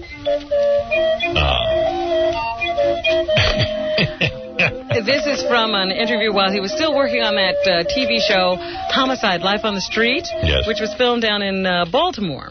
And he said, apparently he played a guy with a lot of problems. He said, at that time, I'm not really as dark as the character I'm playing. Turns out he was. This is not me. This is someone else. So these dark places that are required for me as a human being to go to in character in order to attain this emotional level are very frightening places. See? Maybe it was the role. They're not places that you like to have to do 10 takes in doing either, He's got to go to a dark place. So it's very challenging. Yeah. He also says that he used to, while he was sitting on the set or, not working, he would watch drug deals go down right on the streets of Baltimore. I think he was watching real close. I put this coat on and rubbed dirt all over my hands and my face and took an Evian bottle and put it in a paper bag. And I sat on the corner and I watched how the prostitutes worked and where they went and they did their thing. And I watched how the spotters spotted for 5-0 or the police and the runners came from the spotters to make the drug deals, and then went around the corner and they lowered a bucket down and put the money in the bucket went back up, the bucket came back down with the drugs, and he brought it, then the runner, back over to the spotter brought it back. All those brothers sound the same. Don't they? They all sound... And I sat there for about 4 hours and I watched this, and I got a lot of looks and everything, but no one bothered me because I didn't bother with anyone else. Watch the whole thing. It also ought to sound like this. Yeah, that's Steven. Steven sounds exactly like that. Then I put a chunk of hash in my butt. And saw the whole thing go down. Saw the whole thing go down. And he said most people's bad days don't even compare to a cop's bad day. I should really wonder and put things in perspective when you say you had a bad day at work. You having a bad day or us having a bad day. You had a bad day yesterday. The few times when you felt like you had a really bad day. I'd say that a really bad day for a fireman or a cop means that they probably didn't come home at all. Kind of puts things in perspective for you next time you think about having a really bad day means consider a bad day. Being found naked in a room bloody and yelling out. I wonder if he still feels Baldwin. That's a bad day. Maybe that's a pretty bad day too. Yeah. And as the Olympics are approaching, we're trying to get our ski team together. Remember Peekaboo Street? No. We learned her name from the last Olympics. She had 2 hippie parents who named Peekaboo her Street. Peekaboo Street. Yeah. And, she's a champion skier, won some medals in the last Olympics. Well, she had some injuries, and she's trying to make a comeback. Apparently, she had a little crash on the slopes yesterday. Here's her emotional reaction to crashing. I only cried for a minute because I just had to get over it. That's how I am. I got it out right there and got over it. All right. So there you have it. She only cried. Good for her. I'm sure she'll be fine for the games. That's what's happening. Peekaboo Street. Peekaboo Street. Peekaboo Street. All right. Her brother's name is Pinocchio? Pinocchio Street? Yeah, Pinocchio Street. All right. Hey, anyway, we'll be in tomorrow. We got a whole panel of people coming in to help choose who's going to get the massage, and these guys... Good, because we got some tough contenders. Yeah, and there's some trivia experts coming in tomorrow to help give away the rest of these stand-ups. Okay. And later this week, Daniel Carver movie review, nude massage, of course, what we've been talking about. That's Friday. Jackie the Joke Man Martling, his 2 Filthy Joke CDs, Sergeant Pecker and the Joke Man are only $12 plus $4 U.S. shipping. Also on cassette, buy 2, get 1 free. Call 1-800-323-KING. And his Disgustingly Dirty Joke book is in all major bookstores coast to coast. For information and jokes, visit jokeland.com. Where are you going to be, Fred, this weekend? Bash on Ash, Tempe, Arizona. Tempe, Arizona. And tomorrow, I'll make sure you get those private part stand-ups. Hey, don't forget the E-Show tonight. It's day 3 of the big birthday bash. Those shows look great. They're a lot of fun to watch with the Whack Pack and the Show Wives Table, Slow Adam, the return of Gina Man. Gina Dance, Jerry. And also, Hank the Angry Drunken Dwarf's breathalyzer test tonight on E! A lot of people didn't believe the result. You'll see the proof on E! tonight.